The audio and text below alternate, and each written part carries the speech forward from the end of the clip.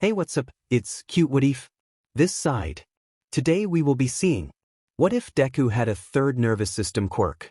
Before we move ahead with the FIC, leave a like and subscribe to the channel for future what ifs like this. Opposites Chapter 1. There comes a time when everyone must stand up and start making their own decisions.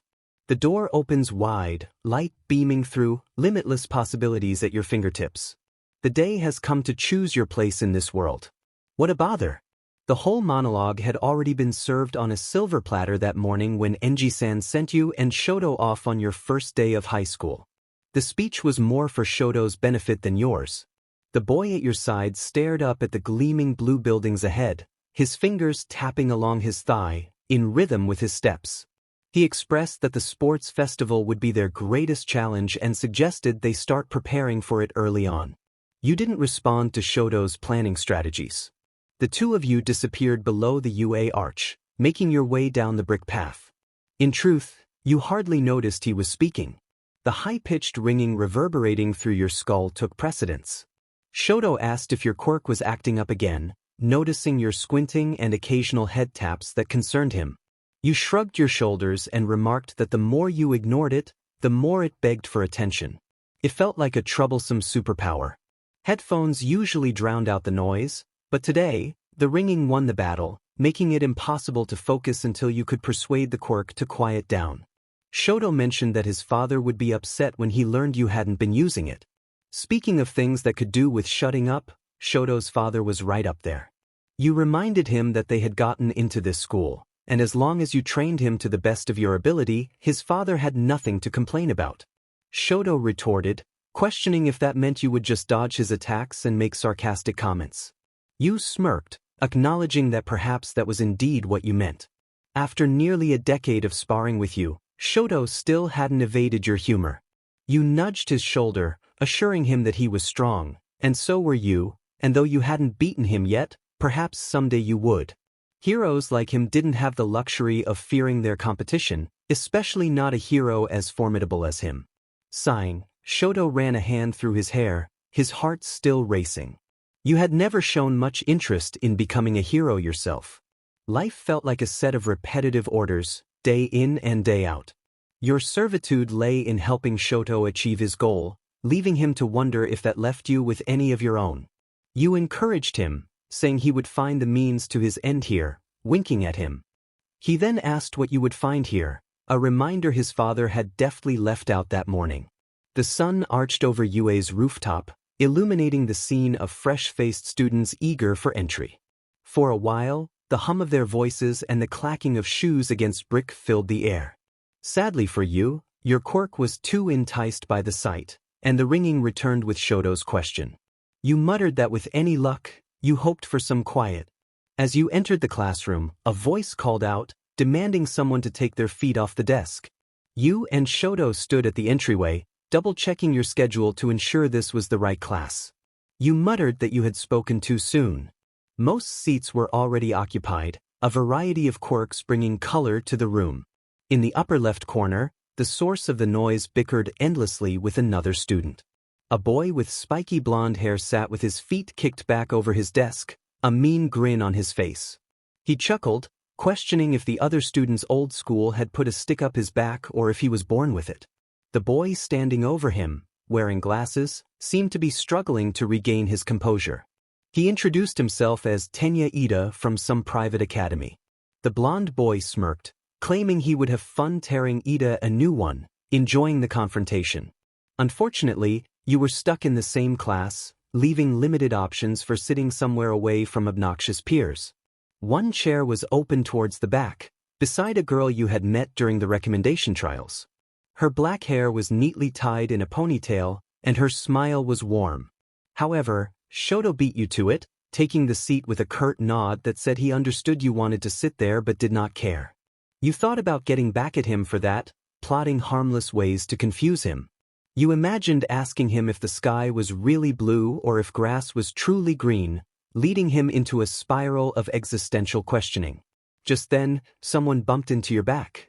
It was barely a nudge, but when you turned around, a freckled boy met your gaze with a guilty expression.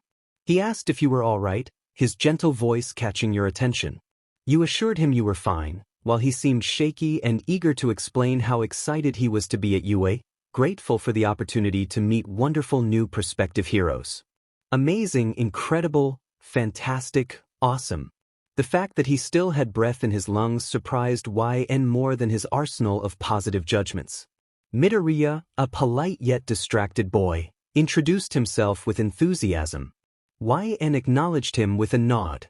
However, Midoriya's gaze kept flickering to the upper left corner of the room, drawn there by an all-too-familiar scowl. The fiery blonde, Katsuki Bakugo, wore a look of disgust that made Midoriya shiver.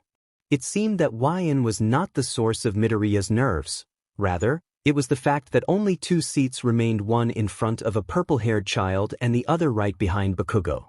Midoriya urged YN to choose a seat, insisting he didn't mind where he ended up. YN could sense the little white lie in his words.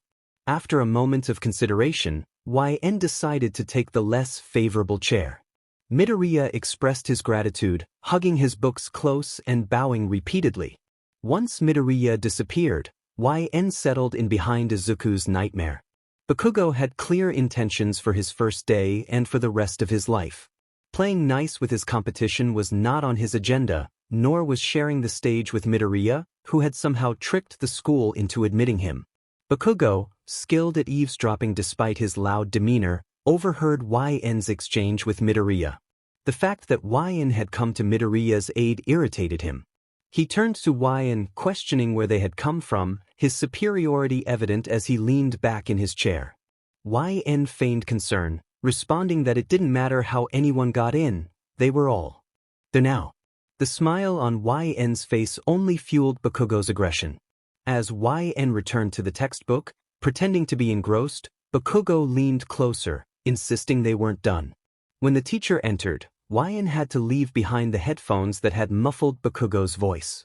Years ago, YN had met Shoto Aizawa amidst chaos, rubble falling, smoke filling the air, and fires raging in the distance. Aizawa had cradled a child in his arms, carrying her to safety until she regained consciousness. Those memories felt distant now, too blurry to trust.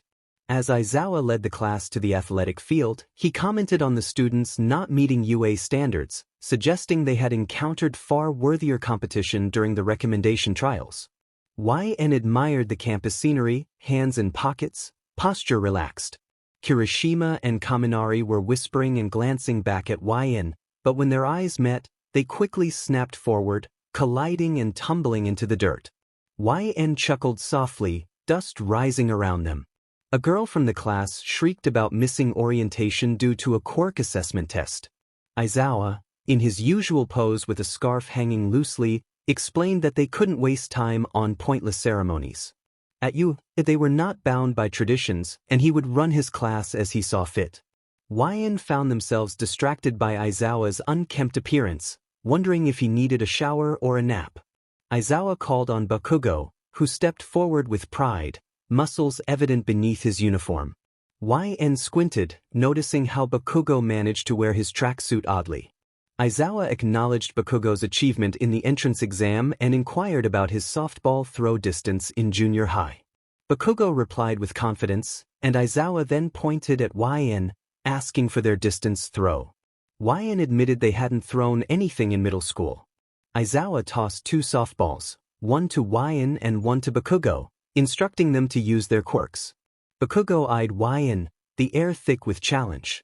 Earlier, a hint of YN's savior complex had emerged, and now they were ready to toy with Bakugo in return.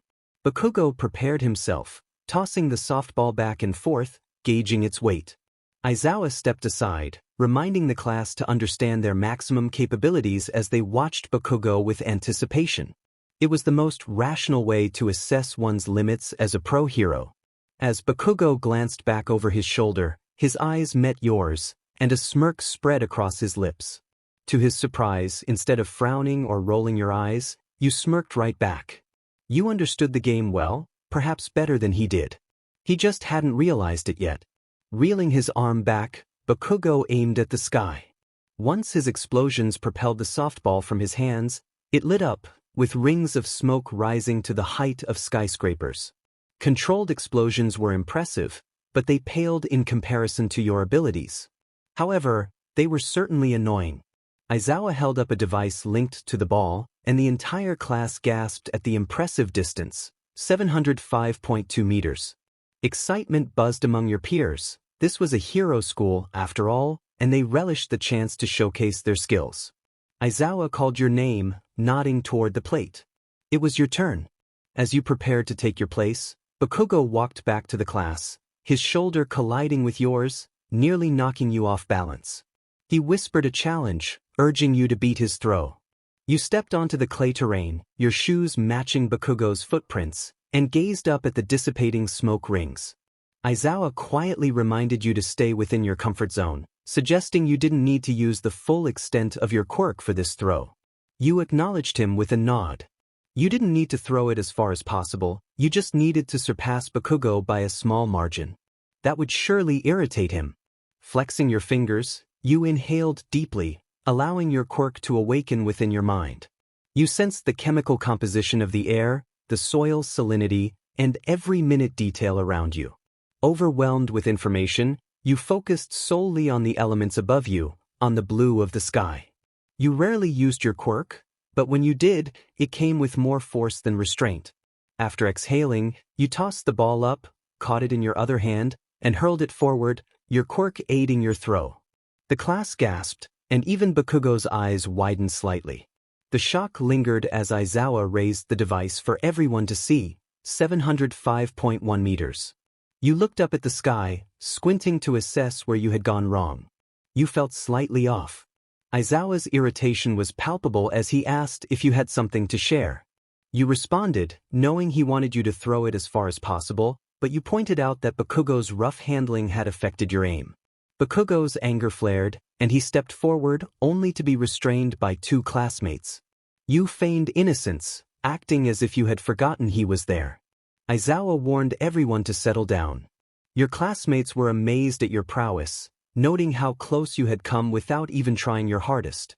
Bakugo, however, was in a foul mood. Despite his earlier success, you had still managed to outdo him. As you walked past Bakugo, his grumbles didn't go unnoticed. Shoto remarked that he had seen you use your quirk, a hint of pride in his smile.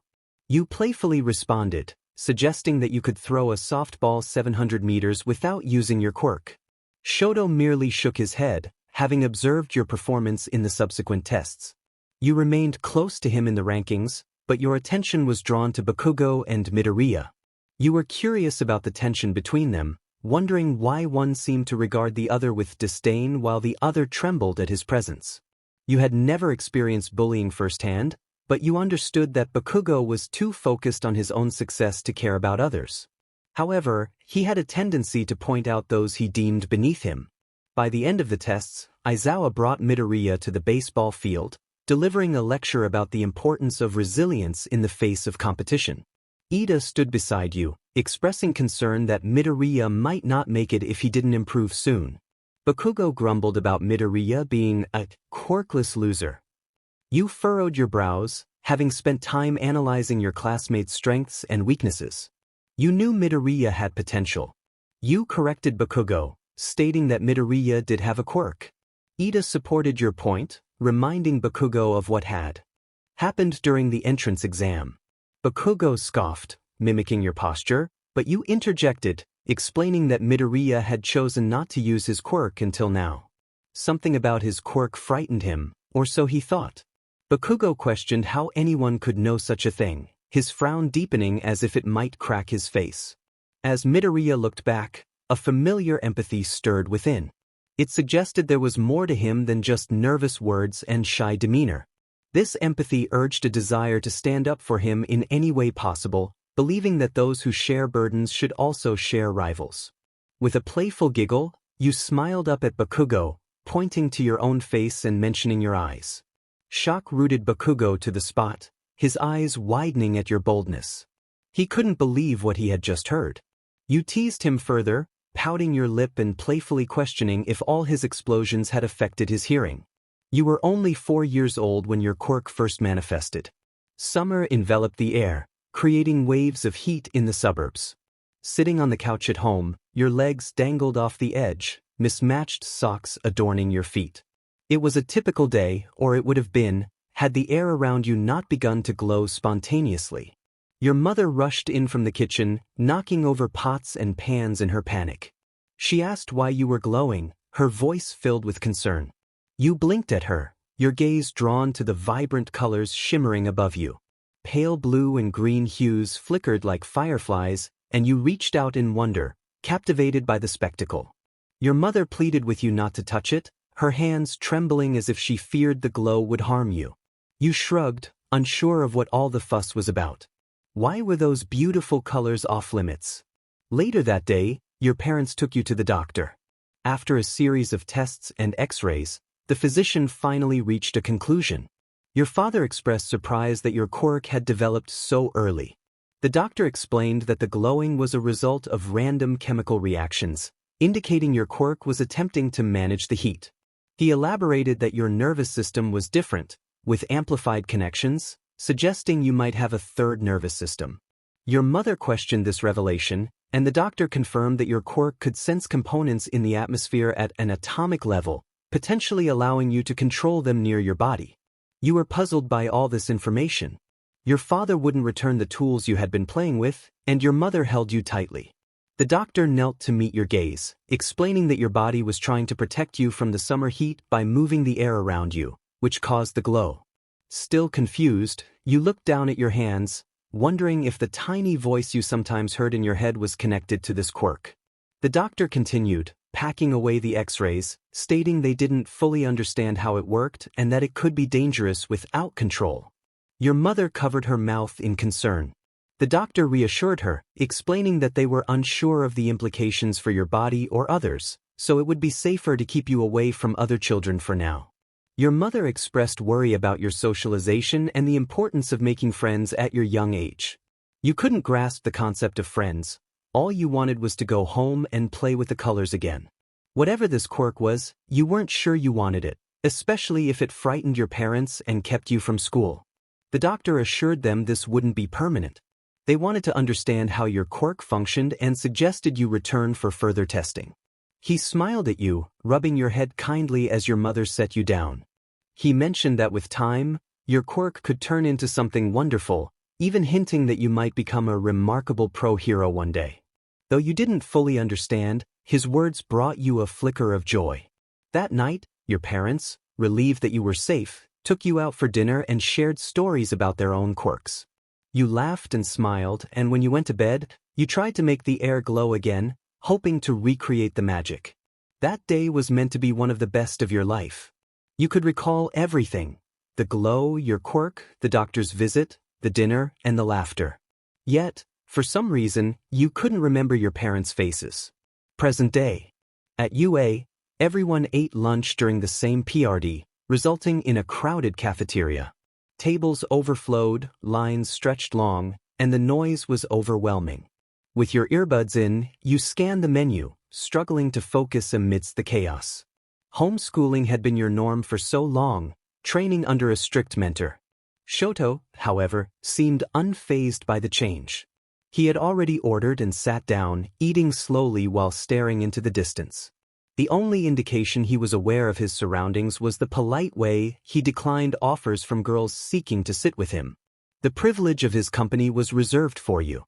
Ah, your dear Iceman, already a standout in your first few days of high school. You smirked as yet another beautiful girl from the support class approached Shoto Todoroki, only to be turned away. It seemed the great Shoto had no interest in sharing his lunch hour. Lucky for him. A voice called out, and you removed your headphones, placing them around your neck. An angry-looking boy stood behind you. You greeted him cheerfully, a smile that seemed to irritate him deeply.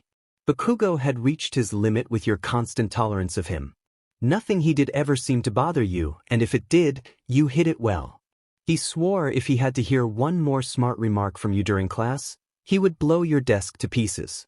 He told you to move, crossing his arms over his uniform shirt. As he spoke, you realized you hadn't annoyed him yet today. It would be a shame to neglect such an important task on your checklist. A smirk formed on your face, a mischievous glint in your eyes as you met Bakugo's gaze. He raised an eyebrow, questioning your expression, wondering if you were feeling unwell. When you turned 5, you had already possessed your quirk for a few months. The doctors had barely scratched the surface of what you could do. Your third nervous system wasn't physical like a network of nerves, it was more like a network of atoms that flurried and spread within every single cell, functioning like its own organism. You remembered running around your backyard, chasing dragonflies and beetles as summer turned to fall. It made you laugh whenever your mother called you inside, but you always asked for just a few more minutes in the sun. No matter how long you ran, you never seemed to run out of breath. This quirk had a mind of its own, and its primary purpose was to protect your body from harm. So, as you ran, it ensured you never ran out of breath. But one day, as you caught a dragonfly and opened your hands to let it go, it didn't fly. Looking down at the creature in your palms, your smile faded as you realized the dragonfly was dead. Present day arrived, and hero basic training began. All Might was teaching, and while everyone seemed excited, you felt less enthusiastic. There were costumes involved, and changing in the locker room was a new experience for you. Your costume was a black bodysuit made of breathable fibers. You liked the look, but despite its protective nature and full coverage, you felt a bit exposed. When you could feel the air around you through your clothes, they didn't feel much like clothes at all. You had requested agility and conforming capabilities, but breathability was the most important component. The suit came with a black mask to cover your nose and mouth. Momo complimented your costume, and while hers was more revealing, she looked stunning in it, which distracted you. You nervously thanked her, returning the compliment. When you saw the boys in their costumes, it was a different story. Kaminari's outfit looked cool, matching your color scheme with his black jacket and receiver near his ear. Kirishima appeared battle-ready with his headgear. They both complimented your costume as soon as they saw you. You chose to ignore the whispers from Mineta and Kaminari as they looked at you and Yaoyorozu. Instead, you found the boy you had been waiting to see, all dressed up, and put an arm around his shoulders as he walked out of the boys' changing room. His costume was fairly plain, except for the ice sheet covering his left side. You teased him about taking your nickname for him too literally, earning a side glance of disapproval that made you ruffle his hair playfully. You jumped down and he thanked you, returning the compliment. You proudly placed your hands on your hips, admiring your costume. Shoto pointed to the mask around your neck, asking if it was for your quirk. You spun it around, resembling a hood, and said you probably wouldn't need it. As he nodded, someone lightly bumped into him while passing by, changing the atmosphere slightly. Bakugo, dressed in heavy gear that bared his arms and concealed the upper part of his face with a mask, looked quite intimidating. The black mask accentuated the red of his eyes as they found yours. He barely noticed Shoto as he was about to yell at him to get out of the way. Instead, he focused on you. He hadn't seen you out of your uniform or with your hair styled like that before, and he had to admit it was a drastic improvement to finally see your face clearly. Of course, he kept these thoughts to himself. While the costume hugged you nicely, it didn't reveal much about your powers. He decided it was better to stop looking you up and down and focus on his real opponents, like Deku. He warned Shoto to watch himself, not wanting to provoke him. You watched Bakugo stalk off toward the training grounds where All Might was waiting. Shoto noticed you watching Bakugo and asked if you liked his costume. You denied it, though you had to admit Bakugo's arms looked good without his uniform blazer. Hunching your shoulders, you added that you mostly wanted to ask him about his shoulder workout routine. Shoto gave a half smile, not fully understanding your humor but wanting to make sure you felt good. Once you both reached Ground Beta, UA's official training grounds, All Might began his announcements to the class. They say clothes make the pros, and you young ladies and gentlemen are the pros. From here on, you are all heroes in training. Seeing you all geared up, you look so cool. Now that you're ready, it's time for combat training. You listened to the man speak with the authority of a soldier, hands behind your back, showing him the respect he deserved. As a young child, you had admired All Might, but that admiration faded under the influence of your guardian.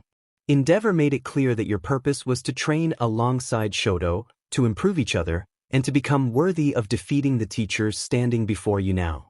Shoto interrupted your thoughts by tapping your arm and pointing to the building where the competition would take place. He mentioned that being indoors would make using your quirk easier. You quickly replied that you wouldn't use it unless absolutely necessary. Shoto expressed concern, recalling how you had used your quirk during the assessment with the softball. You explained that the situation was different. You had needed to prove a point then, and you were using your quirk on an inanimate object, not a person. Before Shoto could respond, All Might began announcing the teams. He declared that there would be 7 teams of 3, with one team needing to go twice as either villains or heroes based on points. He would choose the teams randomly from a hat. You wondered why he always sounded so excited, recalling how loud present mic was during English class. Your ears began to ring, and you almost missed when All Might called your name. 𝐎𝐩𝐩𝐿𝐢𝐭𝐞𝐬, Bakugo, and Ida. You shall be the villains. You thought you might have misheard. Bakugo stood next to you, looking more intimidating than ever, his muscles bulging as he crossed his arms. The heavy-looking grenades on his wrists seemed like they would take both your arms to lift. Perfect. A hot head to manage while you were just trying to pass a class. How fun. When Bakugo glanced at you, he noticed your smirk. He demanded to know why you were smiling, accusing you of mocking him and threatening to punch your smirk off your face. You shrugged and replied that he could try, but you were faster, flicking the gauntlet on his raised arm. Looking him up and down, you added that you were probably faster either way. To your surprise, Bakugo grabbed your wrist firmly, causing your body to tense and your quirk to stir beneath your skin at the sensation of a threat. Remembering to breathe, you tried to control the rising energy within you. When you looked into his red eyes, you realized his intensity wasn't aggressive, he seemed focused rather than angry. His jaw was relaxed, as if he was searching for something deeper within you. Bakugo sensed the slight vibration when he grabbed you, noticing the sudden change in your demeanor as you fell silent. There was something unusual about you that he couldn't ignore, a thought that nagged at him in class. Finally, he loosened his grip and stated that you were on his team, calmly asserting that he didn't have time for you to annoy him. With that, he stepped back into line, facing All Might and instructing you to stay out of his way. Fortunately, no one seemed to notice the exchange, as they were all focused on All Might.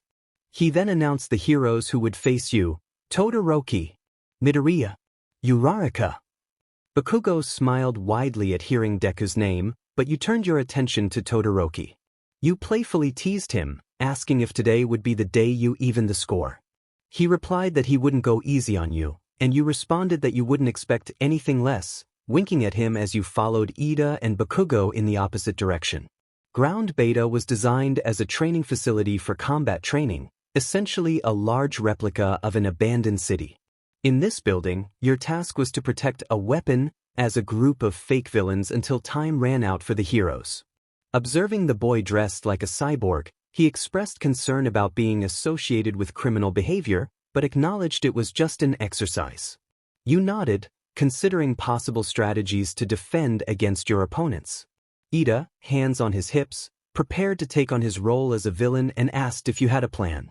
Just as you were about to discuss options, Bakugo strode past you both toward the doorway leading to the lower levels. He declared that you two should guard the weapon while he handled the fighting. You called out to him, reminding him that while he and Midoriya had history, it would be best to keep it out of this exercise. Bakugo turned to you, questioning who you thought you were to tell him what to do. You clarified that it was just a suggestion, stating that you didn't care much about winning, but he seemed to. If he wanted that outcome, you suggested working together. He dismissed your comment, asserting that Deku was his. You agreed, putting in the earpieces that came with your costume, which were included due to a side effect of your quirk that affected your hearing. You walked up to Bakugo, who was waiting for the timer to start, and added that it was better to guard against the people you knew. You knew how Shoto fought, so your main challenge would be focusing on Uraraka. You asked Ida if he could handle her if she got past you. He confirmed that he could, and you nodded in acknowledgement. Just then, the timer beeped, and the door opened. Bakugo grumbled that he wasn't waiting for you, and you began walking down the hall toward where the 3 heroes would begin their mission. Bakugo had a determined look on his face, a smile spreading across his features as he declared his intention to confront Izuku. His eyes shone with an intensity that was hard to ignore. You couldn't help but chuckle, amused by his villainous demeanor. It was a side of him that made it difficult to tease or mock him, and for the moment, you were focused on the activity at hand, despite Bakugo's vendetta against Izuku. Lost in thought, Bakugo's teeth ground together as he contemplated his next move. As you looked ahead, trying to stay present, Bakugo took the opportunity to observe you without the prying eyes of classmates or Shoto nearby. You realized that you weren't bad-looking, especially when you kept quiet. As you began walking down the stairs, Bakugo calmly addressed you, prompting you to respond with a simple acknowledgement. He then pointed to the suppressors in your ears, questioning why you wore them. You playfully deflected his inquiry, teasing him about wanting to uncover your secrets. He reminded you that he had warned you not to call him by that nickname, but you simply rolled your eyes, continuing your pace as you sensed the heroes would arrive soon. When you glanced down at Bakugo, you noticed he wasn't angry or annoyed. Was he genuinely curious? Despite your history of witty exchanges filled with his loud outbursts and your silences, there were moments when his gaze held a curiosity that seemed unique to you. It was as if he wanted to ask who you were beneath the facade you presented. You decided to share a bit about your quirk, noting its sensitivity. You explained how it could cause a ringing in your ears or make you hear high-frequency sounds, and how the suppressors helped manage it. Bakugo listened intently, his expression revealing no reaction beyond a focused gaze. You wondered why you had become serious about it and why you viewed it as a nuisance rather than a weakness. Bakugo shook his head, his frown returning as he dismissed the thought. To him, this information meant he had found a potential weakness to exploit in combat, which was all that mattered. He then shifted the topic to Izuku's quirk, questioning its authenticity. You shrugged, recalling the impressive throw that had injured Midoriya's finger. You admired Izuku's bravery, how he faced challenges despite not being suited for combat. It was something you envied about him. Bakugo grumbled about whether Izuku had been dishonest all those years, his fists clenched in frustration. You defended Izuku, asserting that he didn't seem like the type to lie, especially to someone he admired. Bakugo's reaction to the word admired was telling. Despite Izuku's feelings, he still viewed him as an enemy. He retorted sharply, but you reminded him that he had asked for your opinion just moments ago. As you reached the middle levels of the building, Bakugo quickened his pace, the terrain becoming more favorable for your quirk. He then inquired about your quirk, challenging you to be brave enough to share it. You noticed he had moved closer, causing your breath to hitch. Your heightened senses kicked in, picking up on the air pressure, temperature, and his heartbeat. It was overwhelming, and you tried to silence your thoughts. Despite your efforts, you could feel the heat radiating from him, the intensity of his presence making it hard to concentrate. Bakugo, sensing your distraction, decided to leave, but you grabbed his arm, pulling him back as you finally managed to quiet your quirk. He was momentarily surprised by your touch, unsure of how to feel about it. You began to ask him something, but he started to pull away. Ignoring his protests, you removed his glove and held his hand gently, your fingers gliding across his palm. In that moment, you realized that nobody had ever touched his hand with such reverence before. Not even his doctors, who were tasked with figuring out his quirk when he was a child, dared to approach the matter. There was something about you that made him feel unusually soft. He was typically tense, even in his knuckles and fingers, but your careful and gentle touch allowed him to relax those muscles for the first time. This realization struck him. Perhaps no one had ever touched him like this before. You inquired about his quirk, noting the beads of sweat on your fingertips. When your bright and curious eyes met his, Bakugo blinked, momentarily lost in thought. What was this strange feeling? It was fleeting, and as he broke out of his trance, he glanced down at his hand and pulled it away from you with a growl. He explained how his quirk worked, pushing you aside to retrieve the glove you had tossed to the floor. His sweat ignited explosions. You acknowledged his explanation but pressed for more details, asking if he was storing it. When he questioned how you knew, you pointed out the higher concentration in his gauntlets. Bakugo smirked, clearly impressed, and began to talk about his costume. However, something else caught your attention, a noise echoing from further down the hall, a disruption in the air. While Bakugo continued to speak, you knelt down a few steps in front of him, focusing on the sounds around you.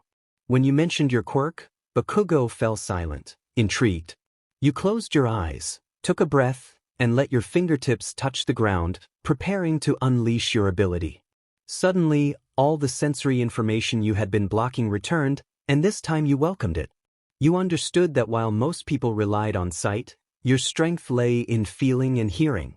When envisioning a place and strategizing, relying solely on sight was the weakest option, prone to mistakes. But by using your other senses, you gained a significant advantage. You could sense everything around you: walls, floors, and darkness. Nothing could obscure your perception.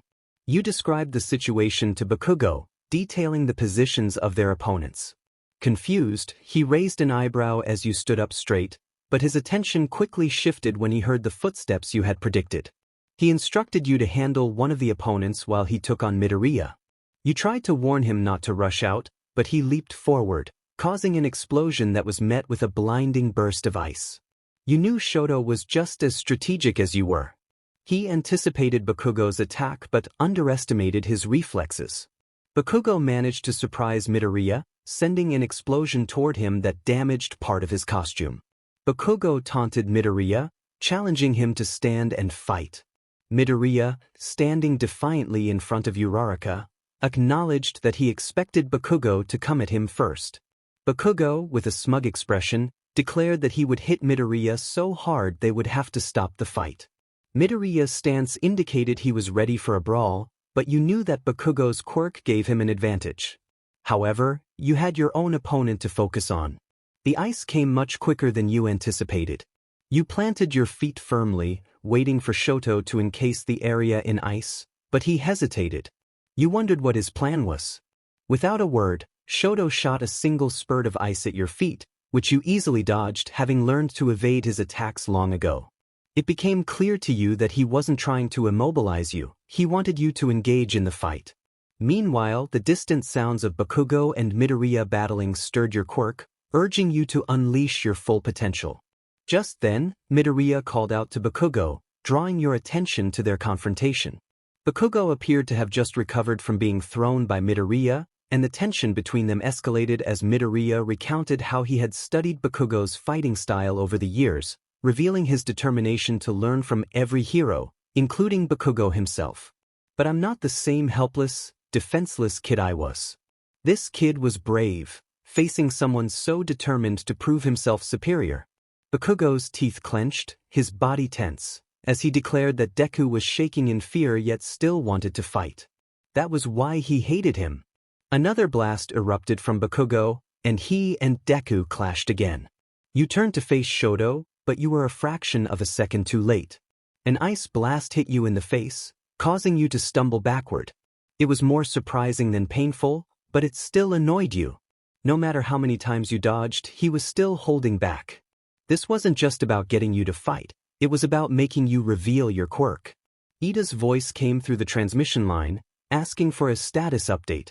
Bakugo yelled back, insisting he had more important things to worry about. You quickly relayed that they had entered the building, Bakugo was fighting Midoriya, and you were handling Shoto for now. Bakugo yelled that he had already informed Ida, still fighting mercilessly. You assessed Bakugo's performance: attack power, 9-10, technique, 9-10, intelligence, fluctuating between 8-10 and -3. Bakugo shouted for Deku to get back here, his mind consumed by the fight. He was furious, accusing Deku of tricking him for years by pretending to be weak, demanding to see his true power. Eventually, Bakugo found Deku, but their fight would leave both of them feeling the effects. Back with you and Todoroki, the intensity doubled. Shoto launched a series of small attacks, forcing you into a corner as you jumped, ducked, and ran to avoid them. It was seriously starting to frustrate you. Growling, you bent your knees and raised your fists, challenging him. You called out that you thought he wasn't going to go easy on you, teasing him about being a human popsicle. Todoroki cleared the ice from the hall, preparing for another round. He remarked that acting like your teammate didn't suit you. You chuckled, asking to have a little fun. He agreed, raising his hand to send a wide sheet of ice toward your ankles. You teased him about being clever, using the ice's lack of friction to skid away from the attack. He replied that he was just strategizing. You called out to Bakugo, knowing he and Midoriya were nearby, urging them to work together. Bakugo yelled back that he had it under control. Then you realized you had lost sight of Uraraka and warned Ida. As you spoke, Shoto raised a wall of ice behind you, trapping both of you. You growled, acknowledging that he didn't give up easily. Shoto quietly stated that you needed to show your strength to the teachers and classmates. You firmly replied that you wouldn't. Another ice attack came your way, and you dodged again. Shoto reminded you that you were there to be heroes and that you couldn't be afraid to use your quirk, or you would always be seen as an extension of him. Suddenly, flashes of memories flooded back to you. You recalled the first time you sensed the specific components in the air, the fluctuating temperatures, the individual atoms in your body adapting to the conditions. You heard the quietest sounds, like light through a window or dust settling on a shelf. You groaned, hitting your head as Endeavor's words echoed in your mind about never holding back and never letting anyone defeat you again. Your quirk began to resonate within you. You felt every nuance of your surroundings, the cooling temperature, the increased hydrogen from the ice, Shoto's presence. Everything was heightened. As Shoto called your name and sent another wave of ice your way, you felt a flicker of willpower inside you crumble. You threw your arm out in front of you, and your quirk surged to life, redirecting Shoto's ice back at him. The wall behind you cracked and crumbled, the force causing the building to tremble. Shoto managed to guard himself, but as you realized what you had done, your body began to shake. Shoto remarked that your outburst wasn't what he intended. He wanted you to use your quirk with control, as you did in training. You felt distraught for a moment, staring at the ground, trying to catch your breath, allowing him to slip past you. Frustrated, you yelled as you turned to chase after him. He used his ice to speed up, but you kept up with him. You were fast enough that you could have blocked him again. But then Midoriya and Bakugo came into view. Todoroki was too focused on your next move to pay attention to where his ice was going. Bakugo was so absorbed in his fight with Deku that he didn't notice the ice heading straight for him. You tried to warn Bakugo, but he didn't turn around in time. You had only a few seconds to think. Shoto was moving too quickly for you to change the trajectory of his ice, even if you used your quirk to disrupt it. You ran faster, catching up to Shoto's side. But if you jumped at Bakugo to knock him out of the way, the ice would hit you instead. Then you could guard against it. You executed your strategy perfectly. Instead of lunging at Shoto as he anticipated, you leaped backward into your teammate's back. The sudden impact was enough to send him stumbling forward, causing Shoto's ice to narrowly miss both of you. Bakugo grunted in frustration, as your maneuver disrupted his planned attack on Deku. However, when he turned to scold you for interfering, he quickly grasped the significance of your actions. Shoto paused, facing you again, his blue and gray eyes now serious. Bakugo glanced down at you from over his shoulder, standing back to back. He questioned your decision to help Shoto but decided to let it slide this time. Deku was more important, and you clearly could handle yourself without him. You thought to yourself that while defeating Shoto might be beyond your capabilities, you could certainly defend against him. You needed to think strategically. Shoto relied entirely on sight to create his ice, while you acted on tactile senses. You needed to find a way to obscure his vision. That was the only way to stall him until time ran out. Shoto began launching ice at you again, interrupting your thoughts. You found him to be a hypocrite, as he was reluctant to use half of his quirk. Though you would support him no matter what, this was becoming increasingly frustrating. First things first, you needed to distance yourself from Bakugo to avoid any accidental hits. You sprinted in the opposite direction, passing both Midoriya and Bakugo, drawing Shoto to the far end of the hallway. Good, there were windows here, making it safer for Bakugo's long-range attacks.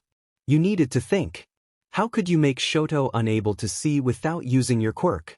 Another small blast erupted from Bakugo as he fought Deku behind Shoto. Then it hit you his gauntlets and the windows.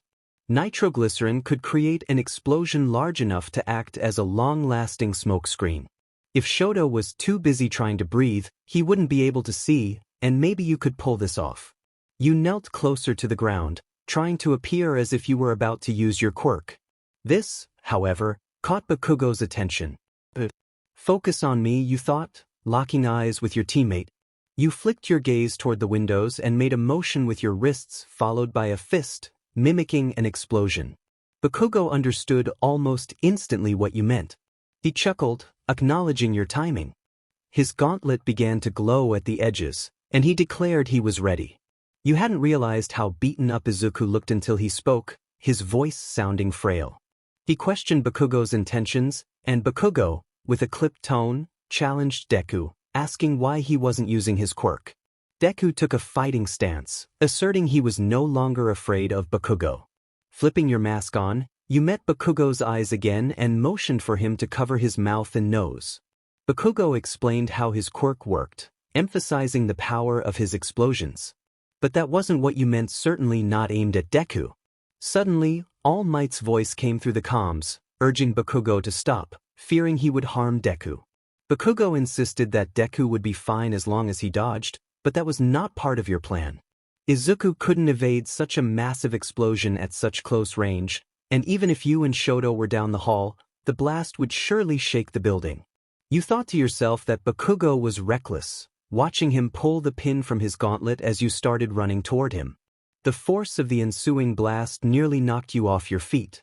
The building trembled with the sound of crumbling concrete and shattering glass. Smoke engulfed Shoto, causing him to drop to the ground and cough. His ice began to break or melt, and everyone except you was blinded. Thanks to your quirk and the mask on your face, you reached Bakugo just in time as he extended his arm. You thought to use your quirk to help him breathe, just this once, grabbing his hand and pulling him against the wall. The moment you touched him, his coughing ceased, and the smoke cleared around the two of you. But Bakugo was too focused on something else. He noticed the burn that stretched from your chin to your eye after you removed your mask. He scolded you for not stepping back as you had signaled, grabbing your jaw to inspect the redness. You retorted, urging him to help Ida instead. Frustrated by the fact that he had hurt his own teammate, Bakugo turned back to face Izuku, who was on the floor, coughing and crawling toward the broken windows. Bakugo declared he wasn't finished, taunting Deku about his fear. But you interjected, stating that Deku hadn't dodged the attack and that he was already down. Shoto wouldn't be able to use his ice until he regained his sight, and this was your chance. Ida's voice came through the comms, demanding to know what was happening and if they had caused the blast. You requested Ida to give you a little longer, not because the burn on your face hurt, but because Bakugo was advancing on an opponent who was already on the verge of defeat. Bakugo taunted Deku, questioning his fear, but you remained serious, insisting that Deku hadn't dodged the attack. Realization dawned on Bakugo as he processed your words. It didn't matter, Deku was done. He had been hurt enough. You needed to help Ida now. The smoke would keep Shoto where he was for a while longer, but not for long. Back at the observation center, your classmates were beginning to feel uneasy. Kirishima expressed his concern to All Might, noting that Bakugo was acting erratically and could seriously hurt someone. All Might reassured them, observing that despite Bakugo's fierce demeanor, he wasn't genuinely trying to harm young Midoriya. However, he acknowledged that there was someone on Bakugo's team brave enough to stand up to him. As Bakugo prepared to attack Deku again, you positioned yourself between them. You warned him that he was helping the wrong team. Your voice was low and firm as you declared that Midoriya was finished, challenging Bakugo to fight you instead. The two of you faced off, both determined and defiant. Bakugo merely smirked at your provocation, insisting that he had to deal with Midoriya first. Midoriya, standing behind you, assured you that he could handle the situation himself. You could see gratitude in his eyes for your quick defense, but he was resolute in his decision to confront his attacker alone. You recalled the first day you met him, how brave he had been. You wondered why he was doing this and how he could face someone he was sure he couldn't defeat with such dignity. Bakugo let out a rough laugh, and you pleaded with Midoriya to stop as Bakugo propelled himself forward again. You quickly shielded Deku with your body, realizing the danger you were in. Bakugo had to change his approach. In a surprising maneuver, he used a blast from his opposite arm to flip over you both, knocking Deku forward while pulling you out of harm's way. Back in the observation room, Kirishima was astonished by Bakugo's move. Tokoyami noted that Bakugo, despite his seemingly reckless nature, was quite intelligent.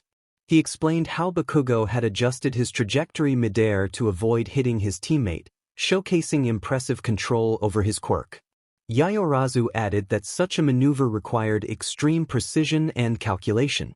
Denki lamented Bakugo's talent, while Kirishima questioned your quirk, noting that you hadn't done much except dodge and keep Todoroki occupied.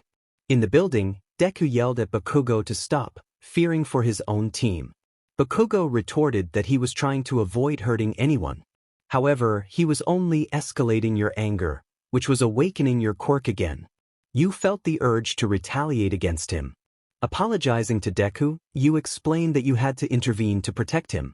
You grabbed Midoriya's arm and knocked him to the ground, using the tape that All Might had suggested to immobilize him.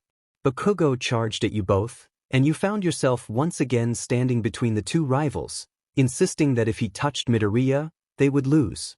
Bakugo shouted that he needed to prove he was better than Deku. You countered that Midoriya already knew that, which was why he wanted to defeat Bakugo.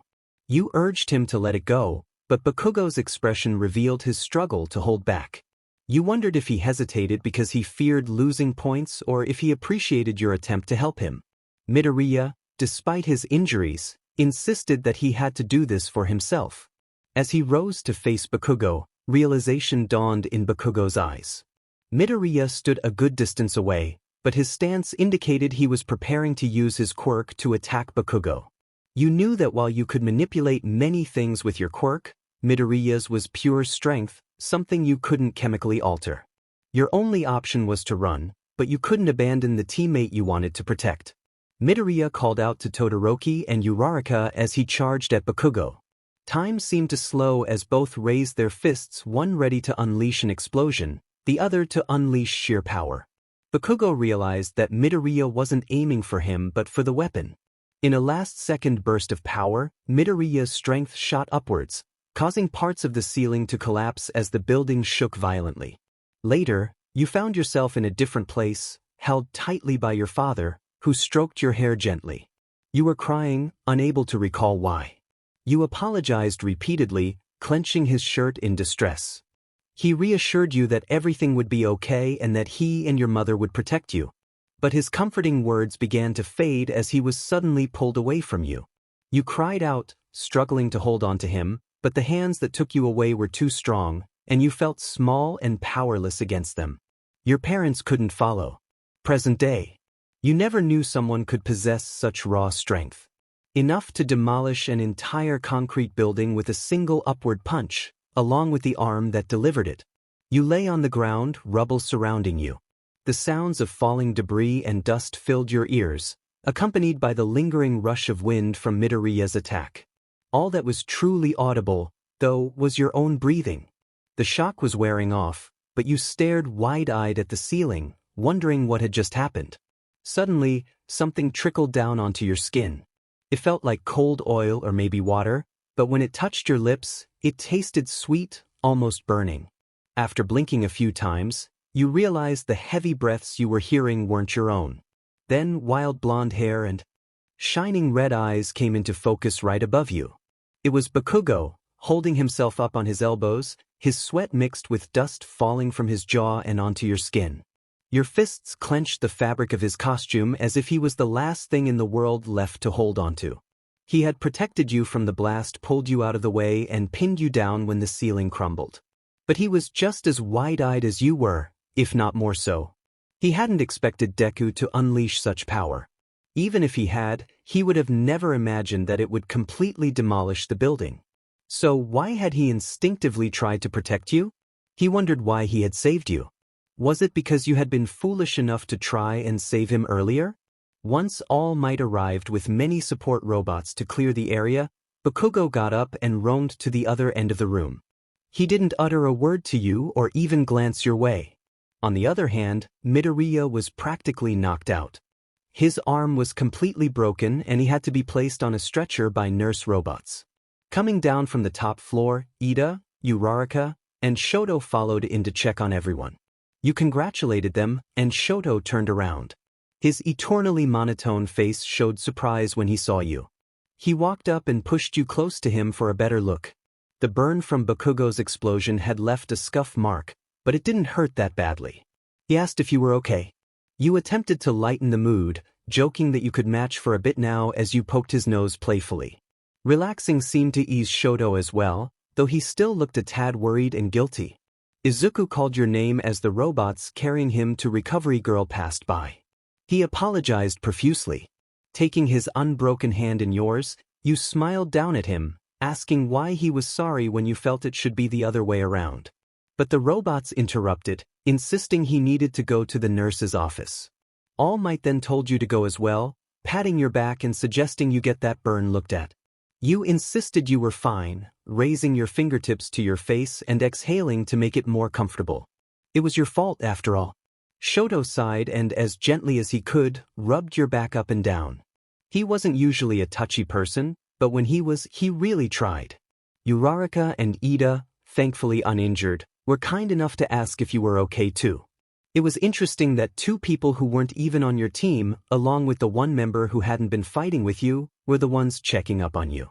Glancing to the other side of the room, you could only see Bakugo's back. He hadn't moved since earlier, not a single muscle. Well, despite the results, the MVP of this exercise is young Ida. All Might announced. You were back in the observation room now that the exercise was over. Could you even call it that?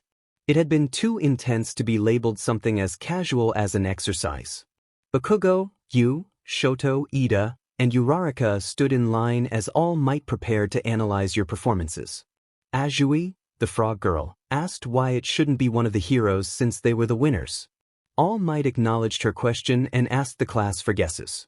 Yaoyorozu raised her hand and explained that Ida embraced the challenge and was the only one who truly adapted to his assigned role. She continued, stating that Bakugo's judgment was clouded by a personal grudge against Midoriya, and Midoriya's plan was poorly thought out considering the damage he sustained. You had shown excellent strategic and defensive abilities but were too focused on Bakugo and Midoriya to apply them effectively, and you had not intended to deliver any offensive measures. You mumbled that you wanted to punch them both in the face, wondering if that counted. Expecting a retort or a yell from Bakugo, you glanced up at him, but he remained silent, staring at the ground, lost in what appeared to be fear. Yaoyorozu continued, explaining that Uraraka let her guard down mid-battle, and Todoroki had spent too much time trying to instigate rather than achieve his goal, which he could have easily done from the start. Technically, the hero team won, but they had cleverly used the fact that this was a training exercise to their advantage. All Might hadn't expected her to go that far, so he acknowledged her effort, noting that while she had overlooked a few things, she had otherwise nailed it. Shoto commented on the thoroughness of the exercise. At that moment, a little ring turned into a deafening sound, causing you to scold your own Quirk as if it were a person, wincing and trying to shake your head. Leaving to retrieve your earpieces would have probably been rude, so Shoto simply grabbed some extra headphones from the console behind All Might. Ignoring everyone else's opinions, he placed them on your head without you even asking. You mumbled your thanks as you adjusted them, and he nodded in response. It had certainly been a challenging day. Despite what had happened, you and Shoto were on good terms. Over the past decade, you had experienced worse fights. Deku was going to heal just fine, and even though you lost the exercise, your grade wouldn't suffer in the first week. The rest of the teams had their turns, and due to his prowess, Todoroki was able to go a second time all on his own. It was good to see him doing well and showcasing his strength independently. However, none of that concerned you at all. Throughout the time in the observation room, Bakugo had never once looked up from the ground. He had remained silent, not making any angry comments or criticizing anyone for mistakes. He seemed utterly defeated. For some reason, you found yourself contemplating this different side of him that you were witnessing for the first time, a side filled with vulnerability. You had first glimpsed this when he saved you from the rubble. As you walked down the path out of UA campus, you asked Shoto if he had everything. The school day had ended, and many students stayed behind to chat, but Todoroki was too tired. He just wanted to go home and study rather than try to make friends. He confirmed he had everything, prompting you to roll your eyes, recalling that you could have sworn he had a bag when you arrived that morning. That stopped him in his tracks. He turned around, saying he would be right back, and ran back into the shadow of the large blue buildings. You chuckled to yourself, finding his little personality quirks endearing. Waiting for him was as much a given as following him. Sighing, you put on your headphones and leaned against one of the pillars of the big UA arch. This certainly wasn't what you had expected school to be like, nor was it what your classmates had anticipated. Your mind kept drifting back to thoughts of a certain teammate from earlier. His power may have matched Shoto's, but his determination and drive were unparalleled. Seeing him so lost in his own realization that he might not be the best stirred something akin to understanding within you. Trying to shake off those feelings, you turned up the volume on some music 𝐎𝐩𝐸𝐻 had suggested. However, you couldn't help but hear the commotion on the pathway as Deku and Bakugo exited the building. Out of the corner of your eye, you noticed Bakugo hunched over in his uniform, bag slung over his shoulder, his head drooped with hair hiding his eyes. Midoriya had chased him down, his arms still wrapped up from Recovery Girl's healing. When Bakugo turned around, they were talking to each other. You couldn't see Bakugo's face, nor could you hear how rough and higher-pitched his voice had become. But you heard what he was saying. You heard Midoriya's outreach, how despite being bullied and beaten, he still wanted to ensure Katsuki was okay. Bakugo, however, would have none of it. He yelled back, demeaning Midoriya and making it clear he would never lose again. After that, Bakugo turned and stalked toward the exit of UA with his head held down. You couldn't feel sorry for him at that moment, not after the chance Midoriya had just given him to show kindness, which he had deftly used to push Midoriya down even further. All you felt was anger. You called out to him, questioning whether he took pleasure in trying to crush others or if he simply enjoyed putting people down in general. Bakugo muttered in response, stopping at the gate. You were ready to confront him, despite your fatigue, but then you finally saw his face. His eyes were glossed over, red around the irises, puffy and wet. Had he been crying? Uncrossing your arms, you blinked in confusion and asked if he was okay. He yelled back, making you jump, insisting he was fine and questioning why you were there instead of with your friends. As he wiped his face with his sleeve, you swallowed and stepped back, realizing the situation with Midoriya ran deeper than you had expected. You explained that Shoto wanted to go home, so you were too. Out of all the things you had ever expected from him, tears were not one of them. Bakugo laughed ironically, confirming you were right. He admitted he was going home too, his face now dry, the tears gone, and the strength he portrayed hardening his expression. Yet, the air of defeat lingered. As he began to walk away without a second glance, you exhaled in disappointment. You reminded yourself that he treated everyone this way, not just you. But there was something different in how he looked at you and spoke to you whenever he became quiet. It was no longer just competitive curiosity. He spoke as he walked, bringing up the training exercise when you stood between Deku and him. He questioned whether you were trying to give them an advantage so Todoroki could come out on top. His back was to you, so he couldn't see the surprise on your face. You were taken aback, asking what he meant. He reiterated his question sternly, turning around to face you. He accused you of not caring about winning and of trying to defend Midoriya the entire time. He demanded to know if you had even tried to beat him. You didn't respond, not out of disrespect, but because you truly didn't know the answer. And he was close again. So close, the heat radiated from his chest, and the roughness in his voice pushed aside the humidity in his throat. A flashback to the training exercise crossed your mind, recalling the shock and fury reflected in his red eyes. His lips formed a hard line, waiting for a response, and you could almost feel the tension between you. He grumbled, taking a few steps back, expressing his frustration. He questioned your independence, suggesting you lacked the ability to respond without someone guiding you. Your face twitched at his words. You had never made friends, always sheltered beside Shoto. Bakugo was one of the first to interact with you, and your relationship had been filled with antagonism and shouting. Why would you want to help him now, despite his harshness? He continued, his tone biting, stating he disliked people who made him lose. Finding your voice amidst your anger, you clenched your fists, determined to have the last word. You expressed your disdain for those who hurt others out of insecurity, indicating that both of you would have to deal with it. Bakugo scoffed, a smirk forming on his lips. He accused you of pitying Deku, suggesting he didn't need anyone else feeling sorry for him. You countered, explaining the difference between pity and empathy, implying he wouldn't understand either. The tension escalated, and both your quirks were restless. Bakugo taunted you, wanting to confront your defiance, questioning your courage to use your own quirk. In that moment, your resolve snapped. Before he could step away, you grabbed his hands and pulled him forward with force. Your clothes rustled, and his bags nearly fell as you yanked him closer. Bakugo was ready to protest, but something felt off. He found himself unable to speak or even breathe properly. His palms felt dry and restrained, as if bound by something stronger than your grip. When he opened his mouth, no sound emerged. Meeting your gaze, he saw only the coldness forged by years of hardship. You asked him if his hands felt cold, stepping even closer until there was barely any space between you. He shivered, trying to protest this closeness, but words failed him. You whispered about your quirk, focusing on the slowing beats of his heart. He attempted to use his explosions to free himself, but you explained the properties of nitroglycerin, revealing your control over the conditions around anything you touched: temperature, chemistry, pH. All it took was a slight adjustment in the atoms. His eyes widened as he began to understand your strange power.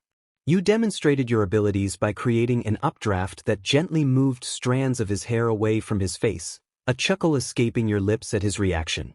You challenged him, questioning how he thought he could defeat someone who could weaken his explosions.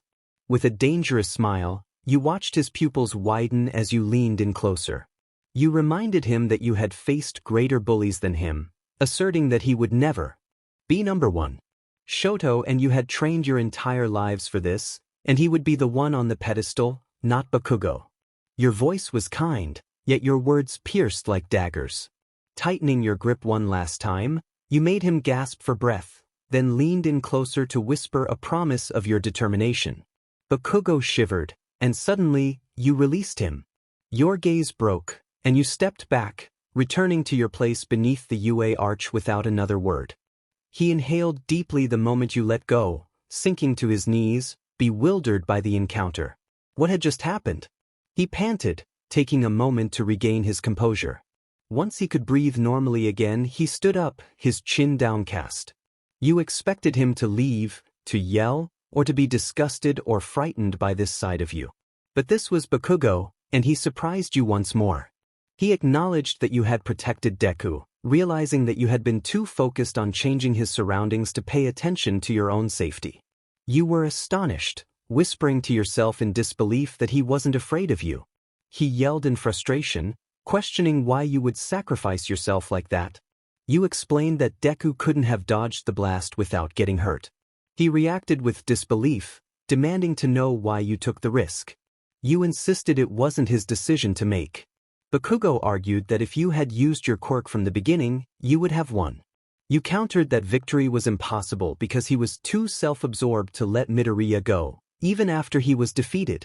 He insisted he needed to defeat Deku, and you finally yelled back, questioning what was so wrong with Izuku that he harbored such hatred. You pressed him for answers, demanding to know what had happened that made him unable to let go. He remained silent, staring at you, his face a mask of frustration. You continued, expressing your confusion and desire for understanding. Bakugo was filled with anger towards the world, directed at himself for not being strong enough and at you for surpassing his expectations. He was confused by how you could shift from being cold and threatening to someone whose gentle gaze could calm even his fierce temper. He began to share a memory from his childhood, recalling how Deku had followed him around everywhere. Growing up in the same neighborhood, Deku had always praised him, but Bakugo felt that it was insincere. He clenched his fists, recalling a moment when he fell into a river and Deku had looked at him with disdain, as if he were weak. Bakugo insisted that he was far superior to Deku.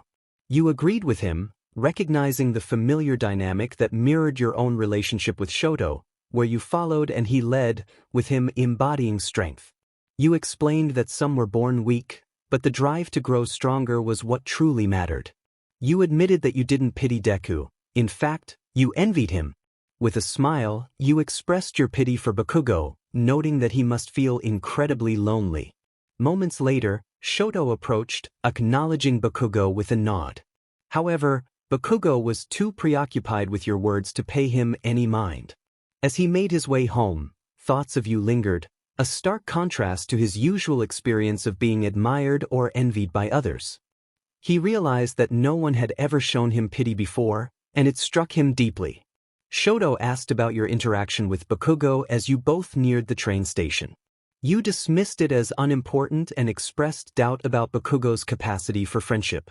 Shoto suggested that despite his demeanor, Bakugo could be a good friend for you, highlighting how your differences could create a balance. You furrowed your brows at his interpretation but listened as he continued, noting how you defended and retreated while Bakugo charged forward. You attempted to apologize for your earlier outburst during the training exercise, acknowledging that it wasn't right for him to push you beyond your limits. He reciprocated the apology, and you offered a genuine smile, wrapping an arm around him. Regardless of Bakugo's harsh words, you felt grateful for Shoto's presence in your life. Shoto suggested grabbing some soba before taking the train, and you playfully inquired if you would be paying since he had forgotten his wallet. He apologized, but you told him to stop and just enjoy the meal before you made him carry you home. In a dark place, you found yourself after being taken from your parents. You were not alone, as voices echoed around you, discussing the wrongs your parents had committed against those who had captured you. They referred to themselves as the League, led by a faceless man whose voice sent chills down your spine. You didn't understand why you had been taken in the night, nor why your parents had been separated from you. All you wanted was to be reunited with them. A child, no older than 10, told you to eat, warning that their master would be angry if you didn't. He had disheveled white hair, chapped lips, and self-inflicted wounds. He leaned down, offering a chilling smile and urging you to prove your worth. Presently, class dynamics had shifted after the training exercise. You were beginning to make friends, especially with Kaminari, Kirishima, and Shiro, more so than with Shoto, who remained distant. However, your relationship with Bakugo had changed significantly. In class, as Aizawa delivered his lectures, you were met with silence and the back of Bakugo's head. His usual fiery demeanor seemed to have faded. You felt a pull to take back what you had said to him under the UA arch. Calling out to Aizawa, you apologized for any trouble caused during the training exercise, bowing respectfully. He acknowledged your efforts, reminding you that Bakugo was talented but difficult to manage. A bus arrived, and he instructed you to take a seat. You complied and chose a bench away from the groups of classmates, feeling a bit on edge. As you sat down, you glanced to the side and saw Bakugo, alone. You unconsciously mirrored his position, resting your elbows on your knees. Back leaning forward, a pensive look in his eyes, he noticed you too but said nothing. Seriously, you thought. Not one insult, command, objection, or even a sarcastic comment. No, nothing. His ashen blonde hair failed to cover his eyes today, giving you a clear view of them red, spiraling with thoughts as they avoided every glimpse of eye contact. You wondered if this was how it would be now, glancing at each other in uncomfortable silence forever. You admired his resolve but found yourself missing his usual banter. You missed him calling you a dumbass and yelling for no apparent reason. He ground out a question, more of a shutdown than anything else. The lack of emotion or anger was off-putting. Maybe he was like the others, you thought, grasping your fingertips. Maybe he really was afraid. You explained that if he was wondering about your quirk, you couldn't stop his explosions just by touching him. Bakugo's head shot up at this revelation. You continued, explaining that the nitroglycerin came from his own body, not the air. The only way you could stop it was by cooling his sweat glands, just as you had done the other day. The surprise on his face almost hid the glint of hope in his eyes. However, when you turned to catch it, his expression soured. He threatened you, insisting that if you told anyone about that moment, you would be in trouble. You couldn't help but smile at the return of his fiery spirit. You teased him, leaning closer and asking what he would tell them about how you stopped his quirk or the fact that he shivered when you touched him. Bakugo growled, the blush creeping to his cheeks fading before it could be noticed. He felt utterly helpless that day, more than he ever had before. Even when that sludge villain had him captive, he had wanted to fight, but with you, he wasn't sure he wanted you to let go at all. It was the strangest feeling, as if his body and mentality mixed together to create a sense of paralysis. Your hands melded with his, and though your touch and words were toxic, your tone was soft. Your eyes were half-lidded, while his were wide and unfocused. All he wanted was for you to get closer and further away simultaneously, to feel you in a tender way rather than in conflict. But it only confused him, and confusion made Bakugo quiet. He reminded you that you never answered his question about your quirk and why you hadn't used it during the training exercise. He knew you wouldn't answer truthfully, but he still asked. The USJ was amazing all around, offering many different ways to train for rescuing others. It was a change from home training, which focused strictly on combat, strength, and endurance. It had been all about bettering your and Shoto's abilities to fight instead of help. But today, you wouldn't get to start helping others, even as you were introduced to 13 with the rest of the class, standing beside Shoto at the entrance. Everything seemed okay. Some familiar faces you had tried so long to forget would soon make an unwelcome appearance. A decade ago, it was always so dark.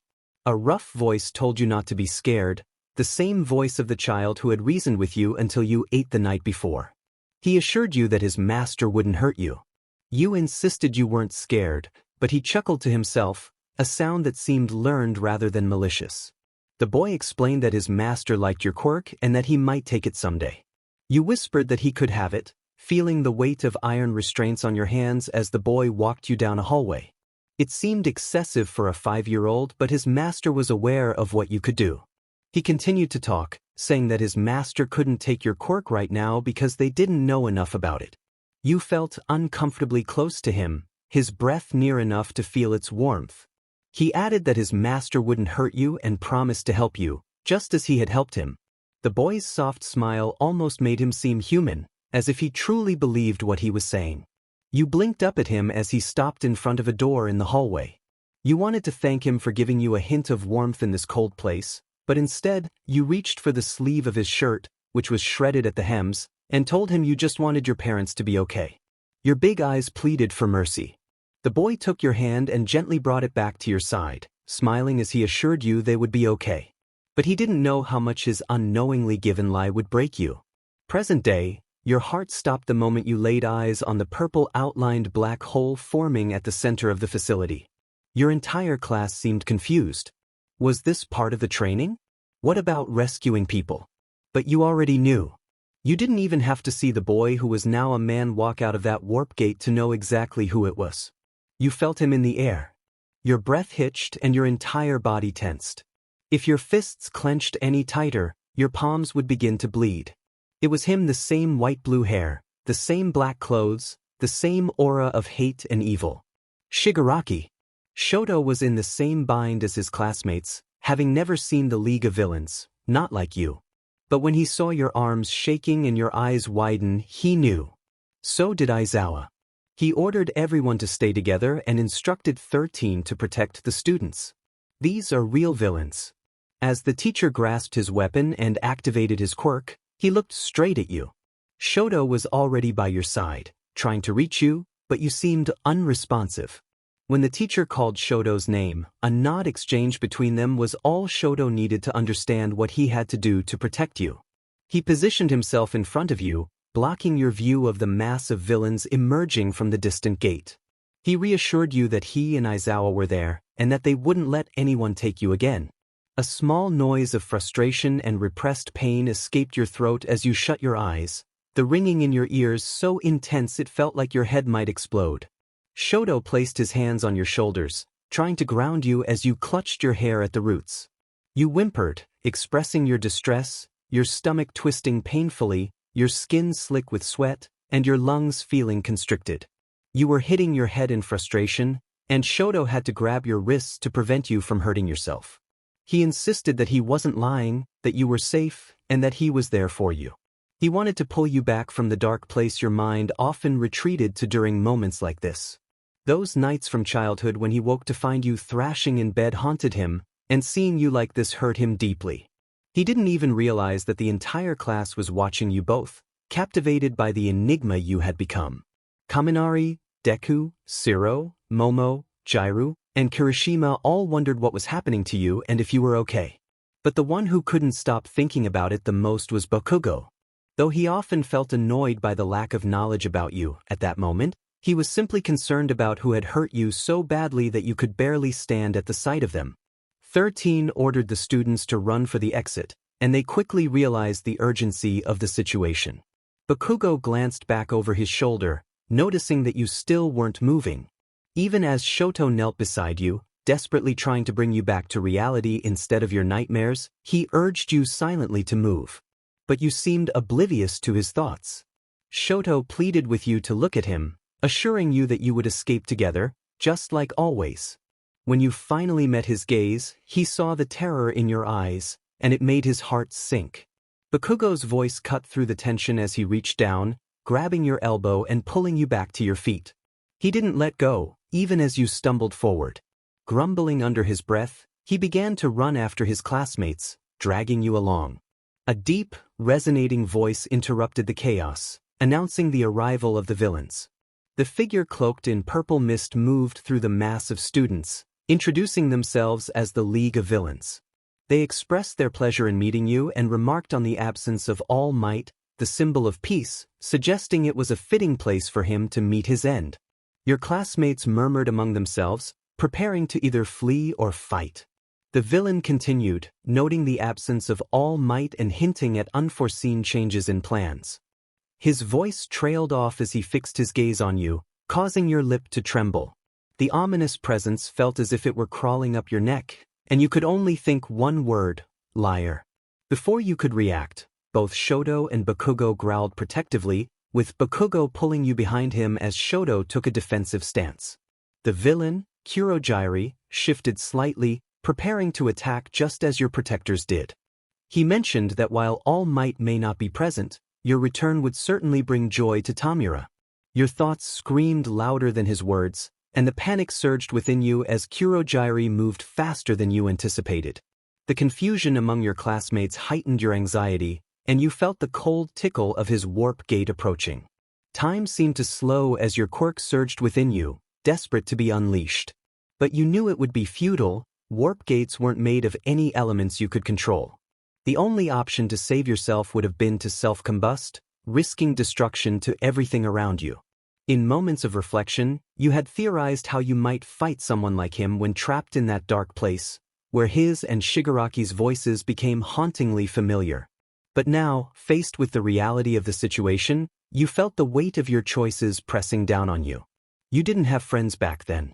2 strong arms wrapped around you from behind, pulling you backward just as ice and the sound of explosions erupted towards the villain. You fell against a solid body and looked up to see Kirishima holding you in his arms.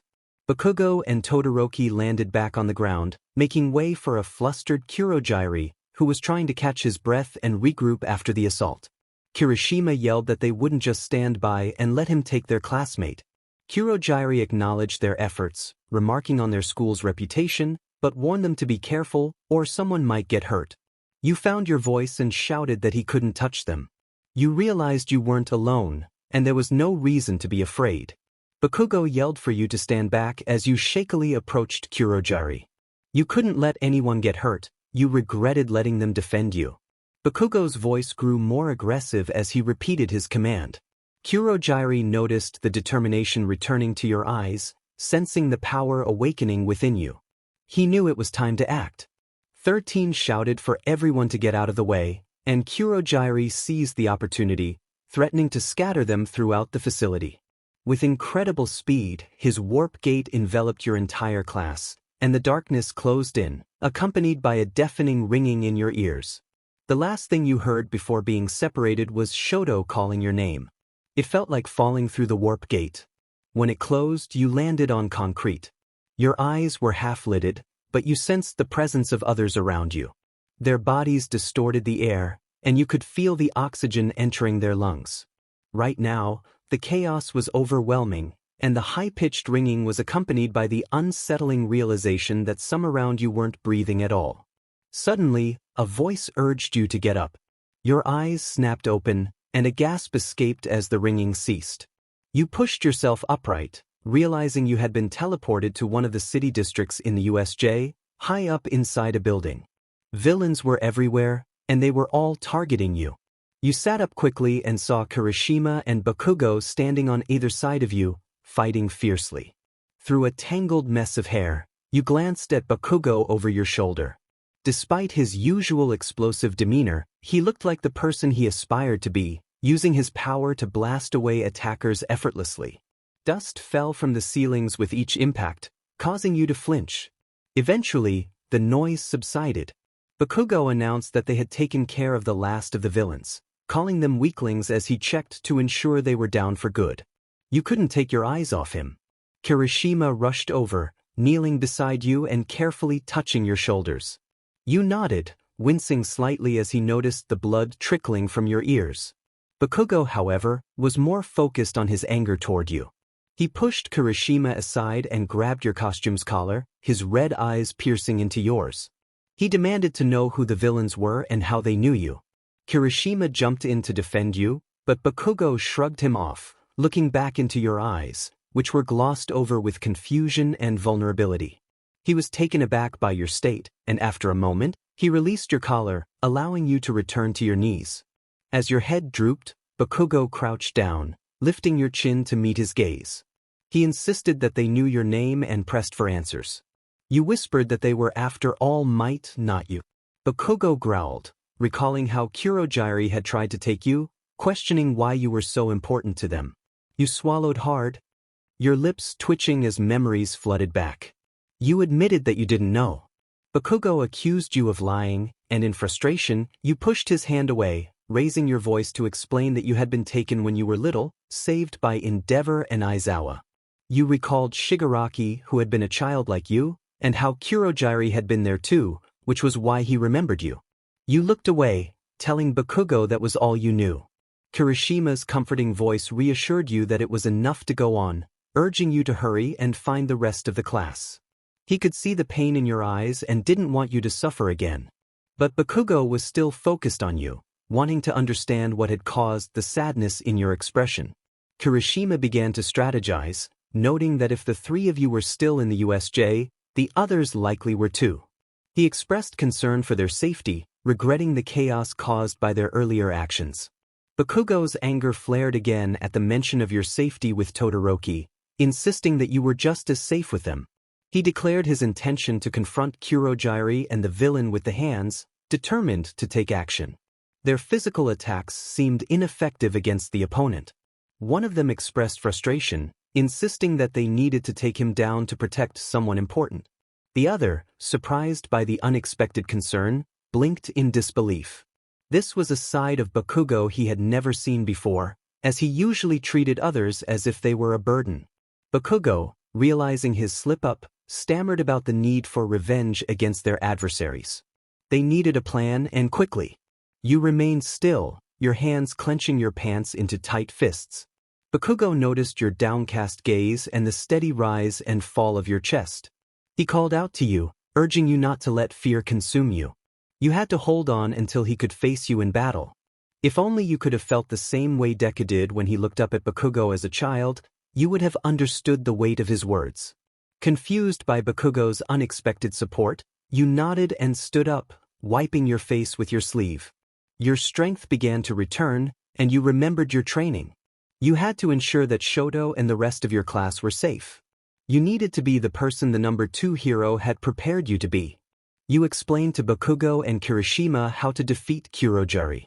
His quirk made it difficult to affect his body directly, but you pointed out the metal armor around his neck. If you could extract some of the carbon links, it would weaken him enough for them to strike. Kirishima and Bakugo exchanged determined smiles, a sense of pride swelling within you as you prepared for battle. Shigaraki's calm voice echoed in the room, but there was an underlying fear in his tone. He seemed so young, an innocence lingering in his eyes. You asked about his master, still feeling weak and in need of sustenance. Shigaraki assured you that his master was kind and treated him well, but you found it hard to believe. When Shigaraki took your hand and promised to keep you safe, you sensed his sincerity. However, as the lights went out and darkness enveloped the room, his words lost their meaning. You could hear the ominous footsteps of his master approaching, sending a chill down your spine. He spoke words that faded from your memory, but one command remained clear: prove yourself. Driven by the desire to fulfill Shigaraki's promise, you summoned a power you barely understood, drawing all the oxygen from the room. You proved yourself, but that moment marked the beginning of a haunting silence. In the chaos that followed, Bakugo charged into the fray at the USJ, with you by his side as you confronted 𝐎𝐩𝐩𝐸. The Warp Gate monster was assisting Shigaraki and his monstrous creation in their battle against All Might and Midoriya. Your plan was crucial. You called out to Bakugo as you focused on weakening 𝐎𝐩𝐸𝐸's neck armor. With a powerful blast, Bakugo pinned the armor down, a subtle glow emanating from his palm as a warning. Bakugo smirked, taunting 𝐎𝐸𝐸𝐸, while you gripped the now vulnerable armor, demanding to know where Shoto was. Unbeknownst to you, Shoto was observing the situation, having already frozen several of their adversaries when you were separated. He pulled you back, creating distance between you and 𝐎𝐸𝐸𝐸. Shoto confronted 𝐎𝐸𝐸𝐸, reminding him that the symbol of peace would not fall to villains like him. He placed his icy hand on 𝐎𝐸𝐸𝐸's neck, causing the villain to groan in surprise. Shoto leaned in closer, asserting his protection over you. With Todoroki, Bakugo, Kirishima, and Midoriya at your side, you felt a sense of safety. Even All Might had finally arrived, ready to defend you. But then you heard a familiar voice, older and more sinister. Memories of a gentler time flooded back his comforting presence, the warmth of his hand in yours. Yet, that comfort vanished as you remembered who he truly was and what he had done. Your quirk surged within you, filled with anger and betrayal. You turned to face Shigaraki, who stood too close for comfort. He mocked your growth under the hero's influence, taunting you about your newfound friendships. Despite the urge to attack him, you hesitated, memories of the child he once was holding you back. Todoroki sensed your turmoil, feeling the familiar energy that surfaced when you awoke from nightmares. Bakugo noticed as well, both of them aware of the storm brewing within you. So much so that he almost forgot about the villain under his control. 𝐎𝐸𝐸𝐸 had let a young hero get the better of him, and now they were in a real predicament. Bakugo growled, frustrated with the villain's carelessness. It had been easy to figure him out. He was not immune to well-aimed physical attacks. The carbon and iron links in the villain's armor were now nothing but dust. YN focused intently on Shigaraki, ready to act at a moment's notice. If he made a single move, they would strike hard. 𝐎𝐸𝐸𝐸 pleaded again, but Bakugo's warning explosions silenced him. Bakugo was furious and threatened to unleash his power if 𝐎𝐸𝐸𝐸 uttered YN's name once more. Shigaraki laughed, taunting them. He remarked on how impressive the young heroes were, making the League of Villains look like amateurs. But he had no intention of letting that stand. Through the hand covering his face, YN thought they saw a glimpse of Shigaraki's eyes, and it felt wrong to think of him as anything but Tamura. Shigaraki reminisced about the past, asking how YN's hearing was these days. A breath hitched in YN's throat, and they instinctively lowered their chin, hair falling to shield their eyes. It felt like a sinner's position, as if being scolded by a higher power. Shigaraki continued, calling for the gnome. As soon as he spoke, the monstrous creature rose from the ground, breaking free from Todoroki's ice. Midoriya, trying to escape with injuries, questioned how the creature could still move. Kirishima stood protectively by his side, urging everyone to stay back as All Might commanded. But the chaos around YN drowned out All Might's voice. Their quirks surged within them, memories and rage boiling beneath the surface. The monster under Shigaraki's control began to regenerate, moving toward All Might. Bakugo, Todoroki, Kirishima, and Midoriya were all at risk, but YN's thoughts were consumed by their own inner turmoil. Shigaraki's question about YN's hearing felt like an inquiry into their destructive potential. YN felt like a monster, devoid of family and friends, and the realization struck hard. A tear streamed down their face as they recalled the pain inflicted on their parents. Perhaps it was only fitting to end Shigaraki's life, considering he had played a role in their suffering. Bakugo's voice broke through the haze, urging YN to get back as the battle raged on. He was exhausted, but his determination burned brightly in his eyes. Even when others saw him as selfish, he fought to protect everyone around him. Nomu and All Might clashed fiercely, the pro-hero beginning to cough up blood. Shigaraki reveled in the chaos, explaining that the Nomu had been enhanced to withstand their full power. It was a formidable opponent, but Shigaraki had other plans for their escape. Bakugo's voice rang out, calling for Kaken as the Nomu prepared to attack. Time seemed to freeze. That creature posed a lethal threat to them both. 𝐻𝐻𝐻's Quirk roared within them, demanding release. Realizing this, they took a deep breath, closed their eyes and focused. By altering the pressure in front of the Nomu, they could slow its speed and reaction time, creating an opportunity to save Bakugo. With Bakugo's face in their mind, the one who had always supported them, 𝐻𝐻 unleashed their quirk. Years ago, 𝐻𝐻 stood on the roof of the Todoroki household, gazing at the dawn. They called out to Shoto, who sat wrapped in a blanket, seeking solace in the quiet morning. It felt like an escape from the pressures of training and obedience. 𝐻𝐻 confessed their dark desires, longing to take revenge on those who had wronged them. They imagined the villains struggling for breath, and as they traced their fingers on the roof, they envisioned the pain they wished to inflict. Shoto's voice broke through, expressing empathy for 𝐻𝐻's scars and the pain they had endured. He offered a rare smile, reminding 𝐻𝐻 that they were destined to be heroes, to save others before seeking vengeance. Shoto's words resonated deeply, and as he watched the sun rise, 𝐻𝐻 watched him, lost in the memory. The sounds of bustling people, whispering classmates, and distant sirens faded into the background, creating a sensation akin to being underwater. 𝐻𝐻's head snapped up at the sound of her name, louder this time. Shoto stood in front of her, his disheveled half-colored hair and tired eyes visible beneath his torn and scuffed hero costume. She realized she was no longer in the USJ but sitting in the back of a parked ambulance, a shock blanket wrapped around her shoulders. Perhaps the flashback had been triggered by the familiar feeling. "You phased out after using your quirk?" Shoto noted, concern evident in his voice. "Are you okay?" Ignoring his question, 𝐻𝐻 began to breathe heavily, scanning the gathering of her classmates. None appeared seriously injured, but Aizawa was nowhere to be found, nor was All Might. She couldn't see everyone, and her skin still felt hot to the touch. "Did I hurt anyone?" she asked, anxiety creeping into her voice. Shoto hesitated for a moment before shaking his head. "Everyone made it out okay." "And what about the villains?" she pressed, her teeth clenching at the thought of Shigaraki. "They got away," he replied, his chin dropping in disappointment. "But All Might got us out." That word "us" felt out of place for a moment, but then realization hit her like a wave of ice. "Bakugo!" she exclaimed, grabbing Todoroki's arm tightly, causing his costume to ripple between her fingers. The Nomu had come for him so quickly that she had used her quirk to change the pressure and knock him out of the way. But had it worked? He was the reason she had stood back up amidst all those villains, and she would never forgive herself if she couldn't do the same for him. Shoto looked down at her hand on his arm, worry and questions lingering in her glossy eyes.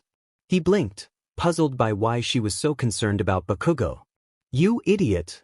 a grumbled voice interrupted from beside her in the ambulance. Bakugo, with his spiky blonde hair and dressed in black and orange, was lying down next to her.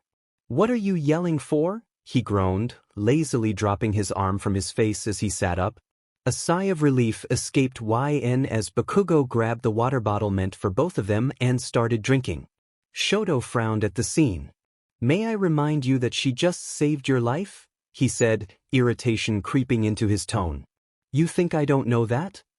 Bakugo retorted, slamming the bottle back down at her side. "I could have handled the situation just fine on my own." "How disrespectful can you be?" Shoto shot back. "Shut it, icy hot. You're not her guard dog or her father, so stop barking," Bakugo snapped.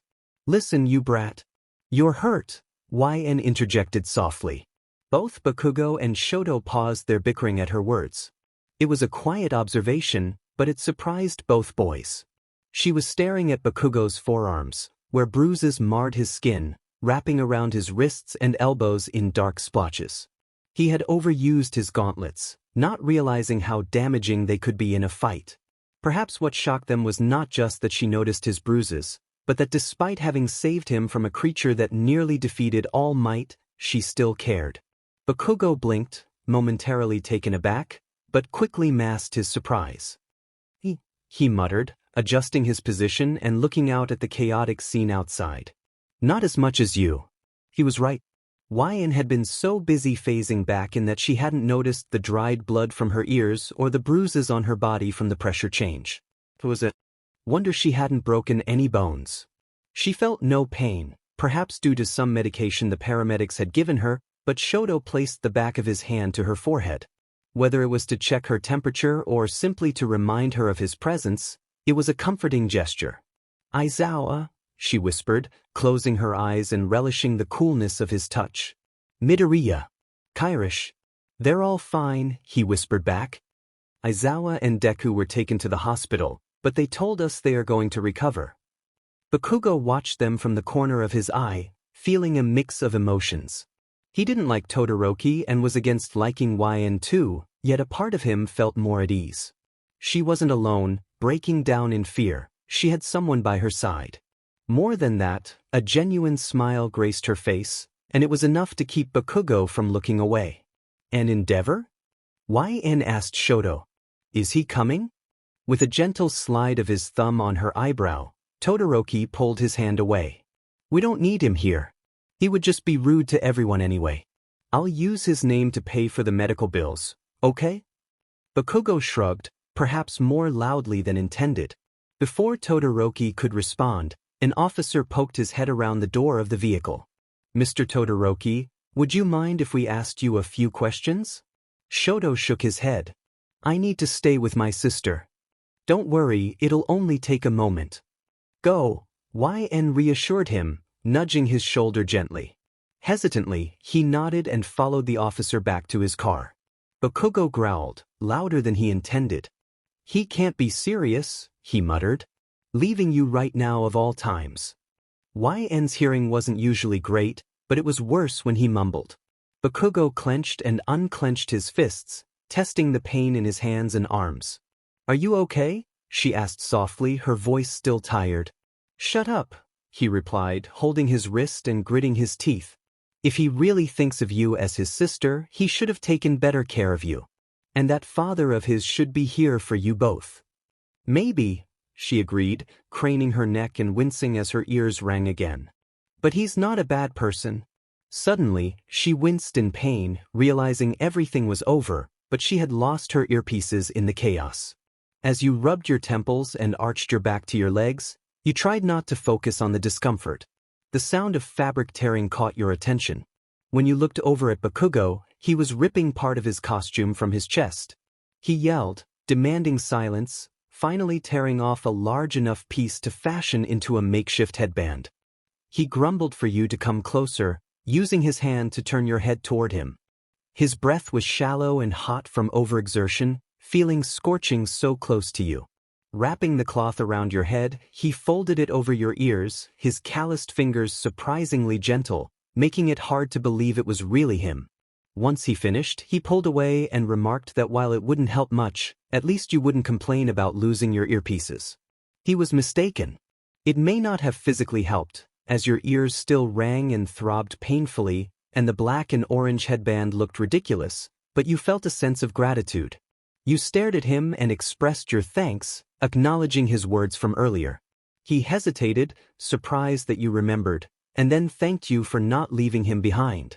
School was closed for a few weeks following the villain attacks.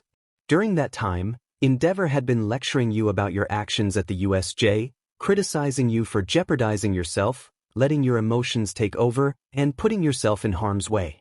Todoroki mostly ignored his father's scoldings, but as you sat in the usually quiet house, Endeavor's words resonated deeply. Fortunately, you had a few days off from training, allowing time for bruises to heal and thoughts to settle. Todoroki asked about your injuries for the 8th time in 2 days. You found that if you didn't respond, he would return to his books or exercises. When he mentioned that the doctors said your hearing was back to normal, you simply replied with a non-committal sound, staring at the ceiling while flexing your fingertips. He asked if you were all right, noting your silence since the USJ incident. You abruptly mentioned that you had been invited to a party, signaling him to change the subject. He nodded and returned to his studies, but you insisted he join you. He refused, claiming it would disrupt his regimen. You playfully argued that it was just sitting around, talking, eating, and listening to music. He shrugged, indicating he wouldn't know, which prompted you to groan in frustration. You pleaded with him, reminding him of how you used to beg for opportunities to leave the house and do things beyond training. He reminded you that he had encouraged you to make friends, but he had never been interested in making any of his own. Sometimes, you wondered if that was truly the case.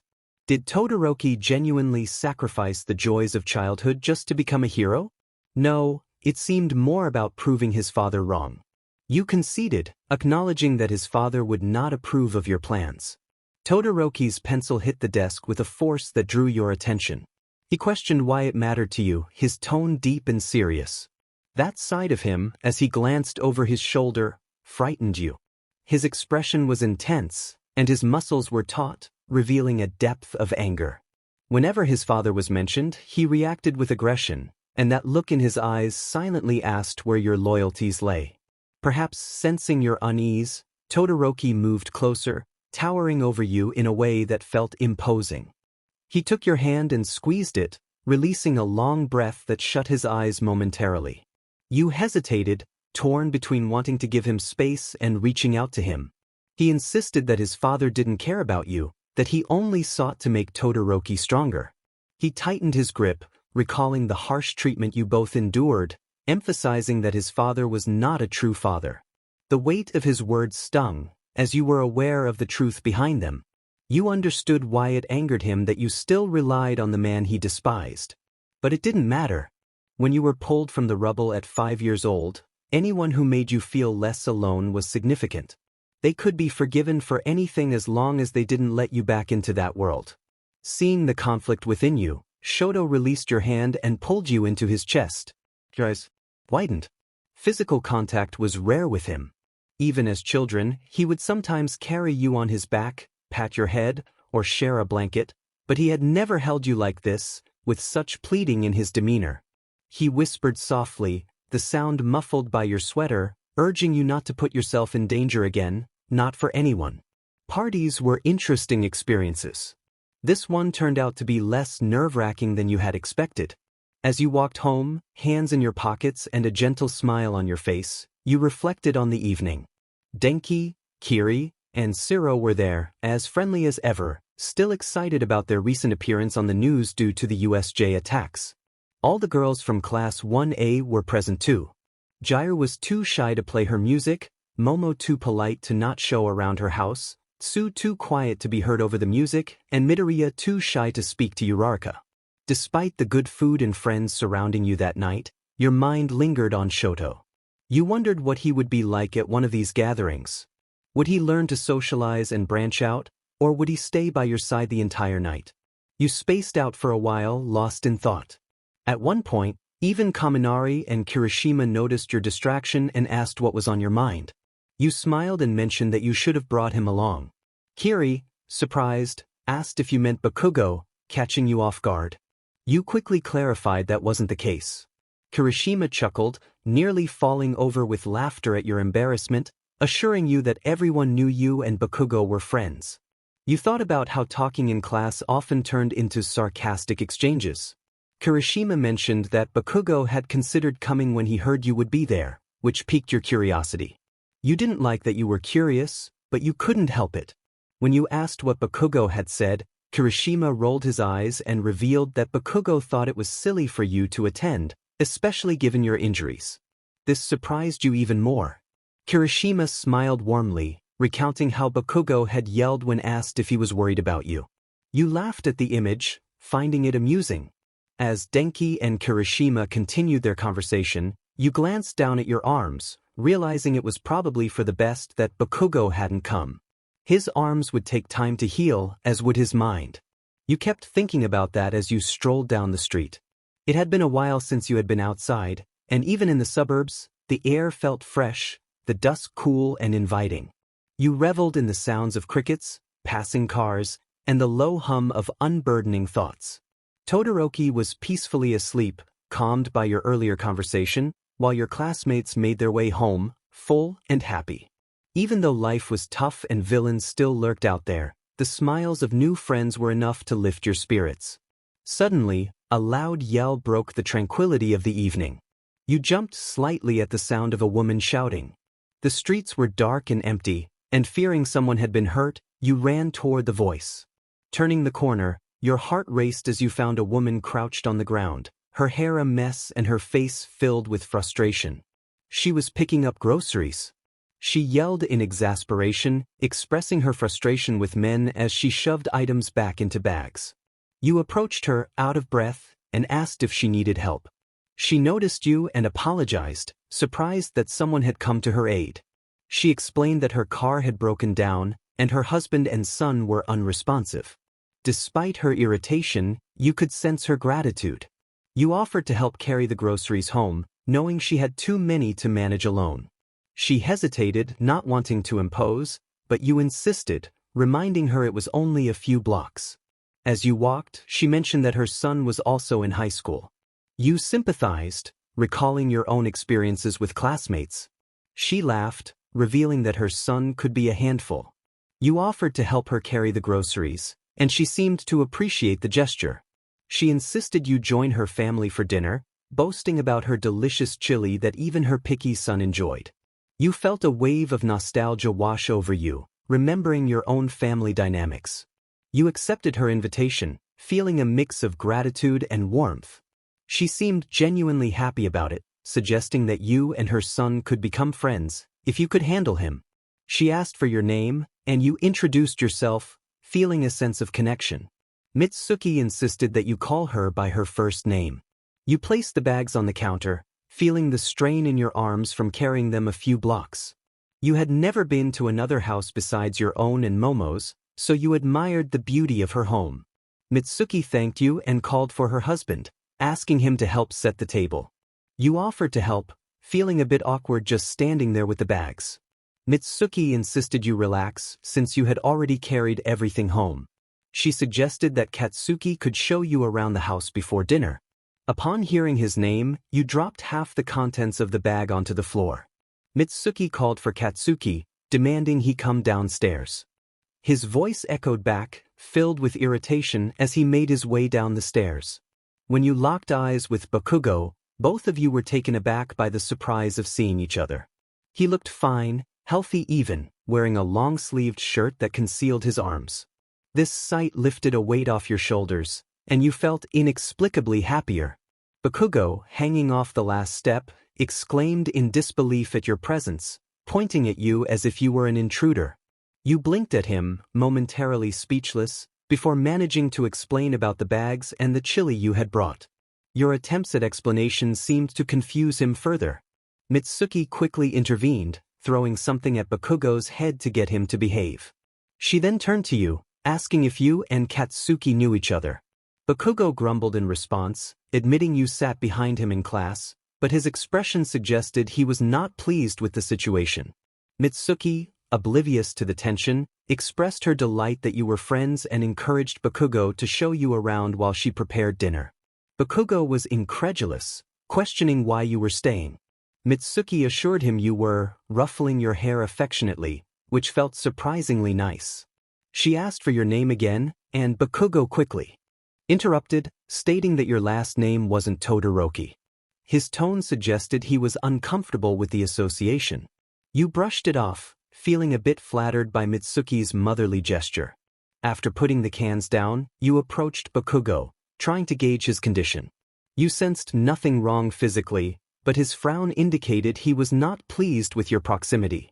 You took a step back, and Mitsuki seemed to miss the unspoken tension, continuing to express her excitement about your friendship. As Bakugo led you through his house, you commented on how much you liked his mom, to which he grumbled that she was annoying. You noted her kindness and how she reminded you of him, which earned you a side glance from Bakugo. He seemed to be contemplating something about you, noticing a change in your usual demeanor. You asked how he was, but he turned away, making sounds of annoyance as he walked ahead. He skipped a door with a large "Keep Out" sign, and curiosity got the better of you. You called out to him, questioning what was behind it. Before he could stop you, you opened the door and stepped inside. Bakugo rushed to the doorway, demanding to know why you were wandering around. You found yourself in his bedroom, observing the simple decor, a bed and a bookshelf filled with textbooks. You commented on the simplicity of the room, which seemed to irritate him. He crossed his arms, watching you explore. You noticed books about self-discipline and building habits, which surprised you, and you smiled, thinking it was less intimidating than you had expected. Bakugo warned you not to tell anyone you had been there, his expression a mix of annoyance and something else you couldn't quite place. You understand? You shrugged your shoulders and replied, sure. Hopping over to his window, you tilted your head at the objects on the sill. It was almost perfectly kept, not a speck of dust among them. You picked one up and asked, what are these? Bakugo was surprised by your comment. Every time he learned something new about your childhood, it piqued his curiosity even more. You were interesting, yes, but he wondered why you weren't allowed toys, why Shoto was so overprotective, why those villains had taken you, and why your demeanor felt so cold and empty now compared to before. Those aren't toys, he exclaimed, shaking those thoughts from his mind. They're models. And they're fragile, put them down. Suddenly, he was behind you, reaching over your shoulder to take the model from your hands. Sorry, you whispered. Bakugo nearly dropped it back onto the windowsill at your apology. You were both so close again. He smelled like shampoo in the warmth of his home. Even in the dim light, his red eyes shone brightly, reminiscent of when he used his quirk. He stared down at you with an intensity that made your heart race. Why are you acting like this? He asked, his seriousness almost intimidating. Like what? You replied, avoiding eye contact. This isn't you. Bakugo furrowed his brows and stepped closer. You usually take shots at me, act sarcastic. We fight and yell at each other. And now you're here for dinner, asking me how I am? Since when do we ask each other that? Since I almost hurt you. That statement silenced him instantly. It silenced you too. You hadn't voiced it out loud yet, nor had you thought the words in one clear sentence until now. At the USJ, when that Nomu had gone for Bakugo, all you could think about was how you had a fraction of a second to help him. You hadn't considered the repercussions of letting your quirk work without control. And he knew. He knew you would have hurt him to save him, and he said nothing. That was even worse for you. Bakugo was still too close. Your quirk nudged at the back of your mind, reminding you of how much oxygen he was taking from the air and how much carbon dioxide he was exhaling. This gave you an idea, one that wasn't entirely free of caution. Reaching up without hesitation, you placed your hand flat on his chest, right where his heart lay, feeling its rhythm beneath your palm. What are you doing? Bakugo didn't step away. You don't flinch when I touch you, you observed, staring at your hand as you felt the steady beating beneath the soft fabric of his shirt. Bakugo's expression hardened. You don't scare me. Why not? He didn't answer. Instead, he mirrored your action, grounding his teeth as he summoned the courage to reach up and place the back of his hand against your cheek. His touch was warm, warmer than you. His skin was calloused and scratchy, yet gentle all the same. You don't flinch when I touch you either, he said, and the softness in his voice nearly made you lose your composure. A hard swallow made its way down your throat. Yeah, you whispered. But you didn't almost hurt me because you can't control your power. Shut up, he retorted, his hand remaining steady, his touch still gentle. You blacked out. You don't know what you're saying. I saw your bruises, you insisted, guilt resurfacing. I'm not stupid. I know what I did to you. Bakugo scoffed, his hand trailing up to your forehead. Well, you don't feel sick. Guess you're just naturally crazy. Finally stepping away until your hand slid off his chest, he walked backward and sat at the foot of his bed. Are they still there? You asked, referring to the injuries he was quick to deny were caused by you. That's why you came, isn't it? He said, elbows on his knees, fists hanging off.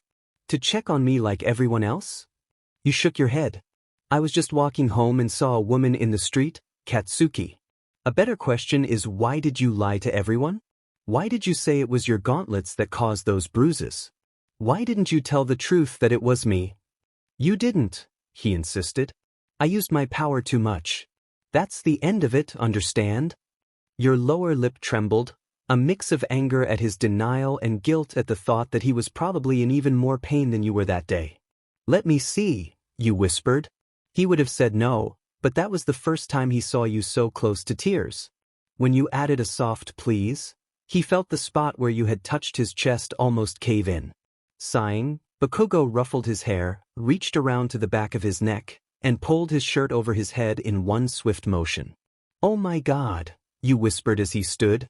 From the line of his hip up to his shoulder, across his chest and wrapping around his back, especially on his forearms, the bruises were nearly black beneath the skin.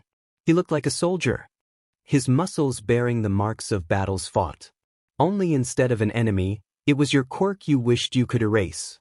"If you apologize," Bakugo warned, grabbing your chin to keep your focus on his face rather than his body, "I swear I'll never move my head out of the way when we're taking notes ever again." "Was that a joke?"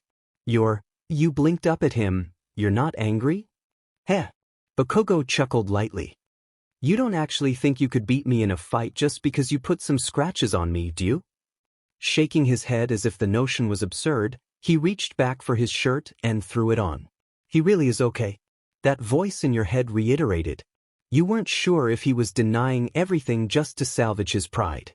But from the way he spoke, you sensed that a part of him was trying to protect you from the same fate. You finally decided to respond, pursing your lips to suppress a smile. Raising an eyebrow and crossing your arms, you conceded, declaring that you would win because you were better. Bakugo mirrored your expression, raising an eyebrow and crossing his arms as he faced you. He remarked on your bravado, pointing out that you had nearly passed out from a minor pressure change. You leaned back against the wall, confidence radiating from you as you retorted that he was boasting for a guy who had been rescued from a large monster by that girl. A smirk slowly formed on Bakugo's face, and he quietly acknowledged your presence. You feigned disappointment, asking if he had missed you. He dismissed the notion, insisting that he hadn't. You pressed on, suggesting that you had seen him smile. He warned you not to tease him again, threatening that he wouldn't be smiling afterward. You scoffed as you both walked down the hall, confident that you would indeed make him smile. He told you to be quiet and get downstairs, prompting laughter from you. You continued to laugh several times that night, and unlike the moments spent at home with Shoto or at the party with Class 1A, this laughter felt genuine. When class resumed, it was anything but normal. The atmosphere buzzed with chatter about the USJ incident, and students congregated, making a fuss over the ordeal. If you were honest, the whole situation was quite exhausting. Kaminari chimed in, excitedly announcing that they were a big deal, with 𝐎𝐩𝐸𝐻 and Mineta gathered around your desk, discussing how the news channels were all over them. Kirishima joined the group, expressing his disbelief at the attention they were receiving. 𝐎𝐻𝐸𝐻 rolled her eyes, reminding them that the hero course that produced professionals had been attacked, which was the real story. Kaminari quickly agreed, speculating about what could have happened if the pros hadn't intervened. Mineta, overwhelmed by the thought, exclaimed in panic, causing you to lean back into your chair, his voice only adding to your headache. Suddenly, Bakugo's voice cut through the chatter, commanding silence with his presence. He yelled at Mineta, who quickly retreated to his desk. You hadn't even noticed Bakugo's arrival, and his voice didn't help your headache either. He was always a bit different in the daylight, same scowl, same attitude, but distinct from the person whose room you had been in days earlier. He shouted at Mineta to toughen up, and you whined at him to stop screaming, rubbing your temples in frustration. Bakugo slammed his fist onto your desk, demanding to know why you were calling him that. You realized that teasing him in the morning wasn't the best idea, especially when he turned to face you, causing your classmates to instinctively back away. You, however, remained unfazed, too tired to react. With a groggy expression, you raised an eyebrow at him, playfully suggesting that you could revert to calling him Boom Boom Boy. Fortunately, the classroom door creaked open just then, preventing Bakugo from responding. Mr. Aizawa entered, limping slightly, bandages wrapped around his hands and covering his face. You could barely see his eyes, which had lost some redness, and while he looked exhausted, he didn't appear to be in too much pain. This brought you a bit of relief. Standing at his podium, he assured the class that he was fine and ready to work again, and he confirmed that everyone was fit to continue as well. You couldn't help but feel a sense of joy at this news. Your attention drifted in and out until Aizawa mentioned the upcoming sports festival, which snapped you back to focus. You noticed Bakugo's posture change as he straightened up, clearly interested in the mention of fighting. You wondered how Shoto felt about the festival coming so soon after the USJ incident. Glancing back at him, you noticed he seemed preoccupied, taking deep breaths and looking down at something in his lap. Aizawa shuffled papers in his hands, stating that training alone was ineffective. He emphasized the importance of building on each other's weaknesses and announced that everyone would need to choose a partner. This news stirred excitement in the classroom, with students rising from their seats and whispering eagerly among themselves. Almost everyone, that is. Bakugo groaned, expressing his disdain for the idea of partnering up. You playfully challenged him, reminding him that working on weaknesses required collaboration, and he couldn't go to rage therapy alone. He retorted sharply, shoving a stack of papers onto your desk and suggesting you teach a chemistry class instead. You stuck your tongue out at him, feigning a pout as you tossed the papers over your head to Midoriya. Aizawa's voice cut through the chatter, commanding silence in the classroom. "I don't care who you choose, but do it now and do it quickly so I can nap," Bakugo groaned, reading through the instructions on the sheet with his shoulders hunched. Clicking her tongue, she pet her head to the side to peer at the angry boy's face. He acted like this was a drag, but the prospect of opportunity was never too much of a burden for him. Actually, he didn't seem that angry once she craned her neck far enough to see his face. Not a single frown line was present, just a lot of focus. She patted his head, saying goodbye, and the unexpected gesture made him tense up, crinkling the paper in his hands. She added that she knew it was hard but to try not to take it out on his partner. With that, he let out a growl, swatting her hand away like a pest. She chuckled, letting him be as she skipped to the back of the class where Shoto sat. He hadn't moved from earlier, still looking down with his hands in his lap, his expression subtly less monotone than usual. She tapped his shoulder with the sheet in hand, trying to lift his spirits. At least this meant Endeavor might give them a break at home. Plus, she had a good plan to make his precision attacks more accurate. If she moved at different speeds that he couldn't anticipate, maybe he could use his ice effectively. "I'm not worried about that," he interrupted, looking up from his lap. Her brows furrowed in concern for a second, but she shook it off, teasing him about getting too good to beat. Crouching down, she laid her forearms on his desk and perked her chin on her knuckles, asking him to crack a smile. The childlike mannerisms usually cheered him up, but not this time. Getting thrown hurts. It's not so much the whiplash as the impact with the ground. Every nerve in the body lights up to remind you that maybe getting slammed into the earth at high speed isn't the best idea. And when you have 3 nervous systems, things can really start to feel sore. After 2.5 days of training with Bakugo, she was surprised one of her backbones hadn't broken. She grumbled about the line Aizawa had given them, staring up at the foliage blocking the sky. It was probably the 100th time Bakugo had managed to knock her down in that forest. At this point, it was more enjoyable to watch the wind carry through the leaves than to get back on her feet. Bakugo insisted it wasn't nonsense. Her eyes flickered from the canopy to Bakugo, who stood above her with a soft gaze and a neutral expression, sweat and dewdrops lining his jaw. The frame of his shoulders seemed bigger when he was breathing heavily, especially when he looked down at her like that. It was eye-catching. He never had outbursts when they were alone anymore. Instead, it was mostly silence or little sly exchanges that ended with one of them smirking and the other scowling for a few minutes. She wasn't sure what that meant yet, how he acted so differently when others weren't around. Of course, she didn't have much time to ponder it since he crouched down and planted his hand near her neck. He remarked that she was just that bad at attacking, using that same hand to grab her by the hood, hoisting her upright and throwing her forward. After stumbling a few steps and regaining her balance, she remarked that it was a much better approach. Bakugo immediately put his fists up, got into stance, lowered his chin, and focused on her movements. He was so motivated, so keen on beating her every single time, even without the use of their quirks. She realized she had really underestimated him. If he was so willing to fight with all his will now, how would he fight during the festival? For someone so emotional, he certainly calculated every single move he made. Shoto was the opposite, revealing only subtle hints of emotion through his eyes, yet his attacks were always focused solely on his main goal. You hoped 𝐎𝐻𝐸𝐲 was helping with that. But you shouldn't have been thinking about Shoto's training partner when yours was once again tripping you up and knocking you down. Out of breath, he wiped his mouth and stared down at you, rolling up the sleeves of his shirt to his elbows. He challenged you to come at him again. This was starting to feel repetitive. Once more, he pulled you back to your feet, and again you sparred, putting up blocks until you ended up on your back, staring up at the same branches. Bakugo's voice grew angrier with each repetition of his command. Groaning more out of boredom than pain, you sat up and wiped the dirt off your back. You pointed out that he had a considerable advantage in muscle over you. He barked back that you had the experience and teachings of the number 2 hero and told you not to make excuses. That comment nearly made your ears ring and earned him a side-eye from you. Why was he getting so angry? He was winning after all. You hadn't knocked him down once, nor had you come close to getting him off his feet. He snarled, questioning if he would have to pick you up every time. You replied that he never had to.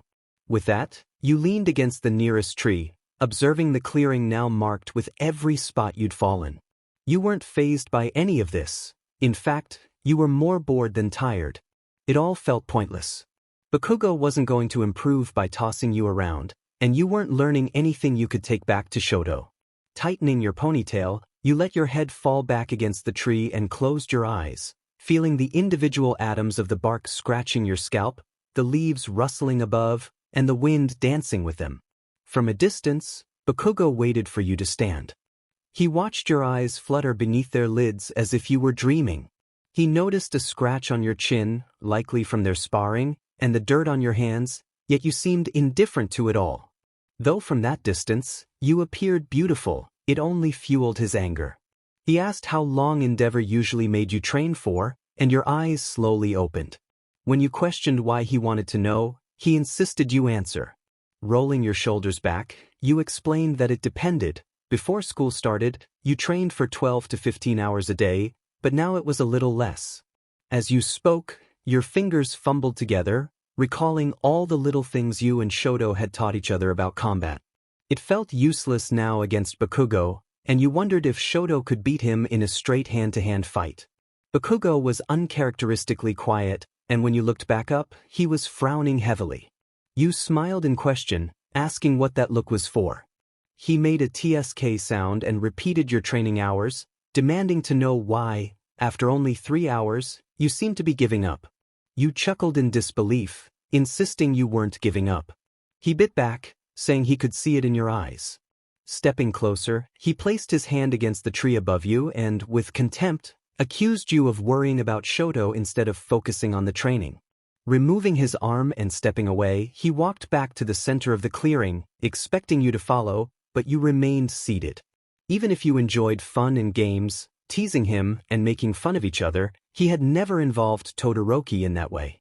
That was crossing a line. You firmly stated that you were worried about Shoto, but that didn't mean you were giving up. Bakugo acknowledged his poor choice of words, claiming you never started trying and that you didn't care about anyone else's success but his. A laugh of disbelief escaped you as you realized how the training had devolved. Bakugo snarled, insisting it wasn't good enough unless you gave it your all. He argued that it wouldn't be a real win for him otherwise, and questioned if you thought anyone would hold back against you when it mattered. You countered that while they wouldn't lecture you, you were capable of more than he realized when you truly cared. Bakugo fell silent, not out of fear but from something deeper. He placed his hands in his pockets, ran a hand through his hair, and then crossed his arms, letting out a breath to release his anger. He stated that he didn't like training together any more than you did, but he was in it to win, dismissing your arrangement with Shoto. You exclaimed in frustration, pulling at your hair as if ready to pull it out. You insisted there was no arrangement. Bakugo accused you of seeking Shoto's approval in every exercise, always asking him for permission and giving him an advantage.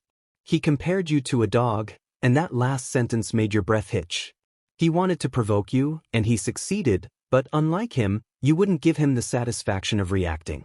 Instead, you pursed your lips and locked your jaw, gradually letting go of the urge to knock him out. You stated firmly that you were close and that you helped each other. Standing up, you chuckled softly to yourself before giving him a crooked smile. You suggested that perhaps he didn't understand friendship because he had never truly experienced it. You noted that his obsession with becoming a hero might stem from a deep-seated fear of loneliness. The wind stilled, and even the rustling leaves seemed to quiet down, as if the clearing itself was eager to witness the unfolding tension.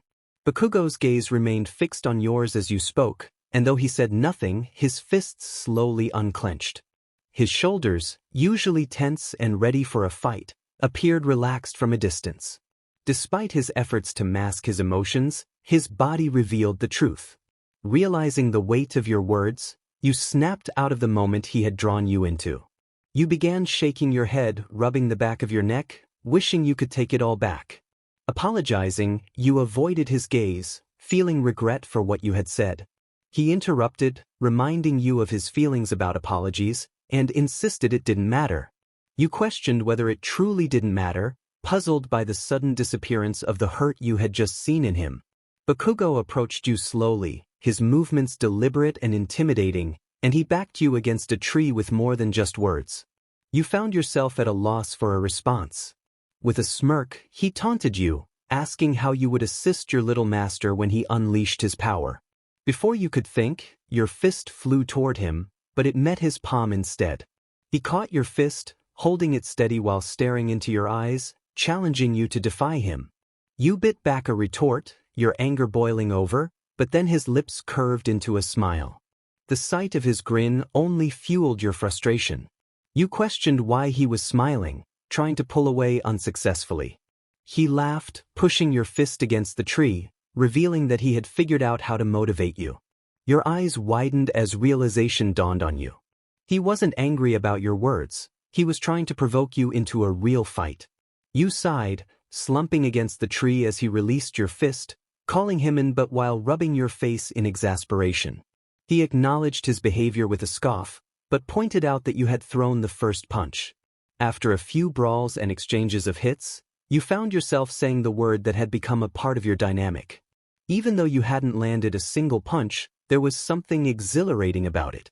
His relentless determination bled into you, transforming the motivation he sought from your anger into something effortless. You lunged, blocked, and threw punches in a chaotic yet calculated dance. Eventually, time lost all meaning, and words faded away, leaving only your breathing and the contact of your bodies. At last, you collapsed willingly onto the ground, staring up through the leaves at the darkening sky. Your chest rose and fell rapidly, your heart racing as you felt the cold air fogging from your mouth. Bakugo, equally breathless, sat beside you. Without noticing anything but the stars, you began to laugh. He stared at you wide-eyed, taking in your features as you squinted, your eyes closed, showing your teeth, and feeling the cool sweat on your skin. It was a sight more beautiful than when you simply allowed yourself to breathe. Your laughter was genuine, pure, loud, and joyful, something he had never heard from you before. He asked what you found so funny, furrowing his brows, pointing out that he had beaten you. You started to respond, but your chuckles interrupted you. You were lying flat on your back, arms spread, hair tousled, dirt covering you, and scratches on your chin. Even as your laughter faded, he couldn't stop staring. In the dark, your eyes sparkled with a certain gleam that he was beginning to recognize. Bakugo scoffed, wrapping his arms around his knees and resting his chin on them, cautioning you not to show off too much.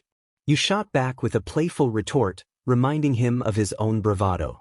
He told you to be quiet, to which you teased him about his preference for silence. He shot you a side-eye as you winked at him. 15 hours of training, just as Endeavor had instructed.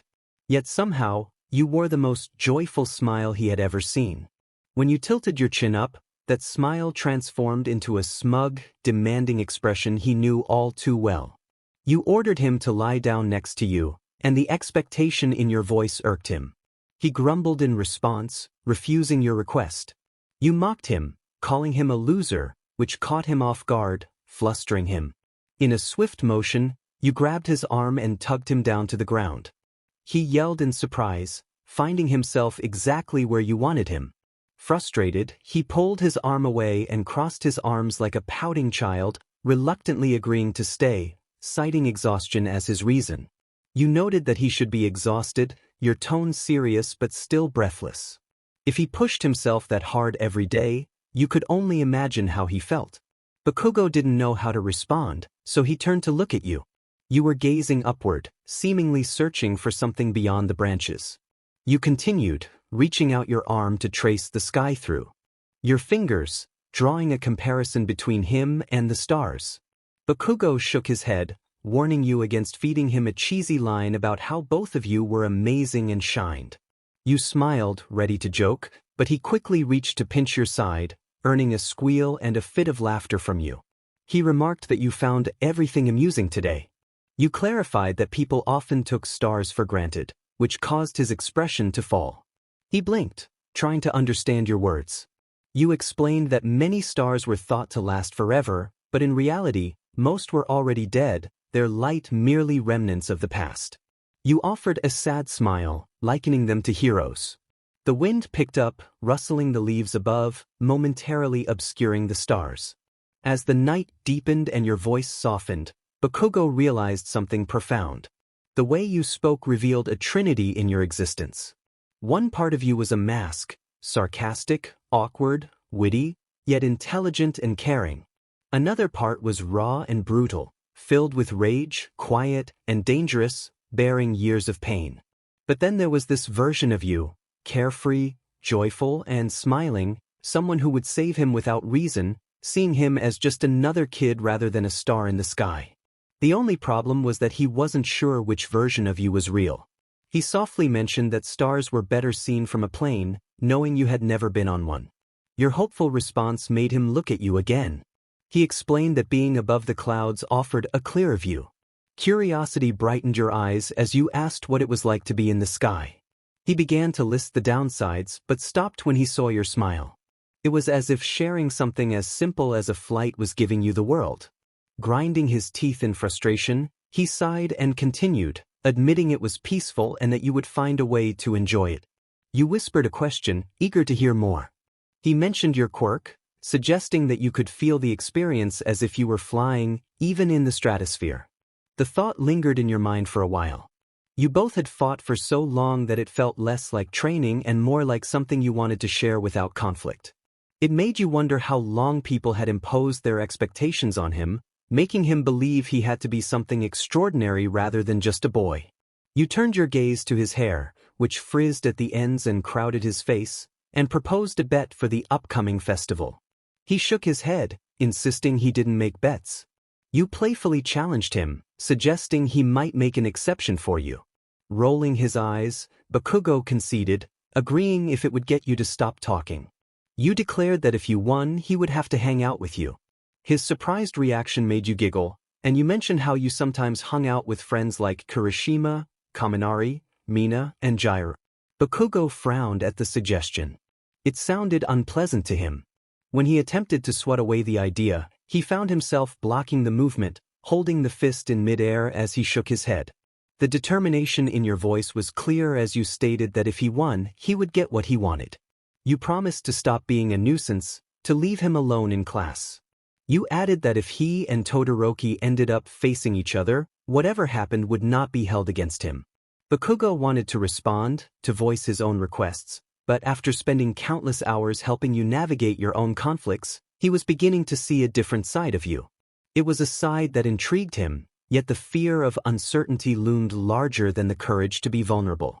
Eventually, he muttered for you to come on, letting your hand slip from his grasp as he stood. It was getting late, and you needed to head home. When you called out to him, he glanced over his shoulder, noting that you remained seated. You admitted that you didn't think you could move. With a heavy sigh, Bakugo closed his eyes and flexed his hands. He walked back to you, kneeling down to lift you from the ground under your arms, much like a puppy. Once he had you on your feet, he was so close that his hair brushed against your forehead. He knelt again, instructing you to get up and offering his back as a place to rest. You laughed lightly, claiming you were just exaggerating. He acknowledged your words, and when you opened your eyes again he walked backward into you, causing a small gasp to escape your lips.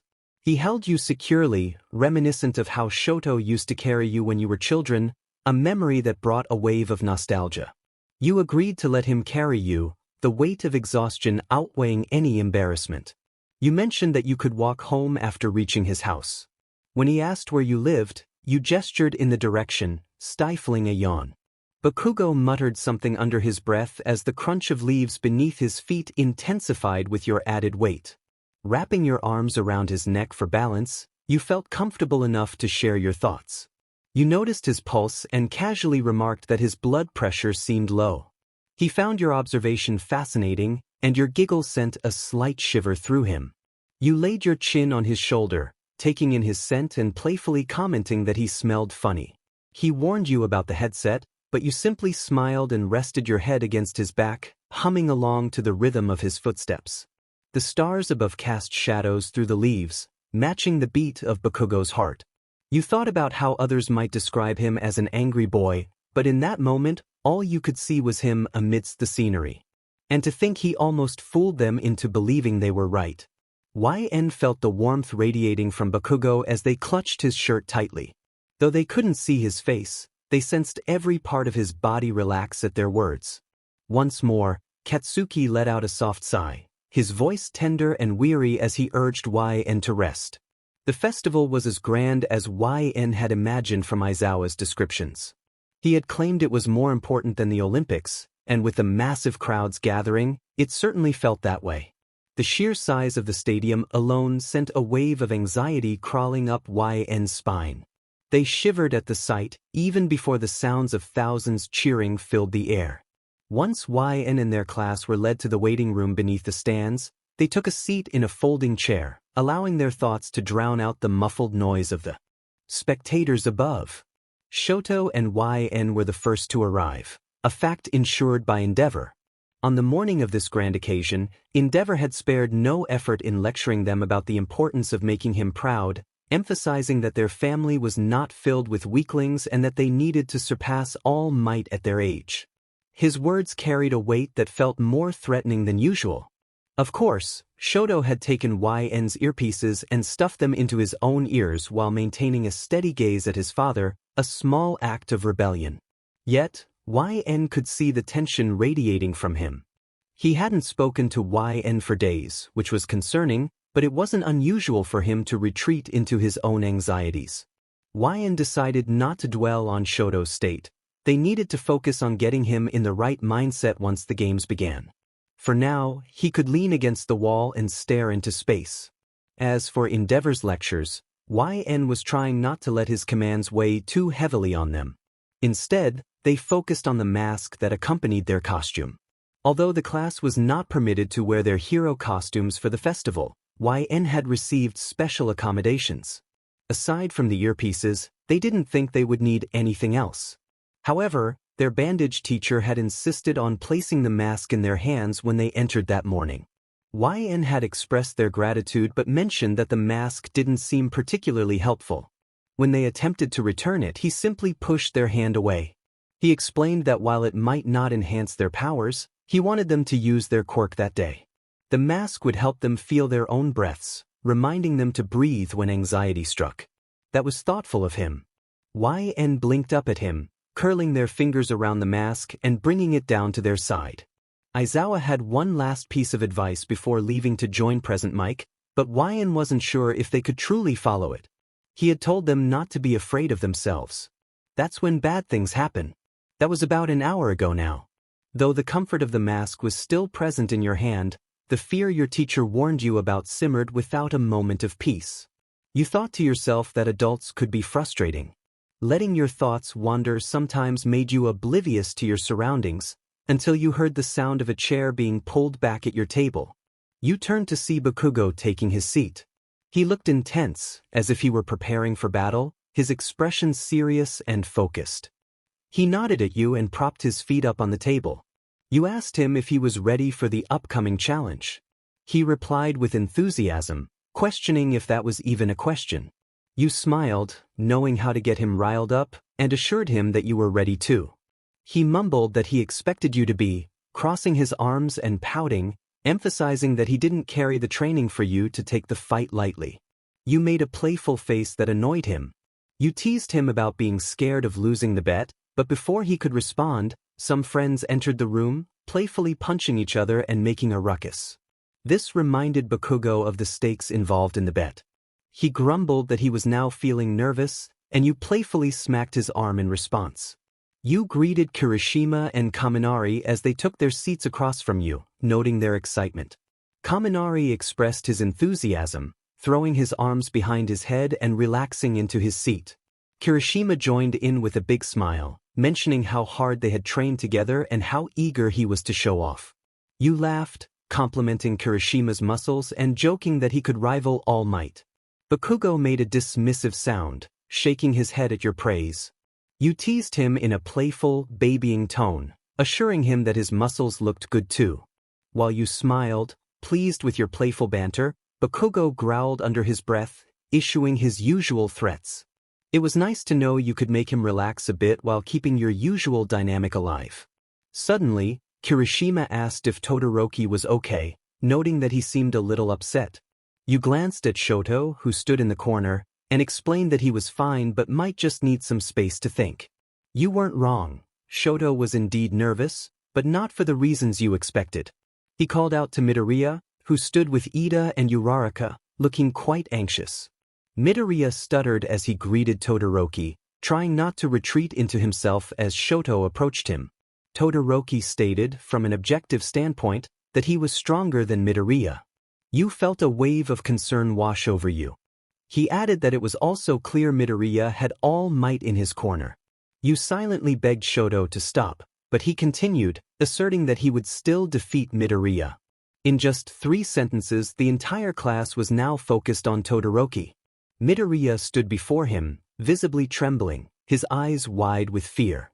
Though Shoto wasn't facing you, you could sense the intensity in his voice, which was often filled with a frustration that could be unsettling. He had mentioned All Might, which likely brought up thoughts of his father. Kaminari whispered about the tension in the room, not helping the situation. Kirishima stood up to nudge Todoroki, trying to break him out of whatever intimidation tactic he was using. Shoto nearly yelled that they weren't there to be friends, pulling away from Kirishima's hold and glaring at you and Bakugo, reminding everyone that this wasn't a team effort. The class fell silent, unsure of how to respond, as it was clear he wasn't wrong. Bakugo scoffed and turned away, dismissing Todoroki as if he were unimportant. But that wasn't what made Shoto angry, it was the fact that you turned away too. Clenching his fists, he walked out of the room, feeling the walls close in around him. His footsteps echoed with a force that seemed to chill the air. Something was definitely wrong. As he reached the door, he accidentally bumped into Bakugo's chair, nearly knocking him off balance. Bakugo shouted after him, but Shoto didn't look back, even as Bakugo tensed up, ready for a confrontation. You placed your hand on Bakugo's wrist, drawing his attention back to you, and whispered for him to stop. Bakugo turned to you, brows furrowed, but you were focused on the doorway Shoto had just exited. Your hand trembled slightly, conveying your anxiety. Shoto had a real chance at winning today, and so did you. He wasn't going to ruin it for you. Bakugo exhaled sharply, pulling his wrist away from your grasp and pushing his chair back into place before sitting down again. You sighed in relief, gripping his shoulder briefly before rushing after Shoto. What you left behind were friends who were unsure how to react, one standing in the center of the room, confused about why he was targeted, and another sitting at the table, questioning if you had truly learned anything during your training. When you reached the hall, you spotted Todoroki standing at the end, looking out into the stadium. The light poured in, revealing the silhouette of a boy with his hands against the wall, his head hanging between his arms. The noise of the crowd outside would have distracted anyone else, but the sound of Todoroki's strained breathing filled the air. Quietly, you called out to him, "Shoto?" It was more of a question than a summons. He didn't respond. Slowing down beside him, you reached out to nudge his shoulder. In an instant, Todoroki inhaled sharply, pushing himself off the wall and stepping back. Your eyes widened in surprise as he flinched at your approach. To your astonishment, he actually pulled away. That had never happened before. "Don't touch me right now, please," he said, his words tumbling out in a rush, a reflection of his anxious state. You took a step back as well. He just needed space, you reminded yourself, trying to push away any lingering worries. Okay, you whispered, raising your arms in a gesture of surrender. Taking a deep breath, you attempted to meet his unfocused gaze, trying to draw his attention back to you. What do you need? You asked, your voice steady. Shaking his head and fists in frustration, Todoroki succumbed to his overthinking. I should have never let you make those friends. We have to go up against them now. We have to win, Wyan. We have to prove him wrong. He gestured toward the stands, unaware of where his father might be watching.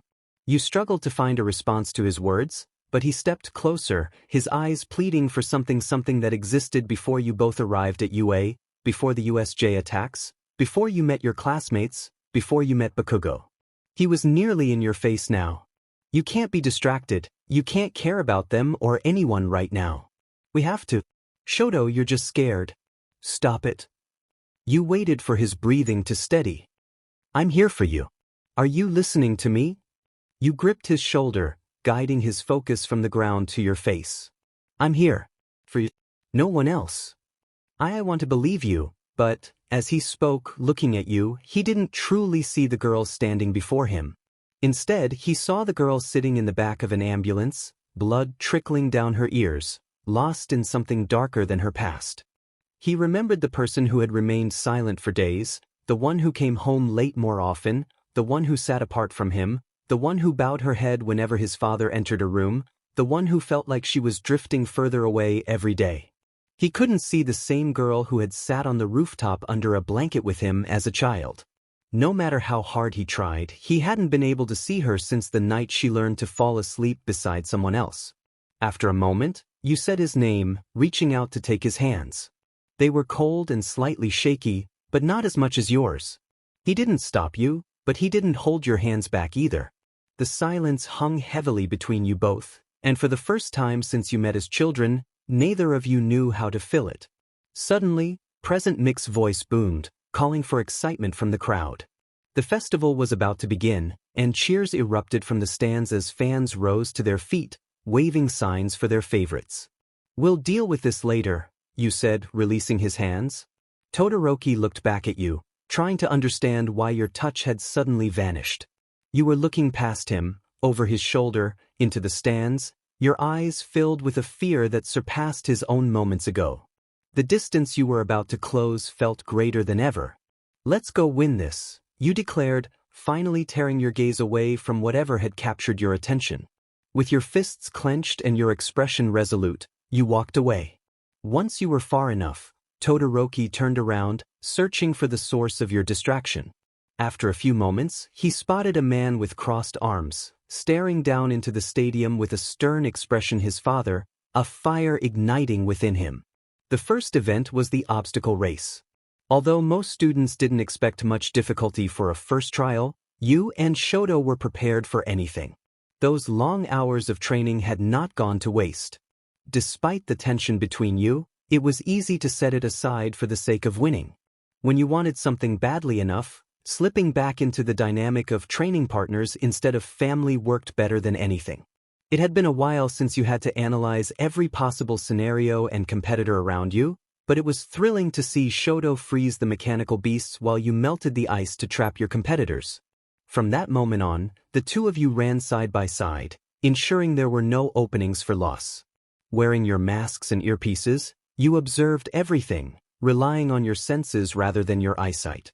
However, aside from keeping your oxygen levels up, your quirk didn't offer much help beyond guiding Shoto away from his blind spots.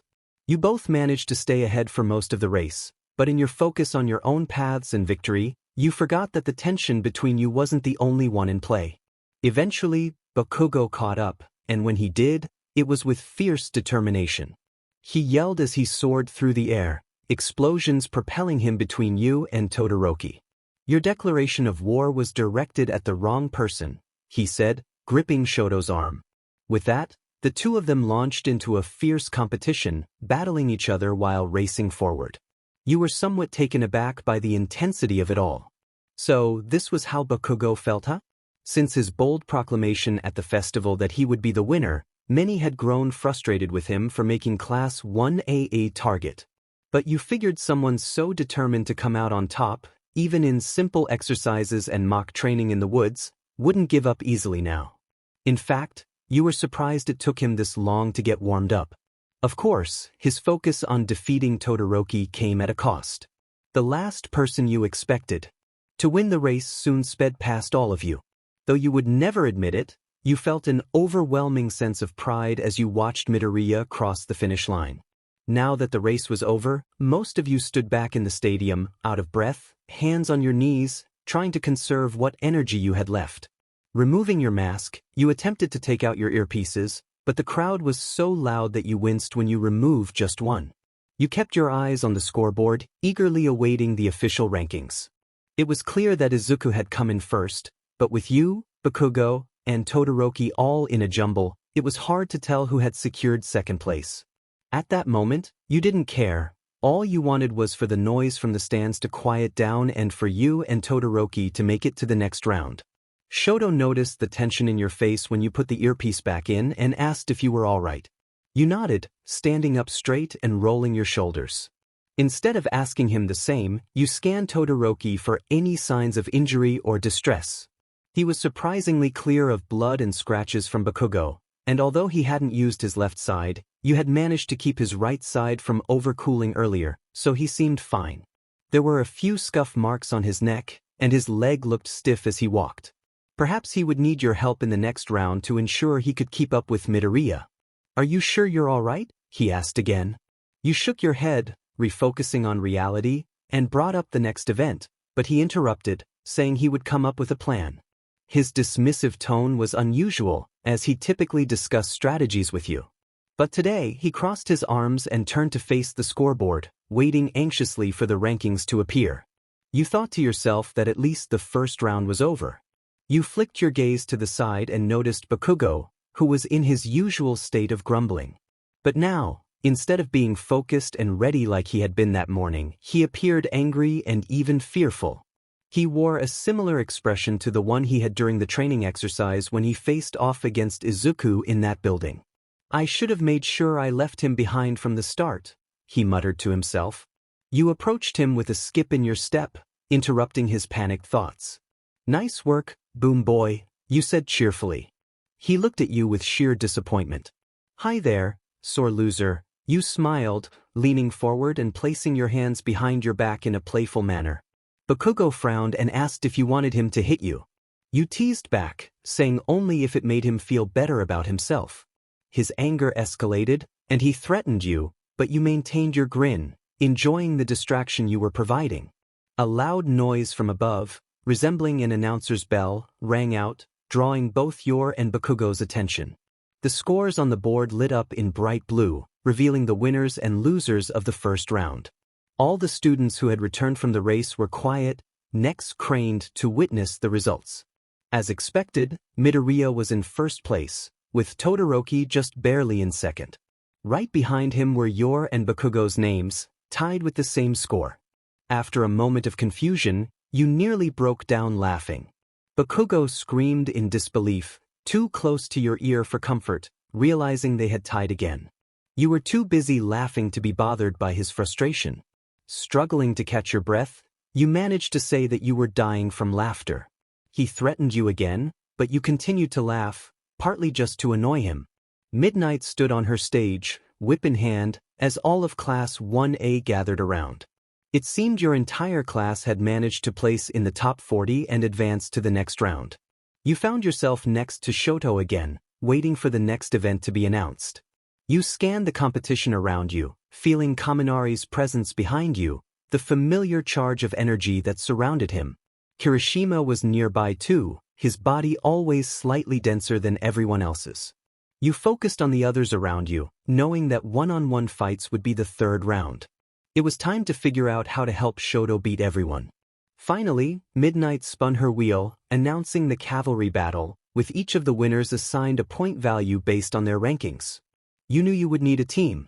3 to 5 people were needed for the next challenge. The most strategic approach would be to pool points. You started with 200, which was a decent amount. Combined with Shoto's score, That would have made poor Midoriya, with his 10 million points, wouldn't stand a chance if you and Shoto teamed up again. As you glanced at the stands, you noticed Shoto's father watching intently, his piercing blue eyes flickering with agitation. He didn't seem pleased. Whether it was due to Shoto not finishing first in the race or because he hadn't used his left side, you couldn't tell. The look on his face, along with the way he crossed his arms while looking down at you both, sent a chill down your spine. You suggested splitting up this time, but Todoroki furrowed his brows in confusion. You urged him to look at the stands, explaining that if agencies were going to notice you, it would be as a pair. The entire purpose of the festival was to get noticed by recruits and be scouted. If you and Todoroki were tied together, his father could never claim his son's success as solely his own. You reassured him that this was what was best for him, but Todoroki shook his head, expressing his discomfort with the idea. As he reached out a hand, your gaze flicked back to the intimidating figure in the stands. You urged him to trust you, reminding him that he just needed to win and earn the 10 million points, with or without you.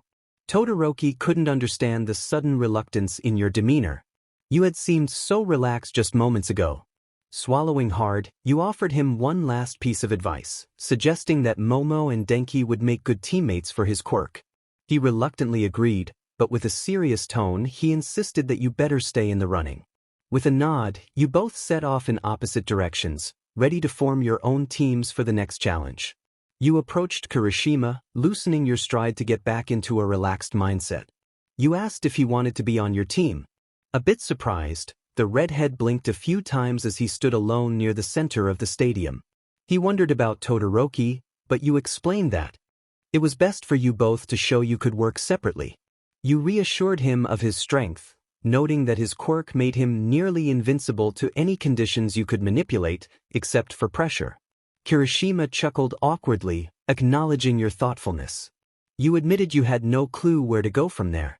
Just as he was about to suggest something, your attention was drawn to a commotion nearby. A small group of students was crowding around someone, seemingly begging to be noticed. Then you heard a familiar voice at the center of the chaos, asking for names and quirks. The pleas quickly turned to offense as the students realized they were being dismissed. They began to protest, no longer eager to team up with their resident hothead.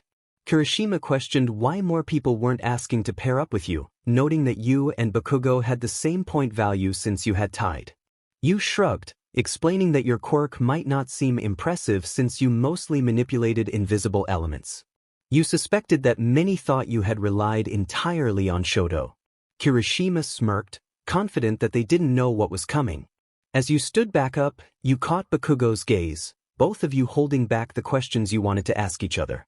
It was clear neither of you was brave enough to voice them. Kirishima suggested that it would make sense to team up with Bakugo, pointing out that both of you had 200 points, which would put you in the lead behind Todoroki. You had trained with Bakugo, and a strong leader was necessary. You pouted, crossing your arms, insisting that you could be a strong leader too, but eventually conceded. Kirishima ran ahead to Bakugo, pushing others aside. He announced that you and he were teaming up, mentioning that Todoroki was already with a group. Bakugo responded with a dismissive tone, and you felt the urge to roll your eyes at his attitude. Kirishima pressed on, explaining that you needed 2 strong front horses who wouldn't be hurt by Bakugo's blasts. Stepping forward beside Kirishima, you added that you could make them stronger. Bakugo raised an eyebrow, skeptical, and questioned if you would be willing to take orders from him. You realized he would want to compete against Shoto, but you were determined to handle it. You mentioned that you had never actually beaten Shoto at anything, and unlike Bakugo, you wouldn't mind sharing credit for doing it just this once. Bakugo remained suspicious, knowing you were strong enough to lead the team to victory but also aware that you might not want it as badly as he did. You reminded him of your training, emphasizing that a strong offense and defense were essential for a successful team. Kirishima let out a chuckle, raising his fist, and you joined him in the gesture, ready for the challenge ahead. Wyan possessed a unique quirk that many found confusing. She had a third nervous system, an extension of the body's natural systems that allowed her to sense elements outside her body. For instance, she could detect the presence of water before raindrops even touched her skin. This ability enabled her to sense elemental states and quantities at an atomic level. Furthermore, she could manipulate these elements, pulling apart atoms at will. However, she could not create or destroy elements, only displace them to enhance her body's efficiency in exchanging oxygen. The ringing in her ears was a constant reminder of the energy released when atomic bonds were broken. 𝐻𝐸𝐻 worked hard to suppress her quirk, which caused a buildup of pressure and, symbolically, represented her denial of her abilities. Her third nervous system functioned involuntarily, protecting her body in times of distress without her conscious choice. No one truly understands the weight of another person until they have to carry them. 𝐻𝐸𝐻 had always felt the weight of others, every bone and drop of blood resonating within her. Yet, she was unprepared for the challenge of carrying Bakugo's weight, especially with the burden of his expectations resting heavily on her shoulders. The competition began with a single swing of Midnight's whip and the sound of a bell, signaling a free-for-all. 10 teams entered, but only 4 would emerge victorious. While most teams lacked the power to go after headbands, Shiro and Mina joined 𝐻𝐸𝐻 and Kirishima at the front, forming a formidable alliance. However, their leader's boldness attracted too much attention. Bakugo was determined to target Midoriya, but 𝐻𝐸𝐻 needed a moment to strategize. His team was not defenseless, Uraraka's touch could end the game for anyone, and Tokoyami's dark shadow was already blocking any attempts on their headbands. Bakugo wasted no time. As Izuku's team took to the sky, he followed suit, using controlled explosions to propel himself upward. He was relentless, declaring that no one was safe from his pursuit. Tokoyami's dark shadow shielded his teammates from Bakugo's attacks, and 𝐻𝐸𝐻 called out to Shiro, instructing him to catch Bakugo as he began to fall. Once Shiro's tape secured Bakugo, it became a waiting game. 𝐻𝐸𝐻's team had accumulated around 600 points, but Bakugo's determination for victory was palpable. It was humbling, making 𝐻𝐸𝐻 consider whether she could use her quirk to keep him airborne just a moment longer for another chance to strike. However, using her quirk was risky with so many around. Kirishima and Bakugo engaged in a spirited debate about their next move when suddenly, another team entered the fray. 𝐻𝐸𝐻 turned just in time to see Bakugo's headbands being snatched away. The points dropped from 600 to 0 in an instant. The leader of the other team, a blonde with a smug expression, taunted them, suggesting they needed to think bigger. Panic set in among 𝐻𝐸𝐻's team, except for Bakugo, who remained fiercely confident, demanding the return of his headbands with a fierce determination. 𝐻𝐸𝐻 felt a surge of hope.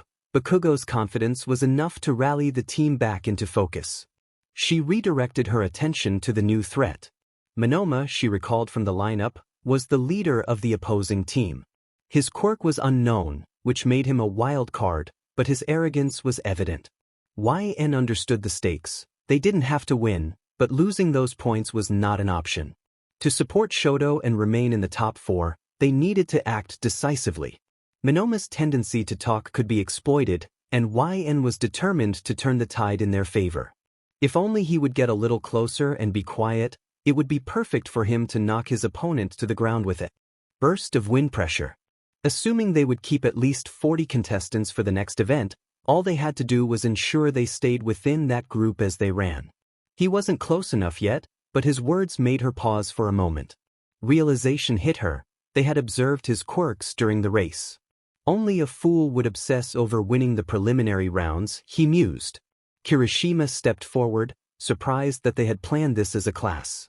The boy looked down at them with an upturned chin, wrapping the headbands around his forehead. It wasn't entirely unanimous, he mentioned, irritation evident in Bakugo's expression. However, he believed it was playing out well. It was better than chasing after a temporary frontrunner like a horse with a carrot dangling in front of it. Their leader growled a warning, planting his hands on both her and Kirishima's shoulders and squeezing. Monoma chuckled, pleased to provoke such a reaction from Bakugo. While he had their attention, he remarked on her fame, referencing the sludge villain incident. She shivered not because of him, but at the thought of being a victim. She realized Monoma had made a mistake. While he wasted time trying to antagonize Bakugo, she noticed his eyes flicking down to her every few seconds. When Bakugo grabbed her shoulder and Kirishima hardened his body, Monoma waited for her quirk to activate, but it never did. Kirishima turned his head to her when she called out to him, explaining that Monoma didn't know what her quirk was. If she could get within range, she could grab the headbands. Bakugo interrupted, his voice low and filled with anger, announcing a change of plans. Before he could assume his fierce persona, one of Monoma's allies interjected, warning him not to provoke Bakugo. Monoma acknowledged the advice, smirking as he commented that it wasn't very heroic of him. He added that heroes were always pursued by villains seeking revenge. Her eyes widened at his audacity, quickly narrowing as she snarled, leaning forward like a dog ready to defend itself. Even Bakugo was slightly surprised by her intensity, but he couldn't deny that it pleased him to see her so invested in confronting Monoma. Kirishima urged them to calm down, unsure why she and Bakugo seemed so alike in that moment. They needed to keep a level head to regain their points. Bakugo yelled back, straightening up with a wide smirk, claiming he had never been calmer. Rolling up his sleeves and flexing his hands, he readied himself for action, looking down at her. He told her not to let him down, waiting for her to meet his gaze. Blinking up at him, she took in his pride not in himself or his skills, but in the fight for what he wanted. Matching his expression, she nodded in response before spinning back around. Kirishima, feeling the weight of Bakugo's body propel itself toward their opponents, was instructed to use his quirk. Confused, he hesitated, but the focus in her eyes left no room for doubt. He listened and hardened his body as she had instructed. Keeping her eyes on Monoma, she waited for the perfect moment as Bakugo flew past him, yelling out a challenge and aiming an explosion at his rival. Just as the explosion erupted, a breath was released, and time seemed to slow around the singular blast from Katsuki's hand. The energy released from the combustion of nitroglycerin and oxygen was just enough to redirect. With an outstretched arm and a swift motion of the wrist, a small amount of power was controlled, creating an updraft reminiscent of a rainstorm. As the air surged around them, the members of Class 1B were left clumsy and confused. It wasn't enough to lift them off their feet, but it was sufficient to distract them. Monoma struggled to maintain his balance while his teammates fought to stay upright. Unfortunately for them, headbands had no feet to stand on or hands to hold on to. With enough pressure, they were at the mercy of the wind. As the four of you dashed to catch Bakugo, those 600 points were successfully snatched. Bakugo, frustrated by Monoma's persistence, shouted in anger, but before he could unleash another explosion, he was struck by a blast that came from his own hand. In the chaos, as you rushed to catch your teammate, Monoma managed to reach down and make contact with Kirishima. It was a simple touch, not meant to harm or move him, just a fleeting connection. Furrowing your brows, you felt Bakugo's weight shift onto your shoulders, momentarily distracting you as you tried to comprehend Monoma's quirk. Dismayed, Bakugo regained his footing and aimed a blow at his opponent, the sound echoing too close for comfort. Yet it seemed to have no effect on the boy before you. Monoma, with a smirk, boasted about his impressive powers, revealing arms that looked all too familiar, hardened like Kirishima's. Bakugo recognized the threat immediately, acknowledging that Monoma could copy other powers. To Bakugo, it was just another obstacle to overcome, but the ability to take someone else's quirk was a chilling reminder of a power you feared. Monoma, trying to stall for time, taunted Bakugo, but before he could provoke him further, you reached over your shoulder, attempting to pull down Bakugo's uniform shirt. He needed to listen to you. You urged him to leave, insisting that you had secured the points and that Monoma was unnecessary. However, Bakugo was resolute, insisting he wouldn't leave until Monoma was defeated. Your plea went unnoticed as you turned around, realizing the opposing team was much closer than you had anticipated. You instinctively flinched as Monoma's hand approached, nearly knocking Bakugo off balance as you threw yourself backward. Unfortunately, your reflexes weren't quick enough. In the distance, the sounds of ice and collisions drew everyone's attention, but yours remained fixated on Monoma. Your quirk surged to life within you the moment he made contact, sensing the fear and panic coursing through your veins. Monoma, with a mocking tone, expressed his curiosity about your power, describing it as abstract yet powerful. Desperation filled your voice as you warned him not to use it, but he only laughed, underestimating the danger. You realized that when someone took a quirk that wasn't theirs, their body would struggle to adapt. Even if Monoma had no intention of using your power, it could still cause him harm. As he reached out toward Bakugo, you made a distressed sound, feeling helpless as you watched. Kirishima, focused on Bakugo's attempts to redirect the team, turned to see what you were looking at. The sight of Monoma's arm locking up and his expression of confusion made him stumble backward. Monoma appeared to be in agony, grabbing at his own skin as if trying to tear away the quirk that was overwhelming him. You could only imagine the chaos in his mind, having been hit with the overwhelming noise of existence and sensations all at once. Finally, you made a decision. Unlinking your arm from Kirishima's, you ran toward Monoma. Despite Kirishima's protests that Bakugo needed help, you felt compelled to intervene. If Monoma couldn't control your quirk from within, perhaps you could help him from the outside. Just as you reached him, Monoma began to cry out in pain, his teammates struggling to assist him. You shouted for them to back away, but it was too late. Monoma collapsed, and as his knees hit the ground, a shockwave erupted around him, reverberating through everyone within 10 meters. The sound was deafening, sending his friends flying backward, though thankfully, they remained conscious. The crowd gasped, the other teams too distracted to notice the chaos unfolding. In that moment, you wished for Aizawa's presence more than ever. You thought, still running toward Monoma, unable to tend to his teammates. Skidding down to your knees, you placed your hands around Monoma's ears and pushed until he was lying down. You urged your quirk to quiet down, feeling him struggle against the force invading his body. You addressed your quirk directly, demanding it to be silent for once. Miraculously, Monoma went limp and silent. Noise had always been a peculiar thing. No one else seemed to have trouble discerning what was real and what was not. You had once told Todoroki about the trees when you were younger, how you could hear them shivering when his ice touched their leaves. You explained how you woke in the middle of the night due to the clouds making a ruckus, signaling an approaching rainstorm. You could sense the water rising from the earth into the sky, the air shifting as different beings moved in and out of the house. To everyone else, it was all in your head. Endeavor would say to ignore it, carelessly handing you suppressors to block out the sounds. But he was wrong, it was all real. Only you could hear the faint voices of the little existences in the world. The problem was, you began to wish you couldn't. The more you heard and felt the trees shiver and the clouds form, the more you heard remnants of your parents, their voices, their endearments, their gentle gestures like running a hand through your hair or a kiss on the nose. You also recalled their less kind gestures, like pulling away when you cried or flinching when you reached out to touch them. Their hands slipping out of reach, their coughs, their fading breaths. You didn't want to hear any of it anymore. So, you took the little things your new parent had carelessly given you and kept them close, adopting their ideology. You fought with your body rather than your quirk, forgetting the trees, the rain, and the minute voices of the world. You became who the ideology wanted you to be. For the first time in your life, you reveled in the joy of not being able to remember. The crowds were muffled beneath the weight of your panic, the weight of Monoma's head that went lax between your hands. His hair fell back over his face, his eyes loosely shut. He was still breathing, but he had never truly heard the world before, and his consciousness faded with the pain he had endured in those few seconds of realization.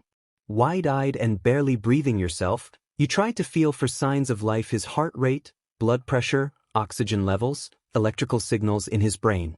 All of it seemed strangely normal, as if he had simply fallen asleep. It took a moment for you to realize what had happened, and a moment longer for the dots to connect. With a hitching breath, you looked up past the stands, above the cheering fans, to the press box where Aizawa and Present Mike sat apart from the rest. Faintly, behind the glass, you caught sight of your teacher. As if he had heard your silent call, he stared down at Monoma, his hair standing on end, eyes red as his quirk demanded. You thought, blinking up at him, that you had stopped his quirk. You were interrupted when a few on-site paramedics shouted for room. They pushed you aside without care, moving toward the boy who remained unmoving. Taken out of your trance, you stuttered a few apologies as you crawled away from where he lay. Looking one last time at Aizawa, you whispered an apology and rose to your feet. Your knees were covered in dirt, your palms scraped, and your earpieces had fallen out. It was only then that you realized how loud it was, the people in the stands.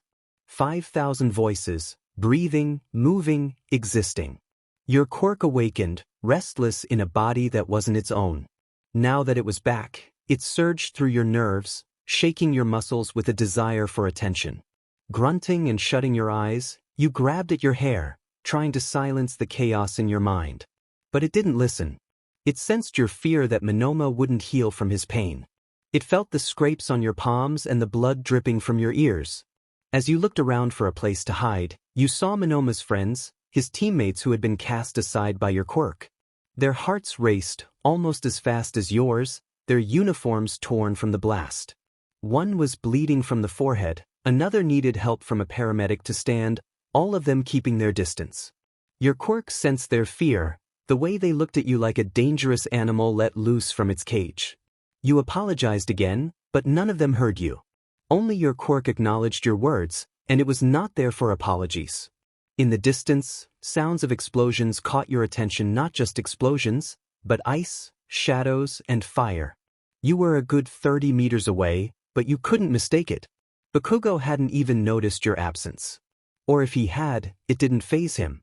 He charged at Shoto, who was fighting against Midoriya with all his might. The scoreboard displayed 10 million points, points that Izuku wasn't going to just give up. Neither was Bakugo. With only a few seconds left in the game, bad odds had never stopped your leader before. Your team had 780 points, placing you in second. You didn't need the 10 million, but Shoto did. He needed it, and neither the noise nor the frightened faces around you could distract you from that. You raised a hand. You had never used your quirk from this far away, but in that moment, felt possible to let all that built-up energy flow from your body and straight at Bakugo. But your arm shook. Something inside you held back, a sound echoing in your mind, "Don't let me down." That was what he had said. It was that voice, prominent in your thoughts, not his screaming or insults, but his pride. You felt it watching his red eyes shine with the prospect of winning. Even from a distance, you felt his will pushing him forward, ready to throw himself at first place, take those headbands, take those points, and prove to you just how good it felt to be undisputed champions. Just past him, your brother stood atop his horses with the same determined look. Determination thinned his eyes, flexed his muscles as he readied himself to block Midoriya, both ice and fire shielding his body. He was using his left side, the side he had been so determined to deny. You had spent so long worrying about your and Bakugo's win, suppressing your quirk, that you forgot how hard he must have worked to get this far. He was unafraid of himself, staring down his opponents. That part of you hesitating began to quiet at the thought that he wouldn't want you to fear yourself either. Bakugo launched himself from his remaining 3 horses, explosions ready to propel him toward the unsuspecting Todoroki's headbands. It was just 30 meters.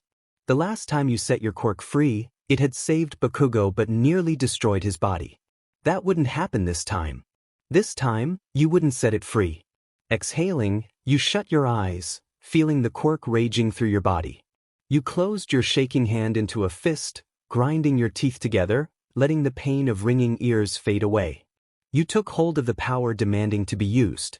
Rather than put it back in its cage, you grabbed it by the reins. You thought, "Shut up," pulling with your mind until it quieted in your hold. When you opened your eyes, your fist was no longer shaking. You recalled the boiling water and Shoto's screams when he was a boy, the fists that often made him sick in that haunting training room, the tears and sobs he cried as his little hands clamped down on your shirt. You remembered the promise you made when Endeavor told you what needed to happen that morning. Todoroki had to win. He had to stay on top. And then, maybe, after all this time and all this work, Endeavor would finally stop hurting him. You thought, he won't hurt you anymore. You just have to win. You released the fist you had been holding. Bakugo's explosions lit the sky, and from 30 meters away, your quirk took them away in a single second. Time's up. Midnight announced, and the stands erupted with cheers and standing ovations for the teams that came out on top. Todoroki couldn't believe it. Tugging the headbands off his head, he took a moment to regain his breath before dismounting his teammates. In first place, Team Todoroki. He had won, but for some reason it all felt hollow. All he could think about was the heat still radiating from his arm, the fire he had ignited without thought. He could still see his father's face in the flames now extinguished. Once the buzzer rang to announce the game's end, both Midoriya and Bakugo fell to the ground, one more abruptly than the other. Kirishima rushed over, calling out to Bakugo. With his face still in the dirt, Bakugo pounded his fists into the earth, expressing his frustration like a fussy child. But Todoroki didn't care about him, he cared about you. He noticed you walking toward your group with an avoidant, glazed-over look in your eyes. One of your teammates noticed and reached out. Why and what? Kirishima hesitated before asking, what happened back there? Are you okay? Flinching a bit, you nodded quickly. When Todoroki narrowed his eyes, he saw your ears devoid of earpieces, loose strands of hair tugged to cover the redness staining them and dripping down your jawline. You had used your quirk, and from the state Bakugo was in, it was clear it had taken a toll. In second place, Team Bakugo, someone announced. Ugh, we were so close to first place, one of your teammates complained, shaking out her hands as the red-headed one wrapped an arm around your shoulders. Todoroki noticed how wide your eyes got when he touched you, how hesitant you seemed to be touched at all in that moment. Kirishima tried to uplift the mood. Sure, but we're moving on. And second place isn't so bad. The tape-quirked boy laughed. I'm not sure our leader would agree. Bakugo remained on the ground, fists clenched in the sand, shouting like a frustrated child denied a trophy. As the crowd began to disperse, you tapped the redhead's arm, prompting him to let you go. Once freed, you hurriedly exited the ring, moving so swiftly that no one thought to follow except for Todoroki. When he approached, he noticed your hands were trembling. Your body was tense, as if jolted by electricity, and your gaze was fixed on the ground, your pace that of someone desperate to escape. Todoroki called out to you, hoping to catch your attention, but you didn't respond. He decided to get straight to the point. He remarked on how you had stopped Bakugo, positioning himself a few feet away. You halted, your breath coming in quick bursts, your voice barely above a whisper as you asked him to give you some space. He questioned why you had intervened if you were the one who wanted to split up. He wanted to know if you were all right, if something had happened, and why you seemed so distant. But first, he needed to understand your actions. You finally turned to face him, explaining that if you hadn't intervened, Bakugo would have taken your headbands, leading to your elimination. Todoroki took in your appearance the scuff marks on your skin, your chapped and cut lips, and your pale complexion. You looked shaky, your chest rising and falling erratically as if you had forgotten how to breathe. Using your quirk usually felt like a release of energy, often leaving you calm, even leading to moments of unconsciousness like at the USJ. But now, you seemed overwhelmed with panic. You quickly tried to compose yourself, tucking your chin and breaking eye contact. You recited your promise to help him secure first place, your words sounding rehearsed. Todoroki noticed your eyes darting around the stands, searching for something. When you finally focused on him again, he found himself at a loss for words. It was impossible to discern what you were feeling or what was causing your distress. His gaze only intensified your trembling. Concerned yet confused, and you longed to embrace him, to hold him close. But a part of you feared that if you touched him, he might crumble like Monoma had. You worried about Bakugo, relieved he was okay, but what if you had hurt him? What if your control slipped again? What if Endeavor saw and realized just how dangerous you could be to his son, to his prized creation? The what-ifs spiraled in your mind, overwhelming you. With a sudden intensity, you locked eyes with Shoto, your voice low and fierce as you reminded him that he wasn't the only one under his father's watchful gaze. You urged him to stop being angry with you for doing what you had been raised to do. Those words struck him deeply, causing a pain greater than any physical harm your quirk could inflict.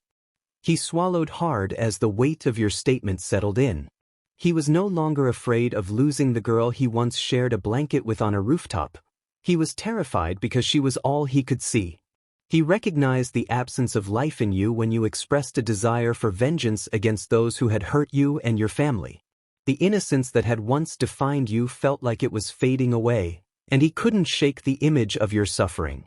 Snapping out of his thoughts, You shook your head, trying to calm the tremors in your muscles. You stuttered, attempting to retract your earlier words, but Shoto's response felt more like an affirmation than a question. The silence between you lingered, filled with memories that were now shifting, each of you recalling different moments than before. Yet you couldn't stop trembling. The world felt hostile, and the relationship you had cherished built on trust, growth, and love was crumbling before your eyes. You murmured his name, a plea that carried the weight of your emotions. But he walked past you, leaving the stadium and disappearing into the darkness, leaving you to watch helplessly. You wondered if he hadn't sensed your desperation or if he simply didn't care, and you couldn't decide which thought was more painful. You found yourself hiding, feeling it was the only right choice. Shoto had made it to the final round, and everything was out of your control. Even if it weren't, you doubted he would want to speak to you now. Underneath the stands, you paced in the empty concrete halls, seeking solace in solitude. You had just used your quirk, reminding yourself that it was fine you had controlled it, and no one had been harmed. Bakugo was safe, and you hoped Monoma was okay too. You continued to pace, letting the energy flow out of you, caught in a battle between anxiety and common sense. You contemplated the final round, convincing yourself that it would be all right to throw the first fight and watch from the stands. You worried about Shoto's anger, regretting your words, and feared that he might be even more upset if you gave up. But you reassured yourself that Endeavor had seen your efforts and wouldn't be angry or hurt Shoto because of you. Still, you had truly used your quirk, and you knew the potential for harm was real. You couldn't let that happen again. And Baku, your pacing stopped. Bakugo, you said, scratching the back of your head, trying to cover your ears to hide the evidence of your betrayal as you turned to face away from him. Now's really not the time. You think I care? He yelled, and though you weren't looking, you could hear the anger in his steps as he approached. Suddenly, his presence loomed behind you, the heat of his body pressing against your back. The moment you felt his breathing, your hairs stood on end, and you spun around. He wasn't the same type of angry as usual. This was serious. His arms were crossed, his gaze more intense than before. You swallowed. He asked in a low voice, "Do you seriously believe that after feeling what your quirk can do firsthand, I don't know when you're using it on me? Why would you do that? It won't happen again." You shook your head, stepping backward until you felt the cool concrete at your back. "I promise." Bakugo snapped at your last word. Without warning, he raised both his arms, slamming his hands against the wall, caging you between them. You leaned back at the unexpected sense of confinement. "I don't care about your promises anymore," he growled. "I want an explanation." His teeth were bared, making you uneasy and angry in return. You responded with equal energy, "Bakugo, this isn't some training exercise in a forest where you can back me into a corner." "Yes, it is." He stepped closer, asserting his dominance, the ends of his hair brushing against yours. "It's the exact same thing, the same conversation we had back there. Did you not learn anything?" He smelled of dirt and nitroglycerin, his breath dry and raspy. You chose to focus on his eyes instead of his words, but he continued. "You heard him this morning. You saw him during that battle. He doesn't want your help, yet you give it to him even when he wants nothing to do with you. Why?" "Please get away from me," you whispered. "No." He banged one of his fists against the wall. "Not until you explain to me what the hell is going on. What could you have possibly done that you need him this badly?" You growled, grabbing his shirt in both fists, trying to push him backward without success. "I said, get away from me." But there was no time for that. The moment Bakugo leaned back in, you heard Todoroki and Midoriya enter the hall. "YN? Yes, Shoto? Do you ever miss your parents?" "No. I don't remember them." "Do you think, if my dad hadn't taken you, you'd want a family?" "No." "How come?" You smiled. "Why would I want something I already have?" Bakugo froze the moment he heard footsteps coming from the other side of the hall. Midoriya and Todoroki entered from outside, you and Bakugo just out of sight around the corner. Unless they had heard the two of you yelling, there was no way they knew you were there. And in any case, what were they doing together? You lost focus on the fabric of his shirt in your fists but still held on as you heard them pause in the neighboring space. So did Bakugo, who was closer than before, anxious not to be overheard. Instead of anger, curiosity lit his face, as if your heated argument took second place to figuring out what his two biggest competitors were doing. It was for the best. Silence suited him anyway. It reminded you he was capable of softer features. You went to speak, intending to whisper something so that you and Bakugo wouldn't have to eavesdrop on them and have Shoto be even angrier later on. The moment your lips parted, Bakugo gently took his hand from the wall, the concrete scraping against his calluses. His fingers barely made contact with your chin, tilting it upward until your mouth closed and his palm rested atop it. He wasn't looking at you. He was just listening, but you blinked at him and realized what he was doing. He wasn't telling you to be quiet, he was asking you to. Noticing you were starting to protest his silent request, he squinted in irritation. Rather than remove his hand, he brought his face close to the crook of your neck. Your eyes widened as the feeling of his jaw brushing aside your hair and his breath nearing your ear sent a shiver up your spine. "Quiet," he whispered, his tongue clicking against the roof of his mouth. Swallowing, you nodded quickly, unsure why this was causing your heart to race and your mouth to run dry. Once Bakugo removed his hand and pulled away, Izuku and Todoroki regained your attention. "We should probably eat soon," Deku said. The intimidation Todoroki was projecting obvious in his tone. "The cafeteria's going to be busy, don't you think?" Shoto said nothing. Though neither you nor Bakugo could see, it was clear this wasn't a two-sided conversation. Todoroki stood with his arms crossed, his face hard and menacing. There was no calm or gentleness to his usual demeanor, the one everyone else in Class 1A knew. Deku saw none of that in him now. Only anger, so expertly controlled, barely escaped through his eyes. "Come on, Todoroki," Izuku whispered, "don't be like this. I was overwhelmed out there." Your head perked up at Shoto's voice. "And it made me break the promise I made to myself a long time ago." He was talking about his fire, probably looking down at his left arm as he spoke. Bakugo continued to listen attentively, still caging you against the wall. "You did the same. Ida and Kaminari. Yaoyorozu and Tokoyami. Uraraka.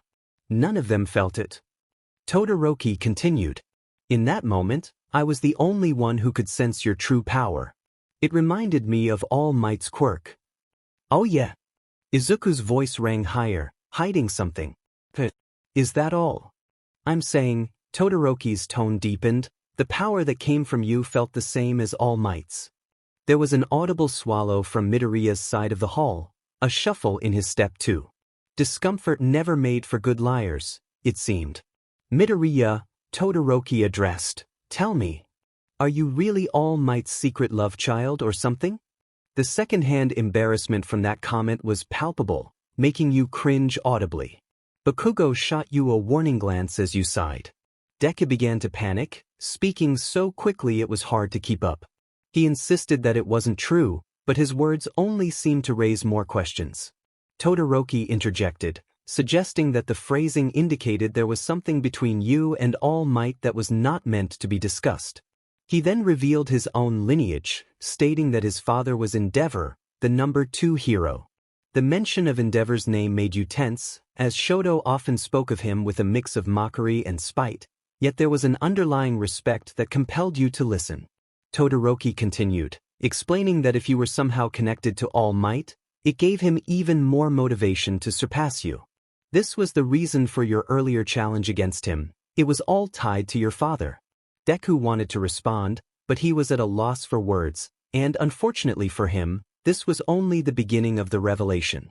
Shoto described his father's ambition, how he sought power and recognition, yet could never surpass All Might. He was still trying, determined to take him down by any means necessary. Midoriya, confused, asked what Shoto was getting at. With a scoff, Shoto explained the concept of quirk marriages, where individuals were forced into unions to produce powerful offspring.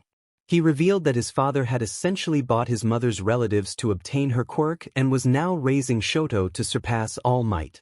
This was too much information. Shoto wasn't supposed to share this with anyone, especially not someone from your class. He continued, stating that while Endeavor pretended to adopt you out of kindness, The truth was that he only did it to make Shoto stronger. You felt a wave of anxiety wash over you as Shoto mentioned your name. Bakugo noticed your unease, looking down at you and sensing your struggle to find a way to stop Shoto without drawing attention. Though Bakugo was not one for comfort, he leaned in slightly, trying to draw your focus back to him, silently urging you to concentrate on him and nothing else. Todoroki went on, explaining the potential of your quirk, which made Midoriya step back in uncertainty.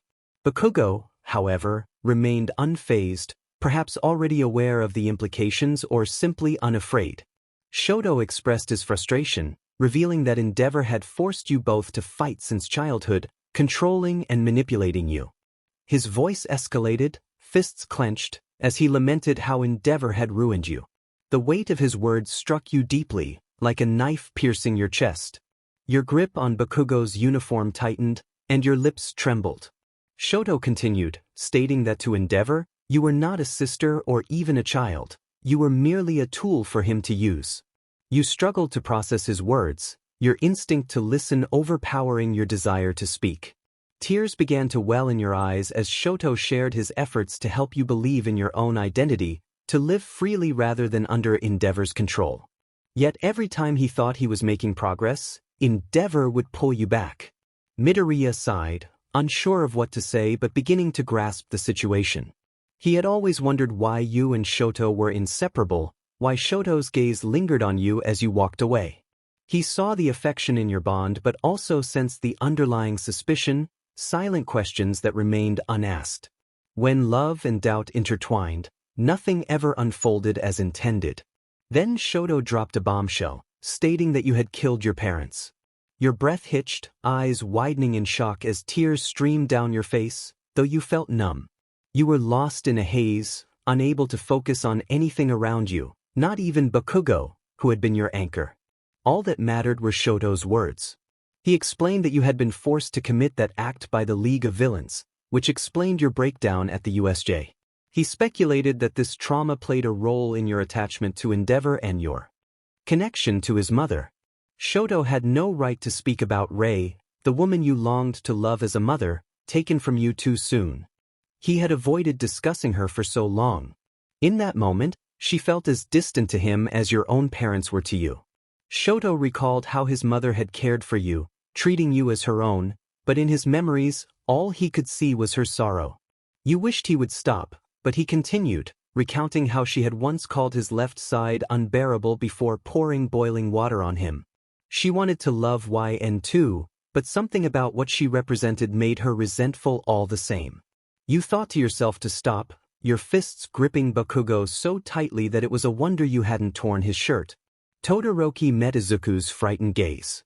He expressed that the reason he had picked a fight was to show his father what he was capable of without relying on his fire quirk. He intended to demonstrate that he rejected his father's power and that using YN all those years had been a mistake. He was determined to prove that he didn't need his quirk to take first place, nor did he need her. You weren't sure if you were breathing anymore. The pain surged through you, a sharp reminder of your past flashing before your eyes. You remembered Endeavor bringing you into his home and introducing you to his son, whose one eye was blue like the sky you missed, while the other was gray and soulful like a cloud. You recalled the first time you shared a meal with him, how he taught you to use a fork instead of your hands, and how to pronounce soba without a stutter. You thought of the times he fell asleep before reaching his bed after training, and how you would laugh together as you dragged him to his room, often ending up on the floor beside him. You remembered the moments when his mother held you both on her lap while you watched heroes on TV with hopeful faces, and the countless times you cried together, bandaging each other's cuts and bruises. More than anything, you thought of his smiles, the rare ones you could pull from him with your little jokes and moments of light. Shoto Todoroki was your brother, and suddenly his smiles felt like nothing. You realized how you had felt all along, those memories carried in your tears falling to the earth. All this time, Katsuki couldn't look at you. He was still trying to process everything Todoroki had said, how any of it could possibly be true, how it explained so much yet raised even more questions. He felt nothing but stunned in that moment. Midoriya shared the same feeling. Todoroki declared that no matter how fiercely Katsuki came at him in the future, he would defeat him using only his right side, but you were no longer listening. He concluded by saying not to hold back because he wouldn't. With that, he left, and Midoriya stood in the hallway for a few seconds after Todoroki's footsteps faded. Then he took his leave, likely in the same state he had entered. Once you and Bakugo were alone, he didn't step away from the wall. It took him a moment to summon the courage to look back down at you. When he did, he sighed and reached to cup your jaw, wanting to express his apology and surprise, but you interrupted him by pushing him back against his chest. Bakugo stumbled back a few steps but kept his eyes on you. He waited as you wiped the tears from your cheek. When you finally looked back up, the shadow of your hair no longer obscuring your face, there was nothing but numbness in your eyes. You gave a sad, crooked smile, scoffing at the pity you saw in him, mocking the emotions swirling inside you. You let him know that now he understood. Never had you wanted to cry more than you did that day. You wished to crumble to the ground and scream, to let yourself fall into the depths of sorrow. But something within you resisted that urge. Instead of allowing yourself to fall, it crept from the shadows and gripped your shoulders from behind. Its voice eerily rested against your neck as it whispered in your ear, questioning why you should feel the way you did. You knew from the start that people would always fear you. Looking down at your palms, you understood they had good reason to. So why feel sad about something that was always going to be inevitable? That voice told you to stay standing, that tears and cries were signs of weakness. You had relied on others your entire life to keep you from feeling weak and alone. But that voice insisted that feeling alone was not something to fear. It was something to embrace. The voice hardened you, transforming your will, mind, and body into something seemingly invincible. Your quirk no longer rebelled against your control. In fact, the moment you accepted your fate, it bowed to you. You chuckled silently, suddenly feeling stronger than ever. Nothing hurt anymore. Because try as it might, a knife would never penetrate something as unbreakable as stone. Todoroki sat in the stands before his first fight, hands clasped together, elbows resting on his knees, leaning forward as he observed the match between Shinso and Midoriya below. However, he was lost in thought, allowing the reality around him to fade into his own distorted perception. The noise was overwhelming from where he sat, the cheers, the boos, the cacophony of life all converging in one place. He couldn't fathom how loud it must have been for someone like you. He regretted the things he had said, wishing he hadn't shared so much with Midoriya. His gaze drifted to his classmates in front of him, fully engrossed in the battle. He struggled to focus on the action, his right hand tapping nervously against his left. He had needed to confide in someone, but he felt a strange emptiness without you by his side. Perhaps it was for the best, he mused. Earlier, he had crossed paths with his father in the halls, relieved that you weren't there to witness the encounter. Endeavor had confronted him, criticizing his and your actions. He had remarked that if Todoroki had utilized the power from his left side, he would have easily won the first rounds. He scoffed at the idea that you were keeping him in the lead, insisting that Todoroki had a duty to surpass all might and maintain control over you. Todoroki remained stoic, his expression unwavering as he listened to his father's words. He felt a surge of resentment each time Endeavor spoke, but he kept his composure. Endeavor had called him his greatest masterpiece, oblivious to the disdain in Todoroki's eyes. He warned his son not to let his bond with you distract him, claiming you didn't care for him in that way.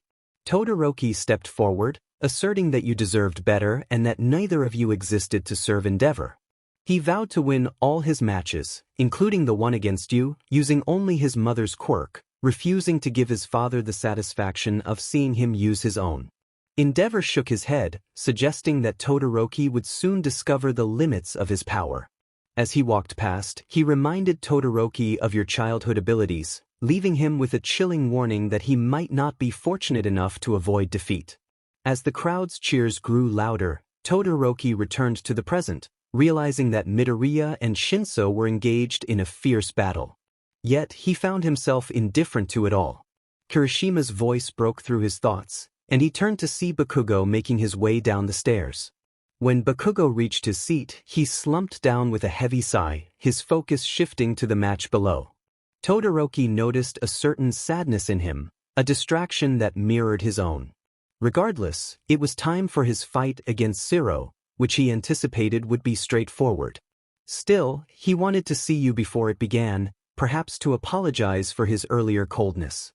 Taking a deep breath, he stood up, receiving well wishes from his classmates as he made his way out of the seating row.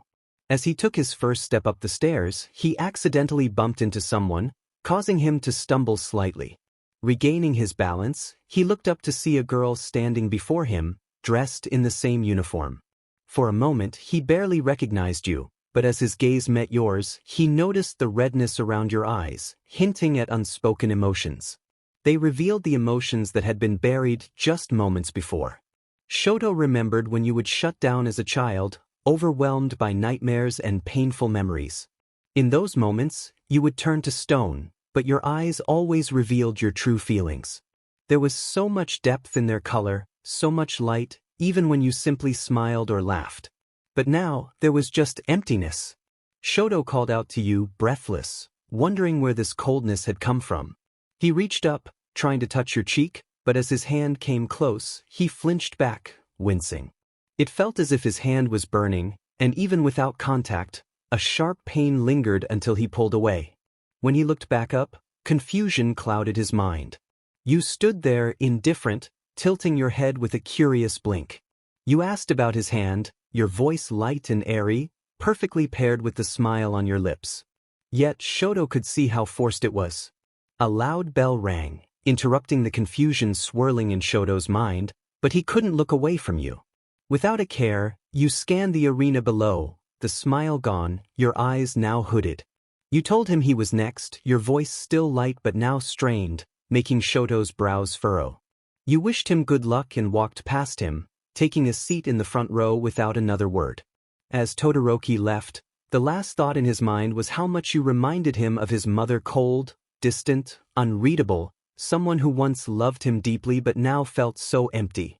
You didn't just remind him of her, you reminded him of the night she burned him too. Bakugo watched the end of Midoriya's fight, trying hard to focus, knowing he would likely face Deku soon. But when you reappeared and walked down the stairs, he was caught off guard. He tried not to look over his shoulder when Todoroki bumped into you, tried not to listen, but he heard anyway. You weren't yelling or confronting him about the stories he had shared with Midoriya, stories that weren't his to tell. But you were angry, and he felt it in the resonance of your steps as you took your seat in the front row, not even glancing his way. Bakugo stared at the back of your head, and though he could only see a glimpse of your face, it consumed his thoughts. It was frightening to see you after feeling the way you had pushed him away in that isolated hall. The hair that hid your eyes, the tone of your voice, even the numbing way you chuckled while looking down at your hands, it all haunted him. He never thought it would hurt to be rejected so forcefully, so definitively. He had never apologized to anyone for anything. And though everything about you seemed clear now, the price of knowing felt too high.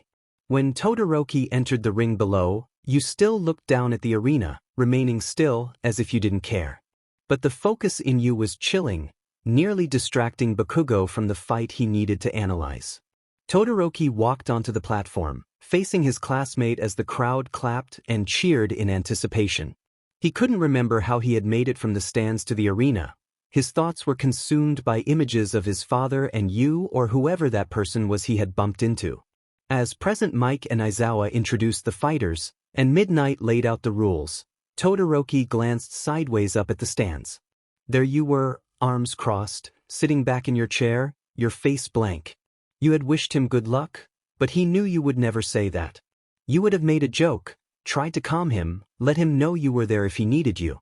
You would have gripped his hand and teased him for leaving you earlier. You would never be so dismissive. Todoroki's lower jaw trembled as he held your gaze. The distance between you felt vast, but even from that far away, he could see you, or rather, he couldn't. He only saw the emptiness surrounding someone who had left him behind. He wanted to prove to his father that he didn't need you, but suddenly, he had never felt more alone. His breathing intensified, fueled by a mix of panic and rage battling within him. He tried to put you aside, tried to push his father from his mind. But when the fight began and he shut his eyes, you were still all he could see. His father was all he could hear. Numb. Empty. He heard someone say that you didn't care, but he wanted to silence that voice. Shiro began using his tape to attack Todoroki from behind, but the words echoed in his mind. Suddenly, Shiro stopped moving, and so did Shoto. The entire stadium fell silent. Midnight's voice rang through the microphone, announcing that Shiro had been immobilized. When Todoroki regained his vision, he gasped at the sight before him. A mass of ice, the size of half the arena, had half buried his opponent. He stuttered an apology as he rushed to Shiro, who remained frozen and trembling. With a gentle touch, Todoroki raised his hand to melt the ice. It was overwhelming. A single tear streamed down his cheek as steam rose around him. He felt anger, but that was all. One last time, Todoroki looked up, surprised to find you unchanged since the fight began. Your expression remained devoid of emotion, just as it had been from the start. A buzzer sounded, signaling the next contenders. You stood when your name echoed through the speakers. Your classmates were still reeling from Todoroki's powerful attack on Shiro, but for some reason, it didn't affect you. In fact, it barely registered on your interest. You had never felt so impatient to move on. Whether Shoto won or lost didn't matter, you were eager for your turn in the arena. Still, you couldn't shake the sadness you saw in him when he looked up from below. It reminded you of something important.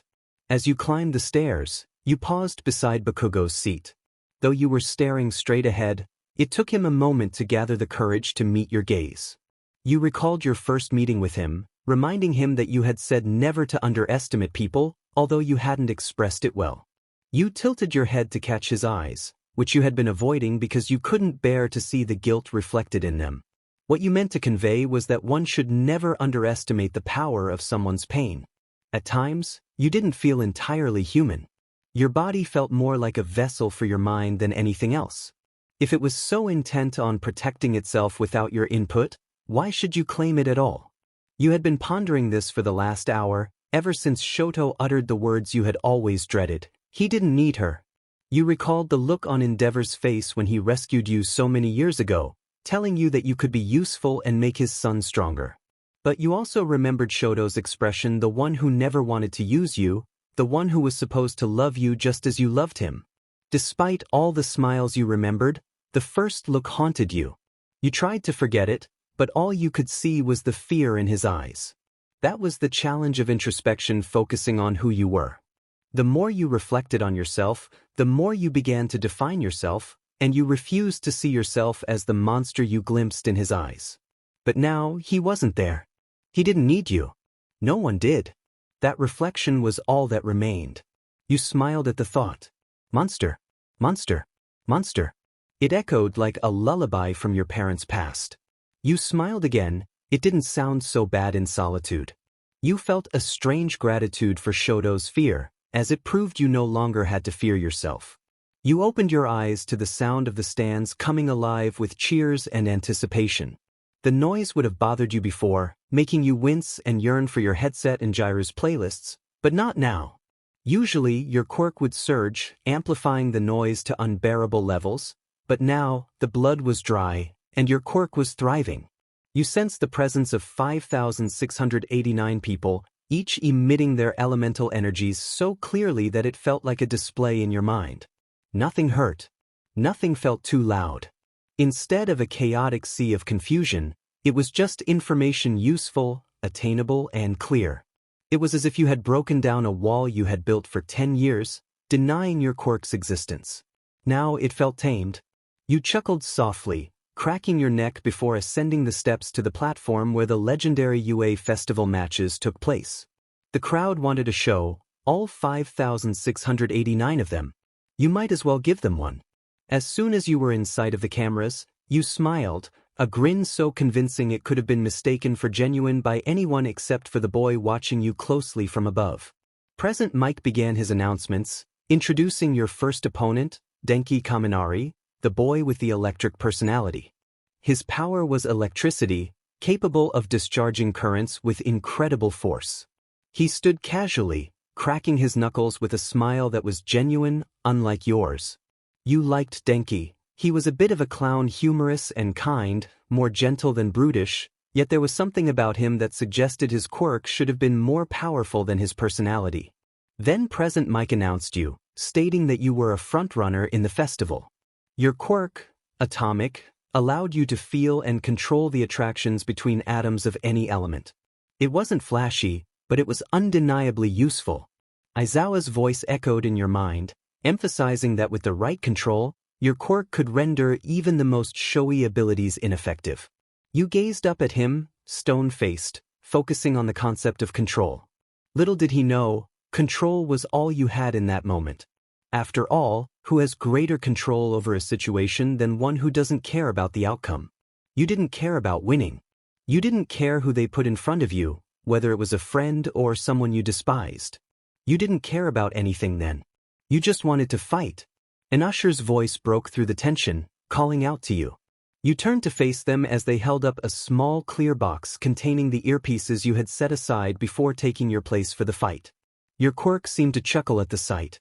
You shook your head with a crooked smirk and dismissed the offer. Present Mike announced the start of the match, declaring that the previous battle had been somewhat dull. Denki shuffled in his stance, excitement radiating from his wide smile and bright eyes. He expressed his admiration for you, suggesting that you go out after the fight, offering to treat you to a meal and comfort you for your loss, confident that he would win quickly. You thought to yourself how confident he was today as you watched him take his fighting stance. He declared his move, and as midnight signaled the start of the match, he unleashed a storm of electricity in your direction. The sheer power of his attack was impressive, but you knew his limitations. Denki Kaminari had a limited intelligence but an incredibly powerful stunning attack, which became ineffective if he overused his quirk. Defeating him was simple once he had expended his energy. Your only task was to evade his offense. You had a brief moment to think. Electricity traveled through electrons, disrupting the connections between positive and negative particles. You considered how poor Denki couldn't possibly know the implications of his own power. As you opened your eyes, you realized that your quirk operated on the same electricity as. The crowd fell silent, captivated by the spectacle below. As Kaminari's electricity blazed with intensity, ripping apart the cement and wreaking havoc, it didn't touch you at all.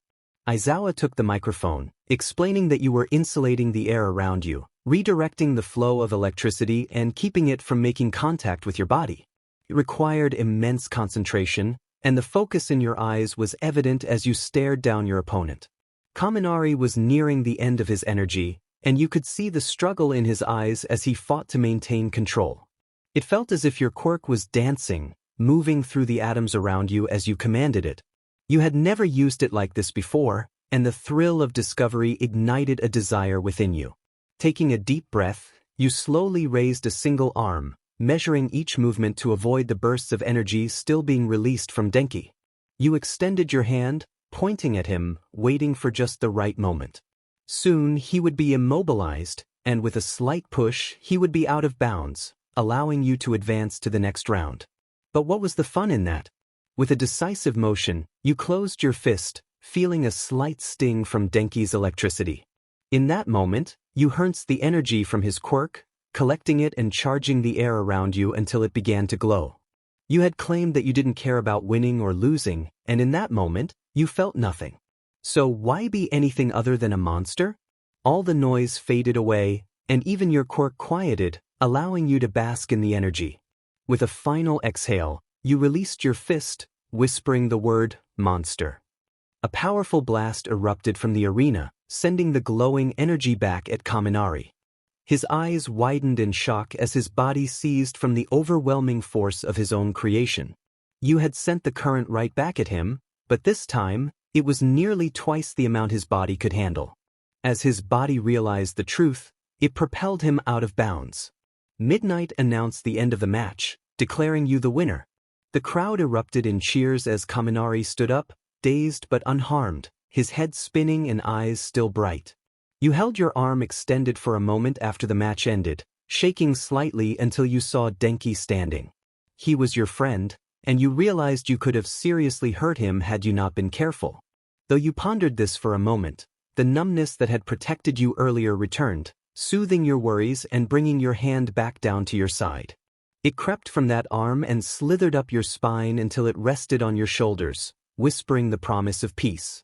Then you felt nothing again. Bakugo watched the entire match without blinking, as if the duration of the event hadn't warranted the need to do so. The rest of your class sat wide-eyed, astonished that you were capable of such a display. Even Bakugo, who always sensed there was more to you than you revealed, was taken aback. Yet he didn't let it show. His focus was solely on the emptiness within you. This wasn't the person he knew. The girl he trained with would never behave in such a manner. By the end of the match, your eyes had changed. They were no longer cold or numb, they were simply quiet.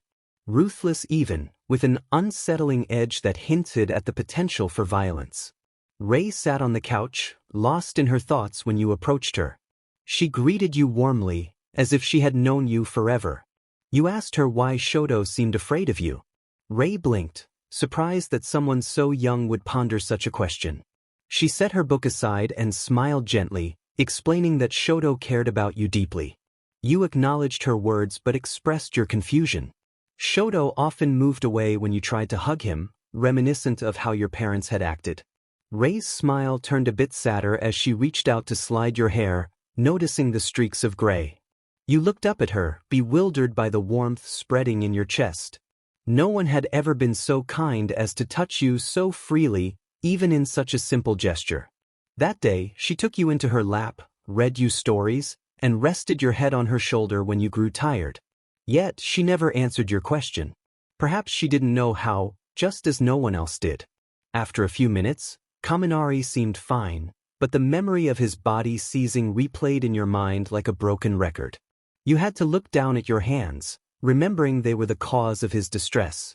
As you walked up the stairs and back to the stands, you recalled the expressions of those watching, mirroring Denki's confusion when you used your power.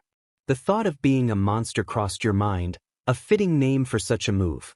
You took more steps, your hands feeling weak as you pondered the fear monsters instilled in everyone. Instinctively, you flexed your fingers and questioned if they really did frighten everyone.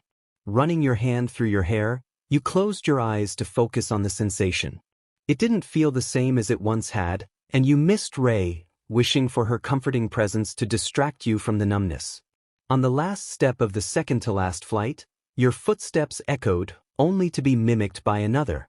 You looked up to see Bakugo descending the stairs, hands in his pockets, shoulders heavy. His gaze was focused on the ground, but you could sense a distraction nagging at him. When he noticed you, his expression shifted to one reminiscent of that day in the hallway when he had pinned you against the wall, listening to Todoroki say things you wished had remained unspoken. You asked if he needed something, and he replied that his fight was next, not moving from his spot. You realized he was up against Uraraka, a challenging matchup for her. Your analytical mind quickly devised a strategy for her to win, but she would need to avoid his fierce determination as much as his quirk. You inquired if he would go easy on her, to which Bakugo firmly shook his head. Unsure of how to continue, you swallowed and attempted small talk, straightening your back as you walked past him, wishing him good luck. His face twisted into a frown, a scoff escaping him, and you turned back to him, curious about his reaction. He dismissed your well wishes, claiming they were just words you wouldn't have said before. You shrugged, apologizing lightly. Bakugo turned to face you, taking careful steps closer, analyzing you. He looked intimidating, his intensity palpable, but you didn't feel the urge to step back. You stood your ground, waiting for him to speak. He pointed outside, insisting this wasn't the real you, that you wouldn't have acted that way. He seemed frustrated by your stiffness, both physically and mentally, expressing disinterest in the person you had become. You couldn't help but chuckle dryly at his words, which only made him stiffen further. He asked what was funny, and you sighed, regaining your serious expression. You told him he was many things, but you never thought he would be a hypocrite. Bakugo clenched his fists, demanding to know what you meant. You retorted, reminding him of his words in the woods about giving it your all, insisting that it meant everything. He protested, claiming you were misinterpreting him, but you challenged him, asking if that wasn't exactly what he meant. You had been practically urging him to use his quirk and give his all since the day you met, and now it was evident. A cruel smile lingered on your lips, making Bakugo blink in disbelief. He felt the weight of your words as you stated that if he couldn't handle it, that was on him. He shot back, insisting that you weren't truly giving it your all.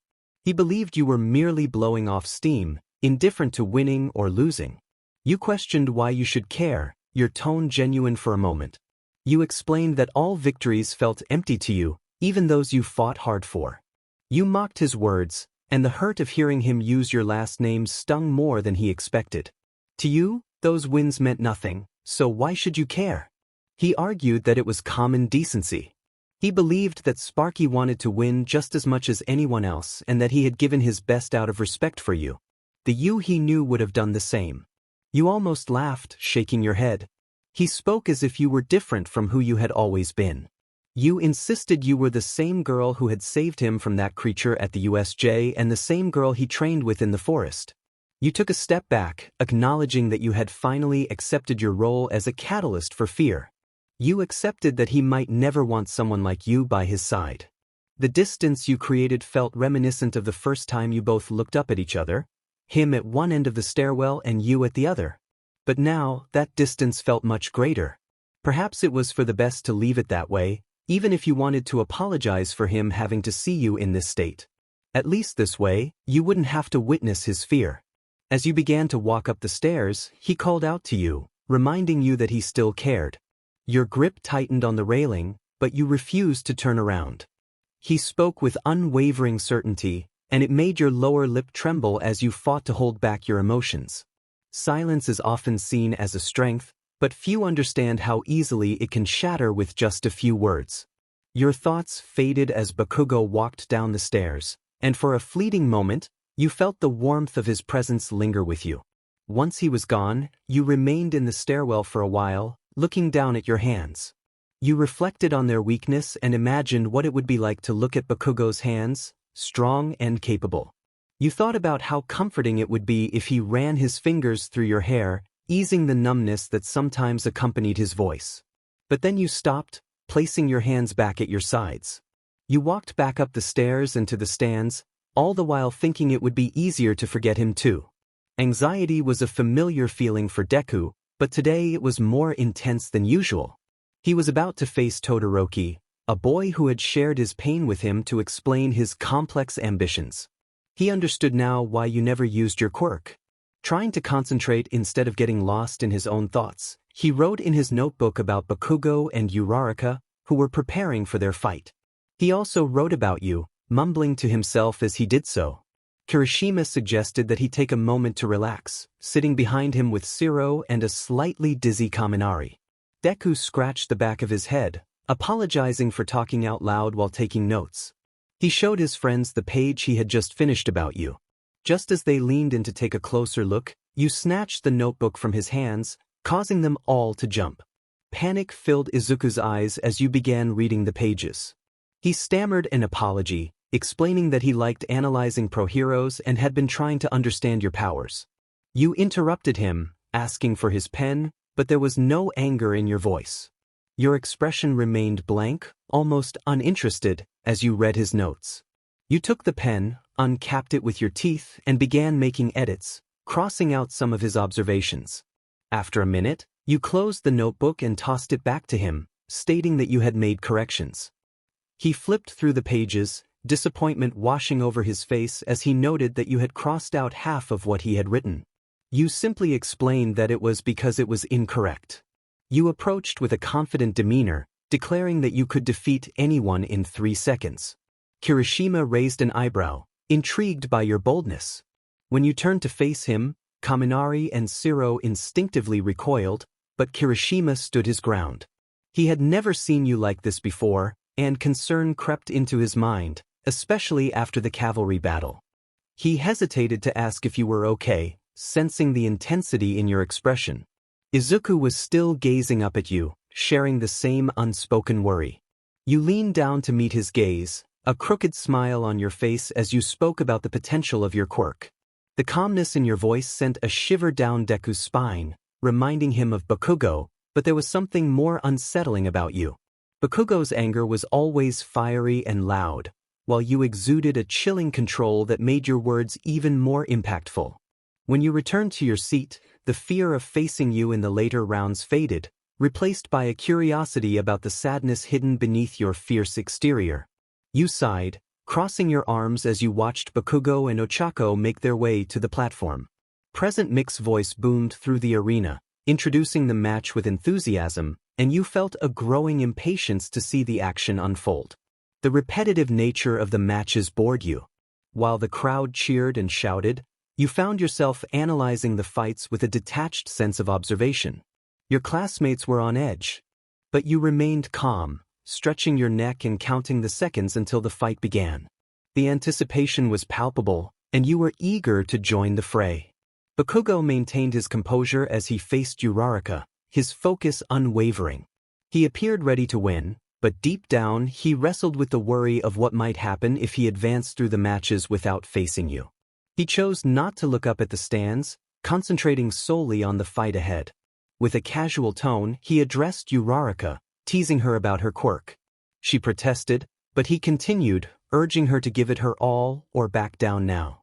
You observed him with interest as he prepared for the match, noting his subtle movements and the determination in his stance. It was evident he put everything into his training, and you couldn't help but feel a mix of admiration and concern for the effort he exerted. Kirishima leaned forward to speak with Deku, curious about their strategy for Uraraka against Bakugo.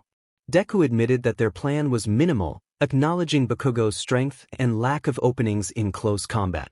You recalled your own experiences trying to get past his defenses, realizing how challenging it would be for Uraraka. As the buzzer rang, signaling the start of the match, Uraraka sprang into action, determined to touch Bakugo just once to gain the upper hand. Deku watched with hopeful eyes, but you sensed that her advantage was limited. Bakugo was known for his aggressive starts, and you watched intently as Uraraka made her move. In your training sessions, you had learned that Bakugo relied on his size and strength to dominate, and now, without quirks, he would need to evade her completely.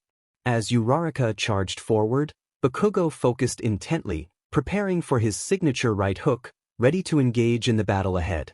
He drew his face into his neck to shield himself from the blast he was about to unleash, the one she knew to avoid. Just as she got within range, Bakugo did what he always did. He surprised everyone. The moment a blast flashed before their eyes and Uraraka was sent flying back, a gasp escaped from the audience. The boredom that had settled over them was instantly replaced with shock. That wasn't a typical move he had just executed. It wasn't a right hook or a left hook. It was something entirely different. It was one of her techniques. Midoriya exclaimed Uraraka's name as she hit the ground, flat on her back, wincing at the impact. Concern spread through the class like wildfire. Ida covered his mouth, and others echoed their worries. It seemed Bakugo was showing no mercy. Ignoring their chatter, the observer noted how he had blocked her by turning his body and blasting her with his opposite hand. In the clearing, when he couldn't block, he would grab his opponent either by the arm to throw them, the leg to trip them, or charge right into them. The only way to avoid that was by spinning away, using a decoy movement with one side of the body to distract him while the other side was ready to counterattack.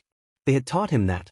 Perhaps all those hours spent exchanging blows had led him to respect her more than she had realized. As Uraraka attempted to charge at him again, he employed similar tactics, trying to maximize his offensive abilities with explosions. However, it was becoming increasingly obvious. The subtle movements he incorporated were evidence of all those hours spent observing her fight. Bakugo, the observer thought, suddenly feeling a deeper investment in the fight. Was he really paying that much attention to her? Around the platform, smoke and dust rose, clouding visibility. This was disadvantageous for Bakugo. He couldn't predict where she would come from. He had to rely on movement and sound as indicators. When fear strikes, pupils expand. It's not a voluntary action or reflex, it's the brain's way of signaling that danger is present. To most, this change is barely noticeable, a slight increase in the circumference of the black hole at the center of the iris. But to the observer, it was the most apparent detail in a person's face. Not their mouths or noses, but their eyes the singular detail that always captured their attention. After all, most people can't recall anything before the age of 4. That was when their quirk manifested, when those slightly expanding pupils became the only recognizable feature. In the eyes of their mother, their father, and everyone who had ever crossed their path. Even in the eyes of the first person they had ever loved. So what else was there to know? Now, standing paralyzed in the hallway, surrounded by haunting memories, that was the first thing they noticed upon turning around. Eyes so frightened, they glistened blue and gray, tinged with red and white. They blinked a few times, recognizing that look so well that for a fleeting moment, they thought it was Shoto. But it wasn't. After a few more blinks, they realized it wasn't Shoto standing there, facing them with that expression. It was someone who didn't know them as well. The bright green hues of innocence and dreams still shone in his eyes. They weren't filled with fear like Shoto's, they belonged to Midoriya. It felt as if he had walked into the wrong room. He was more terrified of not knowing what to say than the situation he was slowly becoming a part of. Swallowing his inhibitions, Deku tried to look past their stance, noting the fight-or-flight response in the way they shook, their petrified expression. He murmured that they had heard everything about Todoroki and the things he had said. The observer sighed, feeling a mix of relief and shame. They shut their eyes, shaking their head and turning to face the wall instead of him. He couldn't be there. He couldn't discuss these matters. If Endeavor found out he had heard, he had to leave. They urged him to go, insisting he should head down for his fight. They pressed a hand over their mouth and the other against the wall, leaving their mask up in the stands to focus on their breathing. Midoriya called their name, his voice high and sweet, now tinged with pity. While that tone might have bothered anyone else, it only made them want to sink to their knees and into someone's arms. He approached slowly, as if nearing a wild animal in pain. He asked if that was why they were acting this way because Todoroki didn't mean what he said. He was just angry at his father.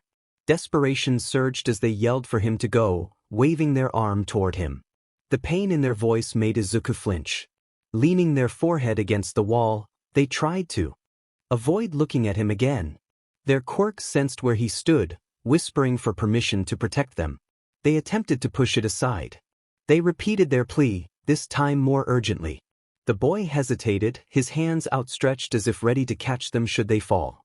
He insisted they shouldn't be alone right now, going against his better judgment and moving closer. He wanted to help. But they yelled that he meant every word, that Todoroki and his father had to be accepted as they were. Their hands instinctively moved to cover their ears, trying to block out the noise of their thoughts. It was as if the painful ringing of your quirk had become more comfortable than the silence that surrounded you. You whimpered, tightening your hold on your head as if trying to crush the thoughts within. You resolved to move on, but your head hung low, filled with countless words yet so few answers. The silence you had hidden behind began to crumble, and even numbness could not shield you from painful memories or the creation of new ones. You lifted your gaze to find Izuku staring at you, standing tall, the pity gone from his eyes. He insisted that you were wrong, recalling a moment when he had seen someone cry, emphasizing that his words were meant for him, not you. The announcer's bell rang again, and while he turned his head toward the sound, his thoughts remained on you. After a moment of contemplation, he looked back up with a resolve reminiscent of All Might. He expressed his determination to find a way to prove his point, even if it meant facing challenges head-on.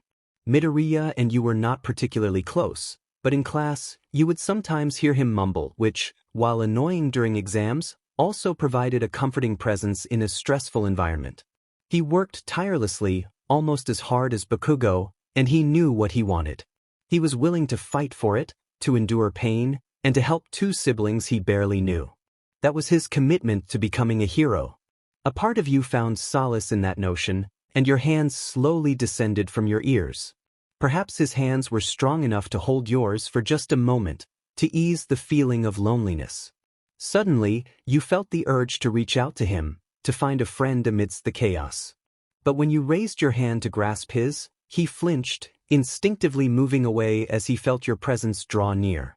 His breath hitched slightly, and he shuffled back, the sound of his shoes squeaking on the tiles filling the silence. You halted, your arm retreating to your side as your quirk quieted alongside the stillness. In that fleeting moment when Deku showed his fear, you were reminded of Shoto. You recalled Rei, feeling a ghost of her hand brush through your hair as she remained unable to answer your questions. You remembered Shoto pulling away when you reached for him that morning, and the way your classmates had looked at you when you yelled. The stands had mirrored those expressions, and for just a brief moment, you thought you saw your parents' faces, the ones you could not fully remember. You envisioned them, bound and in distress, tears tracing paths through the dust on their cheeks, their eyes reflecting a fear similar to Deku's. Bakugo sat impatiently in his seat in the stands, annoyed at the late contenders taking too long to get into position. The inactivity only led to boredom, which in turn made him think about things he preferred to avoid. He found himself contemplating Todoroki versus Deku, wondering if it were possible for both to lose, as neither seemed deserving a victory, especially not icy hot after everything that had transpired. Yet, he could not deny the satisfaction he felt at the thought of defeating him. Bakugo muttered his frustrations under his breath while Kaminari and Shiro engaged in their own loud conversation nearby, adding to his irritation. He was also annoyed with Kirishima, whose recent fight had resulted in neither a clear winner nor loser. He was frustrated by your earlier words, questioning why you had defended Midoriya and expressed belief in him. What kind of nonsense was that? Why did you suddenly believe in him? He didn't need anyone defending his honor but himself. As he looked down at the empty arena, still devoid of its contenders, he imagined what it would be like to see himself fighting down there. He thought about how you had taught him your moves, as Aizawa had instructed before you became partners. You had shared your past with him, yet you had pushed him away, so why weren't you angry with him? Why didn't you want to confront him? Slowly, Bakugo's clenched fists relaxed, their tension easing as he brought them to his sides. His expression softened, haunted by the image of you in the corridor, on the verge of tears. He sighed, resting his chin on his palm and shutting his eyes, questioning why you occupied so much space in his mind. As the crowd grew louder, Bakugo and the rest of Class 1A perked up. Down below, Deku and Todoroki finally arrived, making their way to the platform. Everyone else sat on the edge of their seats for this matchup, but Bakugo leaned back, seemingly uninterested in moving. Nothing could distract him from his thoughts right now. Not while the fight with his two greatest rivals was about to commence. As if it was magnified, Bakugo heard the slightest sound of footsteps behind him. They were slow and steady, yet rather weak, carrying an uncharacteristic heaviness, as if the person taking them had only defeat on their mind. When they stopped, Bakugo felt a coldness beside him, someone standing at the end of the row, casting a shadow on his face. His eyes flickered sideward, a general curiosity about who was late to the showing. But as soon as he saw who it was, his eyes widened slightly, and he raised his head from his hand, sitting up straight. It was you. As dead-looking as before, your body was tense, not trembling, with not the slightest muscle tensed in anxiety. Your mask was off, but your lips didn't shake, and your chest barely rose and fell at all. But when he reached your eyes, it was different. You stared forward, not at anything specific, just in the general direction your body was facing. He swallowed at the sudden sadness he saw there. Your body wasn't moving. You weren't looking for any specific place to sit. Everything in you was perfectly still, as if your body was leading you more than your mind, searching for the closest warmth it could remember. Maybe you were deliberately doing it too. Bakugo didn't look away. Not until your head slightly. Head to the side, your gaze meeting his with some level of consciousness. The plea, the desperation in it was enough. He now understood why your footsteps sounded so defeated, why you stopped beside him without saying a word. You were alone, and the realization didn't fully pain you until now. He was the only person who knew why. Bakugo broke eye contact, his face returning to its sour nature as he gripped the edge of his seat and pushed himself out of it. He yelled for everyone to move down, and Kaminari and Shiro jolted up at his voice. Once they saw you, they complied, each of them seating themselves one spot to the right. Kaminari asked what Bakugo was so mad about as he plopped himself down next to Shiro. Bakugo snapped at him to be quiet, taking his seat and only glancing out of the corner of his eye to make sure you followed and sat beside him on the edge. Thankfully, you did, slowly stepping into the row and sitting down, the heat of Bakugo's body beside yours the only thing that guided you. He didn't say a word to you, nor you to him, but there was more than sympathy in the way he looked at you before standing to let you by his side. There was an understanding there too. Releasing a heavy sigh, you let yourself breathe again. Maybe the comfort of his presence allowed you to breathe once more. For some reason, it was easier to think now. Whatever was about to happen, you had to convince yourself it didn't matter. Whether Deku managed to pull off a victory and move on to the next round or not. Whether Todoroki would let his rage and power fuel him to win this match or not. Nothing mattered. As long as you did what Endeavor said, it would be okay. As long as he held on to his promise, it would be okay. Whatever happened after the festival didn't matter. But even trying to convince yourself of all that was impossible. The only thing keeping you from going back into panic was the fact that you were surrounded by your class. Kaminari spoke up, asking if you were okay, a gentle smile on his lips as he bent over his knees to look at you past Bakugo. He mentioned that you had gotten a little riled up in the last match and wanted to check in. Bakugo, however, beat you to a response, telling Kaminari to leave you be in a low voice, pushing him back into his seat. Kaminari protested, saying he was just asking. Bakugo snapped back, questioning if you looked like you wanted to talk to anyone right now, emphasizing that some of them wanted to focus. Bakugo grumbled at him a few more times before crossing his arms and focusing back down on the coming match. The truth was, you wanted to answer Kaminari, to say you were fine and not to worry about it. But it was hard to think of anything except what was about to transpire as the crowds intensified and Present Mike began his introductions. He announced a match everyone had been looking forward to, Midoriya versus Todoroki. The two faced each other down below, stone-faced and ready. One aimed to live up to people's expectations, to win and be the hero he dreamed of being. The other sought to prove his father wrong, to unleash his anger and show everyone what he was worth without him. It didn't matter. No matter how many times the thought repeated in his mind, the comfort gained from the presence beside him felt like a lie. Shoto never understood the concept of shows that drew spectators to watch contenders ready to battle fiercely for something as trivial as a title. A single, finite title that held no real value. As he climbed the stairs to the platform, the weight of his boots felt heavier, and the concrete beneath them seemed rougher. His hair blew from his eyes as he reached the top, revealing Midoriya standing on the other side. He stared at the boy for a moment so green, so new, so innocent. It dawned on him that he didn't understand the contenders either. People like Midoriya and Bakugo, who willingly put themselves on display like fighters in a ring. What did they gain from this other than pride? Perhaps it was just his bias. Perhaps he resented them for seeking something as meaningless as being number one. Standing at the edge of the bounds, he felt the crowd grow quiet, yet a single sound overshadowed the breath in his chest. He heard his father's flames from a distance, his voice echoing in his mind. For a moment, Todoroki felt sadness from the sight before him and the noise swirling in his thoughts. You were neither a contender nor a spectator, neither his father nor his mother. But he saw you in Midoriya's eyes, in his innocence, and he heard you in his father's fire. Clenching his fists, he forced the sadness to dissipate, the sound of fire and the sight of innocence fading with it. So what if he couldn't understand? He understood his rage, powerful enough to drown out the sound and arrogance of those flames for good, even if it meant extinguishing your bond too. But Shoto often forgot how easily he got lost in the dark and how hard it was to find his way home without you beside him.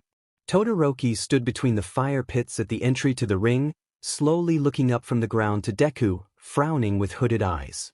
He acknowledged that Midoriya was still there. Midoriya took a deep breath to steady himself at Todoroki's low, quiet, and threatening voice, which he could still hear despite the crowd's noise. Shifting forward into the arena, he focused on his goal rather than his inhibitions. He addressed Todoroki, expressing that he understood what was happening now. Across from him, Shoto remained still, as if only his anger stood in his place. Midoriya ran a hand through his hair, pushing back his sleeves and cracking his neck. He knew All Might would disapprove of what he was about to do, but it was worth the risk to get his friends back. Meeting Todoroki's gaze once more, he nodded and bent his knees, getting into his fighting position. He declared he was ready, both to his opponent and himself. Todoroki responded by raising one arm and extinguishing the flames in the fire pits behind him. He stepped into the arena as the crowd's anticipation grew louder, stating that Midoriya was not ready. Everything was loud again, and now there was no convenience of relying on earpieces. Your quirk obeyed more than before, but the anxiety needed an outlet, and tapping your foot repeatedly was the only way to cope. Everyone else in the class seemed relaxed, waiting for the match to start below, some even conversing like Siro and Kaminari. You couldn't join them, you felt too embarrassed from earlier, so you focused on your foot tapping. Of course, the constant vibrations and noise weren't exactly relaxing for anyone around you. On your left, Bakugo sat with arms crossed, leaning back, his focus lazily on the scene below. However, every 30 seconds, his eyes would drift to you. The sadness he had witnessed in you lingered, overshadowed by stress. You were still lost in your thoughts, the energy building up in those repetitive movements.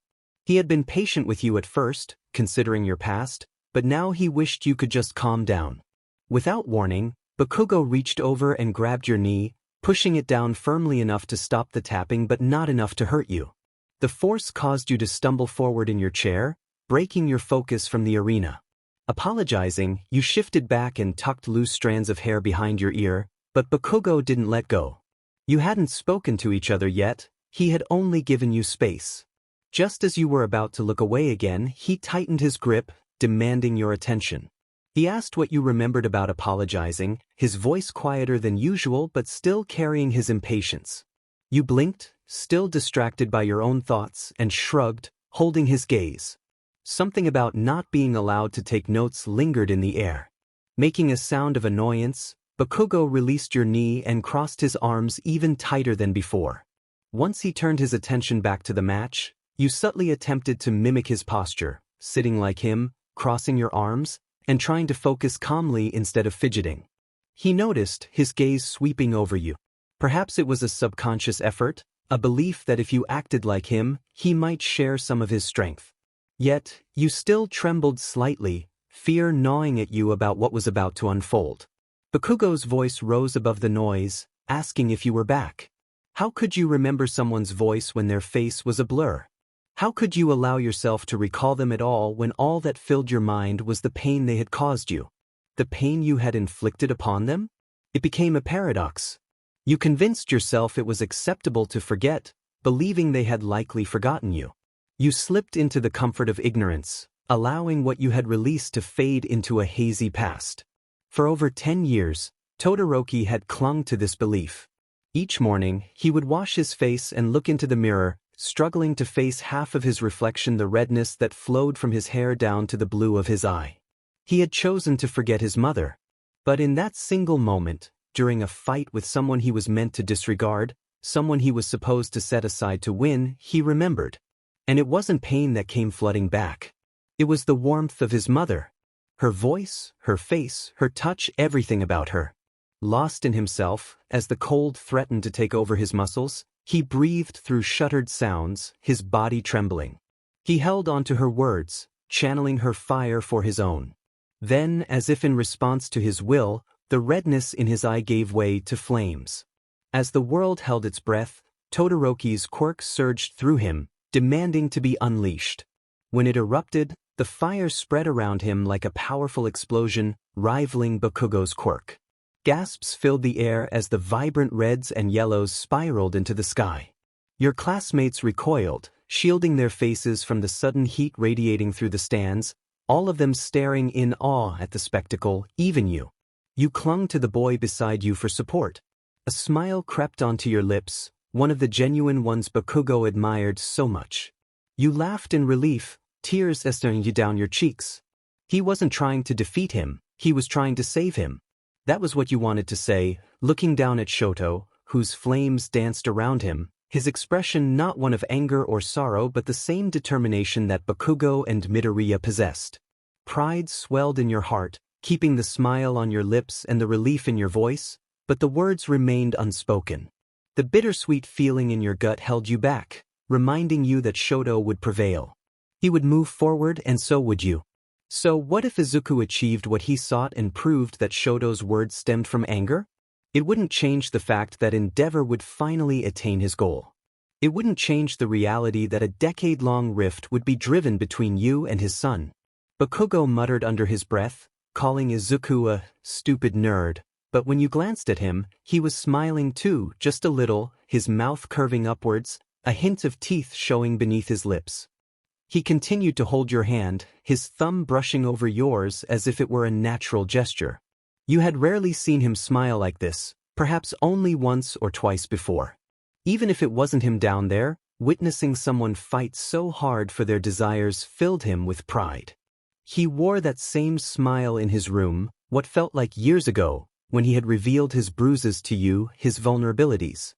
He acknowledged your presence, as if pleased to have the girl who annoyed him so much back. In that moment, you understood him more than ever.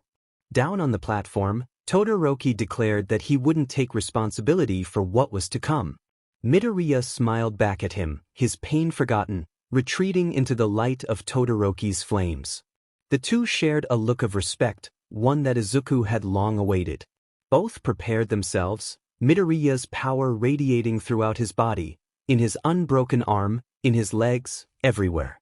Todoroki gestured with his hands, feeling the wind swirl around his flames and ice, letting them intertwine. When their powers collided, the entire arena trembled from the force of their strength.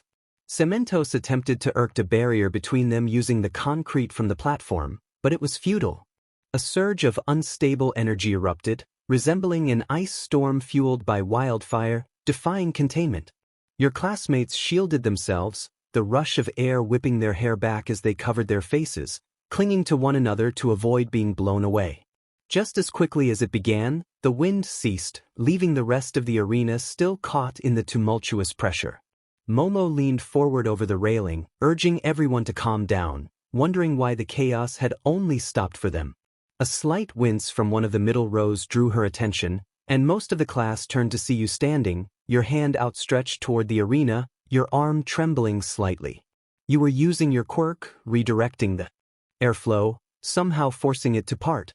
It looked incredibly difficult, slightly painful even, given the range being expanded. The focus in those eyes was intense, all energy directed at that singular action while everyone watched closely. When the wind from the explosion finally dissipated, breathlessness washed over you, nearly causing you to fall back into your chair, needing to find support against it as you let your quirk rest. Down below, visibility was poor. Steam and smoke enveloped the platform, and until it cleared, silence reigned even among the crowds. Midoriya was the first to reappear. When he did, he was nowhere near the border, having been blown back against the wall by the blast. Soon after, he collapsed, unconscious, his body battered beyond recognition. Nothing felt normal in that moment. Class 1A was acutely aware of the gravity of the situation. Yet, the most curious occurrence wasn't just about Todoroki and Midoriya. Caught up in the match, you didn't even realize you were still standing, still holding Bakugo's hand tightly. Realizing everyone was staring at you both, your eyes widened. You and Bakugo released each other faster than thought possible, pushing away and turning to face different directions, each seeking something else to focus on to hide the redness creeping to your faces. Fortunately, there was still an undecided fight happening, one everyone eagerly awaited to conclude. Midnight was the first to notice Shoto. When her whip rose, everyone understood what was coming. Todoroki wins, she announced, a breathless boy emerging from the chaos, still standing on the platform. He advances to the third round. Everything felt silent as Shoto walked out of the arena, even with the cheers surrounding him. His focus was solely on Midoriya being carried out on a stretcher, each limb marked with bruises, his mouth slightly open, eyes closed. And for what? He wanted to win, right? But more than that, he wanted to be a hero. He wished to make Shoto realize his anger was misplaced, that his actions were misguided. For a fleeting moment as he stared, a light flashed, and he thought he saw you on that stretcher. Even if it was just for an instant, it startled him back a few steps. Eventually asked to leave, he walked out of the stadium, his feet feeling heavy, his body weighed down by the burden of indecision and thoughts he struggled to articulate. He understood what it felt like to be hated. That was what Midoriya believed, thinking Todoroki hated you, but that couldn't be further from the truth. When he thought of you, he didn't think of hate. He thought of innocence. Innocent. That one word echoed in his mind, for that was how he always pictured you. Just a little girl who endured so much without ever deserving it. You didn't know where to sleep at night, sometimes wandering from your room and sitting under the table in the hall, close to a window, unable to bear the thought of sleeping alone in the dark. Eventually, Shoto asked his mother to move your bed into his room so you wouldn't wander anymore, so you wouldn't feel so lost that you had to hide. You shared a room ever since. You didn't know how to use a fork either. He had to teach you. He cherished those aspects of your innocence. It made him feel like he wasn't the only one uncertain about so much. But you also didn't understand what it meant when his father hurt his mother. You didn't know why you were asked to fight, so you simply did. Giving and receiving bruises didn't faze you, not once. You were just so innocent, and Shoto loved you for it, but Midoriya was wrong. He also resented it. Innocence and naivety were intertwined. One could not exist without the other. Why? He thought, your name reverberating in his mind alongside memories of your youth. I don't know what to believe anymore. I don't know what to do. Once he reached the corridor leading out of the stadium, darkness enveloped him. When he looked up, he found exactly who he expected to be waiting. What's the matter? Endeavor smirked, smugness evident in his tone, flames flickering with his pride. Not going to tell me to get lost? Todoroki sighed, lacking the energy to even frown. He continued walking, unfazed. You need to learn to control your left side. It's dangerous to release so much energy like that, but I'm glad you're finally seeing reason. Now that you've abandoned your childish rebellion, we can focus on what's important. I haven't abandoned anything, Shoto interrupted, stopping in front of his father. There was a distracted quality to his movements, a choice not to make eye contact. Perhaps not distraction, but carelessness. You're a fool to think my feelings could be so easily reversed. Instead, out there, for that one moment, he paused, glancing at his bare arm, the one he had promised never to use again, its fire flashing in his mind. I forgot all about you. Endeavor made a surprised sound, unsure how to process those words. Shoto had always been defiant, passionate, and filled with resentment, but there was always something more to him. Even Shoto didn't understand his sudden apathy. Unfortunately, it didn't quell his doubts. She said yes, didn't she? He asked, breaking the silence, his father frowning down at him. What are you talking about? You met with YN earlier, somehow after our matches started. Endeavor, already confused, struggled to grasp where this was coming from, so Shoto continued, emotionless. You've been pulling her aside and telling her to do things on your behalf for years. She didn't understand when she was a child because it was all she ever knew, so I'm assuming today was no different. Shoto remembered the look in your eyes when you crossed paths in the stands. You were so cold too, just as he was now. A heavy breath escaped him. Because even if he wasn't angry, he still knew. You told her to fight me, he said, his tone laced with sadness. He clenched his left fist, finishing with a soft whimper, and expressed his frustration about being told to use his power and for someone to lose. Endeavor remained silent, his lack of response speaking volumes. Shoto inhaled sharply, hoping he was wrong, wishing for once that you would come through for him. When that hope shattered, he felt the last thread connecting him to you severed completely. His lower lip trembled, memories from their fight flooding back, each one carrying its own weight of suffering. He didn't want to lose you. He clung to the image of you needing a night light, sitting on his mother's lap, as if it were all he had left in the world. He held on to it with an iron grip, but now it felt like his resolve was slipping, threatening to break apart. Steeling himself, Shoto looked back up at the man before him, who stood quietly, unable to confront his own wrongdoings. A light flashed again, and he thought he saw you standing beside that man. Fury ignited within him at the sight, and it felt as though he had just let go of everything. He declared that maybe one day he would forgive his father for what he had done to him, but he would never forgive him for taking away the one true sibling he ever had, for turning her into a monster. He struggled to breathe as the weight of his words pressed heavily on him. He resolved to fight her and believed he would win, though he wasn't sure if it was the right choice. This was not for his father. It was for himself, for his mother, and for the girl who had been ruined.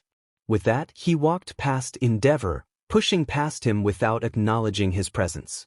He moved forward, heavy-footed, wanting to escape, and the darkness around him deepened until he lost track of where he was headed.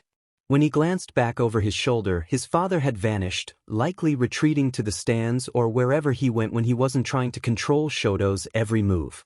Shoto took a moment to regain his breath, watching his father disappear into the light. However, when he turned around, he saw someone else. You stood with your arms crossed, leaning against the wall, your head bowed as if lost in thought. When you looked up, Shoto blinked a few times, realizing you had heard everything. There was no doubt about it. You remained quiet for what felt like an eternity. You had rushed down from the stands to check on him, wanting to ensure he was okay. But witnessing the confrontation with Endeavor and hearing him express his feelings was overwhelming. You simply wanted to look at him, to see how different he appeared in this light, to gauge if he had changed from what you had heard him say. You asked if he was hurt, your tone detached and unsympathetic. Shoto opened his mouth to respond, but your question felt more like a programmed inquiry than genuine concern. Instead of answering, he sighed, unsure how to navigate this moment. You pressed him, demanding an answer, catching him off guard and causing him to step back. The calmness in your voice and the emptiness in your expression made him straighten up. This was not the anger of your childhood, it was something deeper. Shoto replied that he wasn't hurt, trying to maintain eye contact, and you realized he was just as hardwired as you were. You pressed him further, wanting to know if he truly meant to ask what he had just said to Endeavor. You smiled mockingly, and he furrowed his brows, sensing the challenge in your demeanor. You could forgive him for everything that had happened that day, but first, you needed to know something important. If he was willing to share his feelings with his father and Deku, he better be ready to share them with you. Leaning closer, you whispered for him to ask, knowing he wanted to. Shoto sighed, shaking his head, unsure how to proceed. But you stepped forward, closing the distance between you, your hair brushing against his jaw. He shivered, feeling the tension in the air as your breaths mingled. You urged him to ask, your presence pressing down on him. He raised his voice, demanding to know if you had agreed to betray him when asked. The challenge in his gaze shifted the dynamic between you, transforming your relationship into a manifestation of lost faith. The cruelty faded from your eyes as his words hung in the air, and so did the anger he couldn't fully comprehend. You stepped back, the sound of your shoes against the ground marking the distance between you. Your lips twitched, forming a brief smile before settling into a frown. You whispered that it was there, but he didn't hear you. When you interrupted, your voice held a power he had never experienced before. Your expression was devoid of emotion, shaped instead by a faded sense of hurt. You declared that instead of answering his question, you would ask him something in return. Shoto remained silent, nodding slightly, uncertainty evident in his demeanor. You asked about your birthday, adopting a light and airy tone that felt forced. He swallowed, unsure of why you were asking. You informed him that your birthday was 10 days before his, a fact that brought a fleeting smile to your lips before it vanished. You let out a small laugh, your head tilting as you gazed into the distance. You reflected on how, despite being older, he had always acted like an older brother. You smiled as you recalled how grateful you had been for his protectiveness, even if it felt patronizing at times. As you continued, Shoto's eyes widened slightly, sensing a shift in your demeanor. He struggled to recognize this side of you, the one that seemed to mask pain with a smile. It was clear you were on the brink of breaking, and perhaps you were. You needed to express your feelings, to make him understand your experiences. You pointed out that he had always believed you needed his protection, viewing you as a fragile girl who had lost her parents. You mimicked his perception of you, soft and gentle, before letting out a dry chuckle that startled him. You informed him that you were smarter and stronger than he realized, a painful truth for both of you. His wide-eyed expression showed his disbelief. This wasn't the person he knew. You pressed on, recalling the first time you saw him as a child, hiding behind his mother. You knew then that he would let his pain consume him if you weren't there. As you looked at him, half of him resembling his father, you asserted that you understood everything he thought you didn't. You silenced the memory of Endeavor's commands, admitting that you had complied with his wishes to protect Shoto. His confusion deepened as you stood before him, indifferent. You explained that you had allowed his father to believe he controlled you, that you cared, all out of love for Shoto. You did it to prevent Endeavor from harming him further. Shoto's breath hitched, and you could see the hurt in his eyes. You felt no remorse. You believed he needed to hear the truth. You stepped closer, revealing that your actions were also about your own survival. His brows furrowed in confusion, realizing there was no loyalty in your words, neither to him nor to Endeavor. You laughed at his expression, clarifying that you could never see Endeavor as a father. You even considered pretending to love him, but the thought of harming him crossed your mind more than once. You spoke as if it were the most ordinary thing, and despite the shock in Shoto's eyes, you continued. You acknowledged that Endeavor didn't care about you and could easily dispose of you. Shoto looked like he might cry, but you pressed on, stating that you followed his orders because he had rescued you from a terrible place and could send you back. Your voice cracked, and the tension between you grew palpable. Both of you were on the verge of breaking, and the distance you had created felt insurmountable. You inhaled sharply, determined not to show weakness to the brother who had abandoned you. You declared that if he saw your actions as betrayal, then so be it. A tear rolled down your cheek, mirroring the one on his.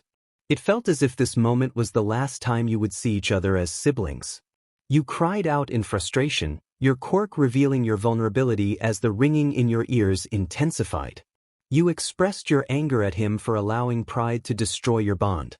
You winced, grabbing at your ears, trying hard not to fall. Hitting your head, your back curled, and your body, which you had hardened to keep the knife out of your chest, began to crumble like stone. Shoto approached, concern etched on his face. For a moment, he seemed like the boy you once knew, the one who had faith in you, who tried to heal your burn, who walked you into UA, who protected you at the USJ, who held you when he was scared, the boy under the blanket who gave you the hope of a sunrise. You reached for him, trying to hold on to that image, not the one of the boy who had abandoned everything. As you did, the ringing in your ears faded. You felt the slightest hint of his skin against your fingertips, and for a moment, it felt like the distance between you would disappear. But that never happened. As soon as you touched him, you saw his face. You felt his arm tremble beneath your hand as he pulled it away. You heard the shock in his gasp as he stumbled backward, his pupils widening in an instant. You saw your reflection in his fear. Now only a few feet away, Shoto stood breathlessly, panting. This wasn't you. It couldn't be you. You stood there, your arm outstretched toward him, unmoving as if paralyzed. Everything was silent for a moment, just your breathing filling the hall. Then, as you retracted your arm, wiped your mouth, and looked down at the ground, laughter erupted from you. Not a chuckle or a breath this time, but laughter that filled your chest, heavy and loud. Shoto's lower lip quivered. He wanted to call your name again, to pull you back, but fear held him in place. Tears streamed down your face as you laughed, stumbling backward, your laughter echoing in the hall like a sound of pain, your body shaking with it. A voice, almost crazed, took possession of your mouth between breaths. You expressed that perhaps you were indeed foolish, that maybe he had turned you into a monster, meeting Todoroki's tragic gaze with your own lost one. Your laughter ceased. You urged him to prove his father wrong, to show how powerful he was without him. You hoped the look on his face and the metal around his neck were worth losing you. Quirks are physical abilities, manifestations of adaptations and mutations in genetic code passed down through generations. This explanation seemed viable, something easily glossed over in a textbook. However, no one ever discusses the less acceptable definitions. To you, it didn't feel like something insignificant. It felt alive, as if it had a mind of its own agenda. Quirks are adaptations, yes, but like the organisms they inhabit, they evolve, becoming something more if they choose to be. Nervous systems are their own kind of quirk, normal yet mysterious. We are unsure how the spinal cord can react before the brain or how the brain performs even half of what it does. It would only make sense that this third element coiled within you was just as unknown. It spoke, or at least it felt like it did. It asked for things, it fought, like an involuntary reflex, more like a parasite than an ability. All it wanted was to protect its host. You pondered this while walking through the empty corridor of the stadium, your footsteps echoing. You had heard Kirishima and Bakugo fight, paying attention to it in the back of your mind, catching glimpses of it out of the corner of your eye each time you passed an opening. But you didn't stop walking, slowly, without any real intention of ending up anywhere. Bakugo's victory was inevitable. Kirishima didn't have the mental capabilities to outsmart him yet. Hardening was useful, but like any physical ability, it had its limits. You wondered how you would fight him, or rather, how your quirk would. Kirishima's name echoed in your thoughts. What about him? The quirk urged you to fight. You dismissed it, knowing Bakugo would win. But just in case, the quirk insisted. You silenced it, but it replied, urging you to fight. With a sigh and a shake of your head, you considered Kirishima's ability to alter his atomic bonding, tightening the valence to make any exchange between his cells and the outside world impossible, much like a tree hardening its stems against the wind. But stems break, the quirk reminded you. They snap. You scoffed, agreeing that Kirishima's quirk was just as double-edged. Hardening provided perfect defense, but it made him heavy too dense for a normal playing field. If he tried to fight with his hardening, a slight breeze from the upper corner of the stadium could be enough for you to manipulate the movement, localize the pressure, and immobilize him. Not you, it said, and you ped your head. Thus it clarified. Yeah, you agreed. I guess, Ida, it mentioned almost immediately after. We don't need to plan against him, he's done. He left family troubles or something. The thought made you chuckle for a moment. Family troubles. Maybe you ought to leave too. Although where would you go? Best not to think about that right now. The sounds in the ring amplified, people cheering as the ring was once again being rebuilt, another match starting and finishing all too quickly. Shoto was fighting. Someone. Your quirk asked. Doesn't matter. We're not fighting Shoto. Who is he fighting? Doesn't matter. Will you be quiet? This means we have to fight. Bakugo. He was an entirely different animal. Your quirk thought of him differently too, associating him with heat rather than cold, someone with a slightly altered connotation compared to the rest. Fighting him would be more difficult because of his unpredictability. And though you didn't care about that, your quirk smiled at the challenge. You stopped walking for a moment. Suddenly, just walking didn't feel so alleviating anymore. It felt like a temporary action to keep the panic at bay, like tapping your foot or staring into nothingness. Your lower lip shook slightly. You were just so tired. So sad. So alone. Not alone, your quirk spoke. Shoto, it's it. Shoto doesn't want us, I mean me, you corrected it. Shoto wants to fight alone. Fight, it repeated after you, thirsty for it. You growled internally, wanting to hit yourself in the head again. No, you said, whining. I don't want to fight anymore. I don't want to use you anymore. I don't want to hurt him. Fight, it insisted again. Fight. It kept insisting, and though its voice was more a feeling than something to be heard, it felt louder now, pushier, more commanding. No, you said, please. I can't do this anymore. I'm not strong enough. Fight. You winced, wiping your hands up and down your face. No, you said again, no longer knowing where exactly you were. Fight. You fight. You screamed internally, and though you weren't speaking out loud, you were out of breath. You fight then. You repeated. And your quirk no longer begged or nudged or asked. It didn't cause your ears to ring or your body to harden or your will to crumble. It felt your exhaustion pool into its palms and drank. It sensed your sadness and convinced the tears not to fall. Its own physical nature, its own physical ability coursed from the tips of your fingers, through your arms, legs, around your spine, to your neck, gently reminding you of its existence. It wasn't a parasite protecting its host. It was just a power you'd long neglected. A part of you that existed to protect you. I'm scared, you admitted. I feel so weak. Not scared, it replied, and slowly you felt yourself sinking into its voice. Not weak. With a few final whispers and movements, Your power took the keys to its own cage. Alone is not fear, it said, cutting its strings like a puppet and nestling into your mind. Alone is not weakness. Bakugo waited impatiently at the entrance for his next match in the corridor, watching the platform being prepared. He even tapped his foot for a moment, a gesture he widened his own eyes at and quickly mentally chastised himself for doing.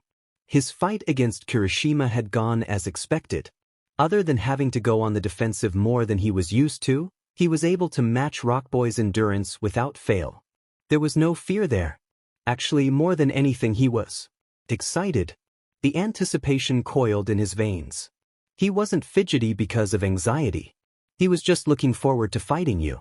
He didn't want to show the world or his classmates that he could beat you well. He did, but ever since the forest when he got you to fight him for real, there was a sense of pride he couldn't let go of. All he wanted was to see it again. The look on your face, you fighting with everything you had for you. He scoffed out a crooked smile at the image of you breathless and lying down to look at the stars that night. You were so happy, so hopeful. It was like when you saw Todoroki use his fire, only. After a few seconds lost in thought, Bakugo began hearing footsteps over his shoulder. Quickly wiping the satisfied look off his face, he crossed his arms and sniffed, acting stone-faced like he had to before fights. He noticed your shadow slowly creeping towards him. Headset, he called, only looking at you from the corner of his eye to seem a little less interested. You're late. Come on, it's starting soon. When you got closer, he caught sight of the slight distraction in your gait. Come to think of it, your footsteps were rather lazy, unpressed, even a tad lethargic. Take your ears out and listen. Whatever happens, we're both doing our best. I don't want any of your nonsense about not using your quirk on me. I can take it. And you also have to promise you won't hold a grudge when I beat you, you got it? We made a deal so. He stopped talking once you were at his side. You didn't look up at him. You didn't even acknowledge his existence, just faced forward like a robot waiting to be given an order. The most noticeable thing about you was your eyes again. They were puffy, red around the iris as if you'd been crying. Hey, Bakugo said softly, furrowing his brows. What's wrong with your eyes? Not waiting for an answer, he reached out and grabbed your chin between his thumb and forefinger, tugging you to him for a closer look. Once you were forced to face him, you still didn't make eye contact. Actually, you didn't have a chance to speak until Bakugo felt a stinging sensation zap through his hand and through his body like electricity. He yelled, the shock sending him backward. What are you pushing me away for, idiot? What had happened? Bakugo was no longer in his cheerful mood. He noticed that you seemed detached from everything, blinking as if you didn't realize what you had just done, yet not caring at all. You responded lightly without a hint of contempt, saying you were just startled. It took him a few moments to grasp the look on your face. It was as if you were in a different world again, but this time, there was no wall to hide the pain. Whatever you had just experienced, you had buried its effects deep enough that they didn't even ripple the surface. Frustration bubbled within Bakugo. He firmly stated that he wouldn't let go of your hand, raising his arm and clamping it around yours. You protested the sudden contact, feeling the warmth of his grip, which was too close to comfort for your liking. Your quirk reacted negatively to this closeness, sensing it as a weakness. You tried to squirm out of his hold, pulling and shaking your arm, but he was stronger and showed no intention of releasing you. He expressed his frustration having just managed to get you back, only to feel you slipping away again. As you attempted to pry his hand off with your other hand, he barely noticed your struggle. He demanded to know what had happened, his fingers interlaced with yours as if that was the only way to connect with you. He had been gone for less than half an hour, and he couldn't understand what kind of trouble you had gotten into this time. At his words, you stopped moving, planting your feet firmly on the ground and letting out a huffing breath. You held his hand in return, lowering your chin and staring him down with hooded eyes. A moment later, thinking he had won, Bakugo stepped closer, which turned out to be a mistake. Suddenly, he found it hard to breathe, his veins tightening and muscles flexing as the lack of oxygen overwhelmed him. Reflexively, he released your hand and stumbled backward, coughing and clutching his throat to steady his heartbeat. He exhaled in frustration, leaning against the wall and slamming his fist against it. You returned his look, unflinching, and he demanded you give her back. You rolled your eyes and turned to face the stadium, reminding him that you were right there. He called you a liar, getting so close that he could feel the difference in you, sensing an aura that was not the same as before. He wanted the girl who would joke about his temper, not one who resorted to tricks because of it. The hardness in your eyes betrayed you. It was clear this wasn't the same person who had held his hand in the stands. He shook his head, insisting that this wasn't you and that he wouldn't fight anyone else. You shot back that he should walk out of bounds and save his complaints, which only fueled his anger further. He yelled that you didn't care about winning, trying to get you to face him again, but you remained indifferent. This was supposed to be your fight, the one where he would finally beat the real you, so he demanded you give her back. Shifting on your heels, you met his blazing eyes, giving him what he wanted. For a moment, a flicker of hope crossed his expression as you looked up, blinking innocently. Then, without a word, you tilted your head to the side, as if sizing him up before making your move. You projected a careless persona while your mind calculated every possible way to confront him. Truthfully, you didn't feel innocent or careless. You felt powerful. Sighing, you didn't look away when you asked if he had seen their faces when you used your power against Denki. Your voice was soft, and it took him a moment to realize you were referring to your classmates. He frowned, not responding.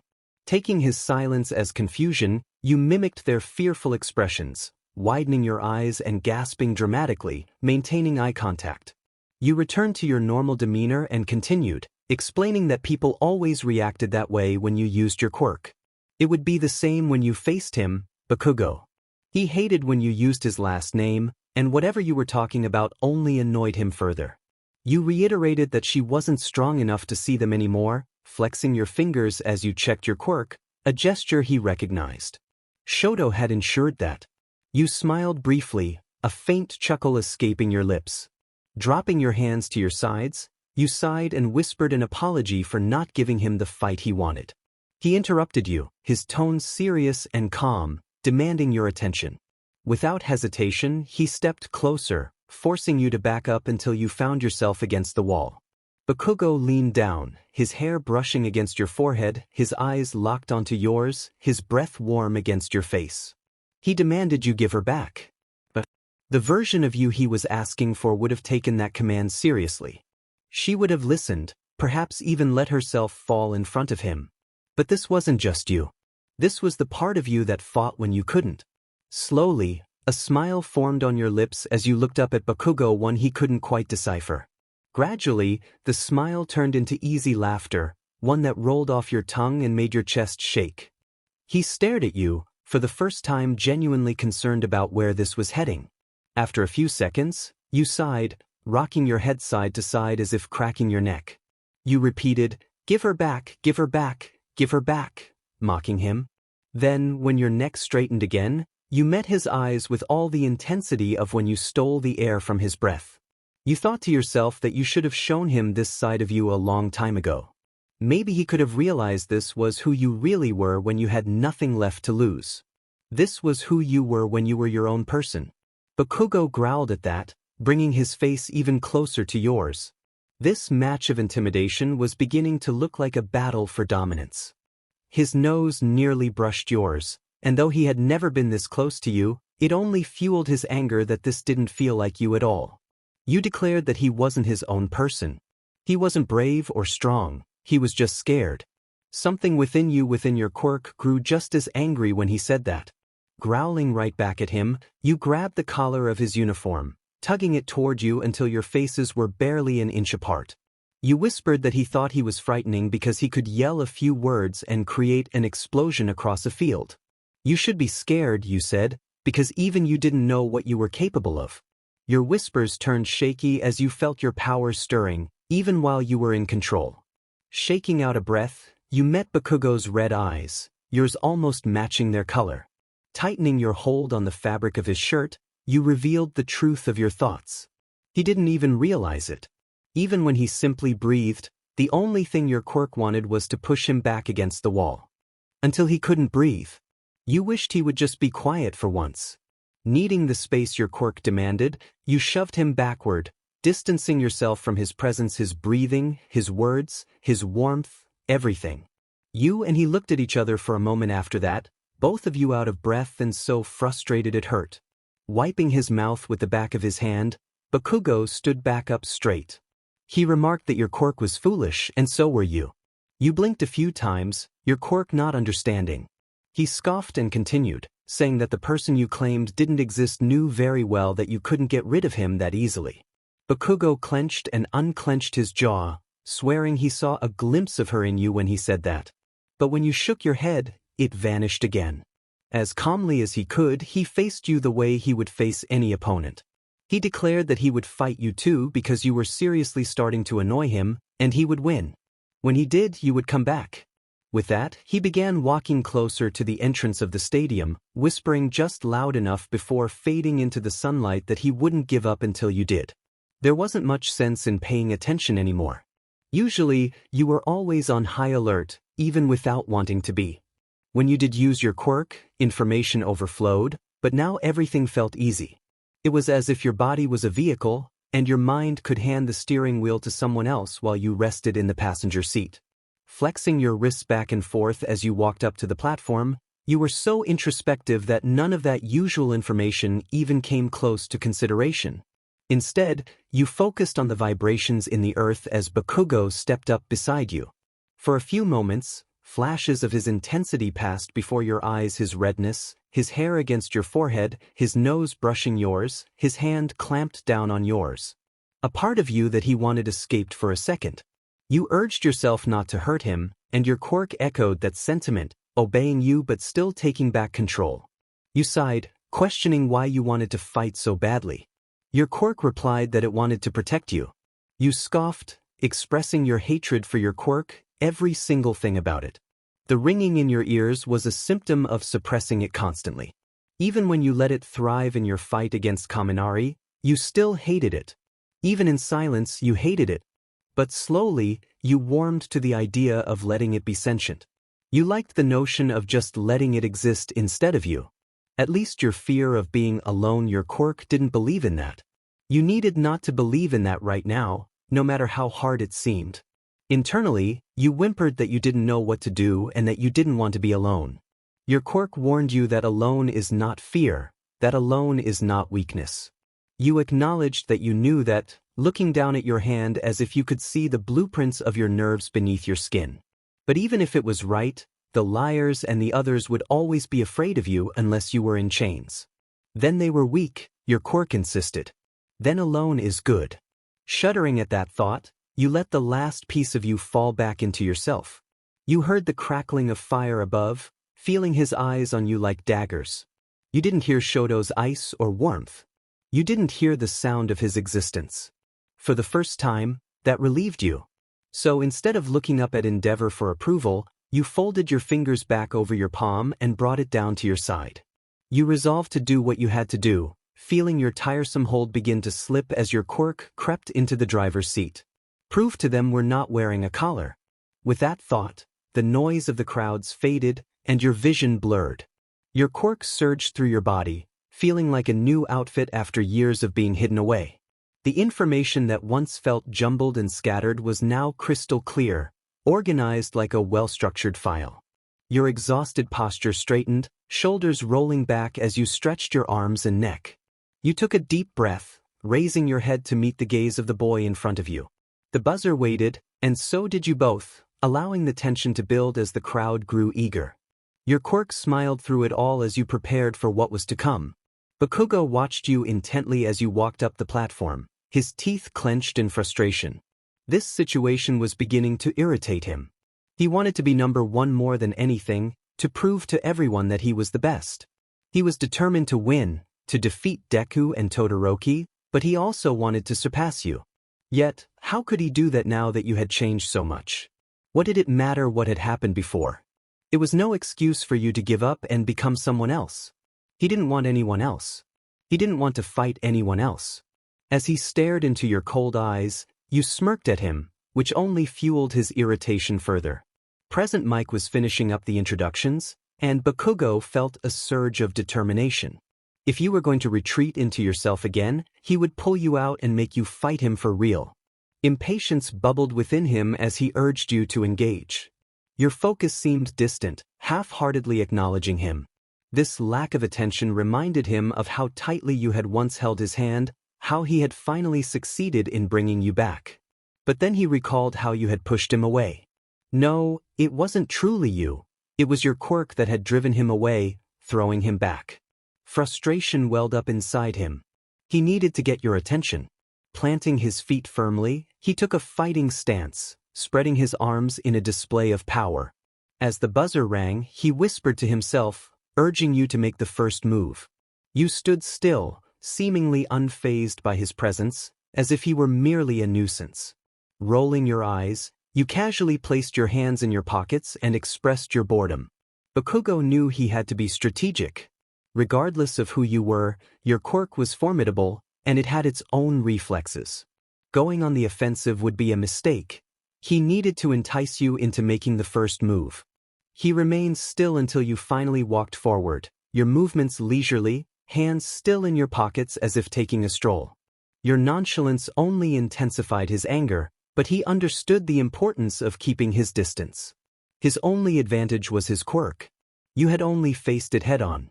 Once during a training exercise with Ida, and he had never experienced the consequences of you dealing with his quirk. Knowing he had to test his theory, Bakugo extended his arm, clamping his hand down on his elbow to stabilize himself, and unleashed an explosion aimed straight at you. He let out a yell as he fired, shielding his eyes with his other arm. It wasn't his largest explosion, but it was significant enough to draw gasps from the stands, even prompting present Mike to comment on the intensity of the early attack. Bakugo ignored the noise around him, focusing instead on the clearing smoke. As the smoke began to settle, you emerged, your form unchanged and seemingly untouched by the blast. Your hands remained in your pockets as you walked, your feet lightly kicking at the small pieces of rubble scattered on the ground. With your head down, the only sound escaping your lips was a soft hum. Bakugo growled, realizing that long-range attacks wouldn't work. They lacked the shock needed to surprise you and the direct pressure to incapacitate you. He decided he would have to take a risk. Wanting to try a different approach, he did something even you wouldn't expect. You understood that he acted on instinct and analysis. He wasn't just a hothead. So, for this moment he would have to pretend. Pushing off his feet, Bakugo ran toward you in silence. You stopped walking just as he had hoped. With his head lowered, he waited until your eyes met his, anticipating a flicker of surprise at his boldness. However, that moment never came. You maintained a cold, indifferent expression, as if his presence was as insignificant as a bug. Letting out a frustrated groan, Bakugo shifted his strategy. Instead of charging directly at you, he fired an explosion at your feet, the smoke rising and concealing his body as he changed direction. You stood still, perhaps concentrating on avoiding any energy from touching you. After all, explosions were simply unstable combustion reactions. If you understood their composition, you knew how to navigate around them. With that in mind, Bakugo tested another theory. Instead of retreating, he leaped past you into the smoke and to your side. Time seemed to slow as he ran just a few feet away, close enough for your eyes to meet momentarily as he sent another explosion your way, this one small enough that neither of your visions could be obscured. He observed intently, noting how the darkness in the air reached the ground and how the light from the blast cast shadows on your skin.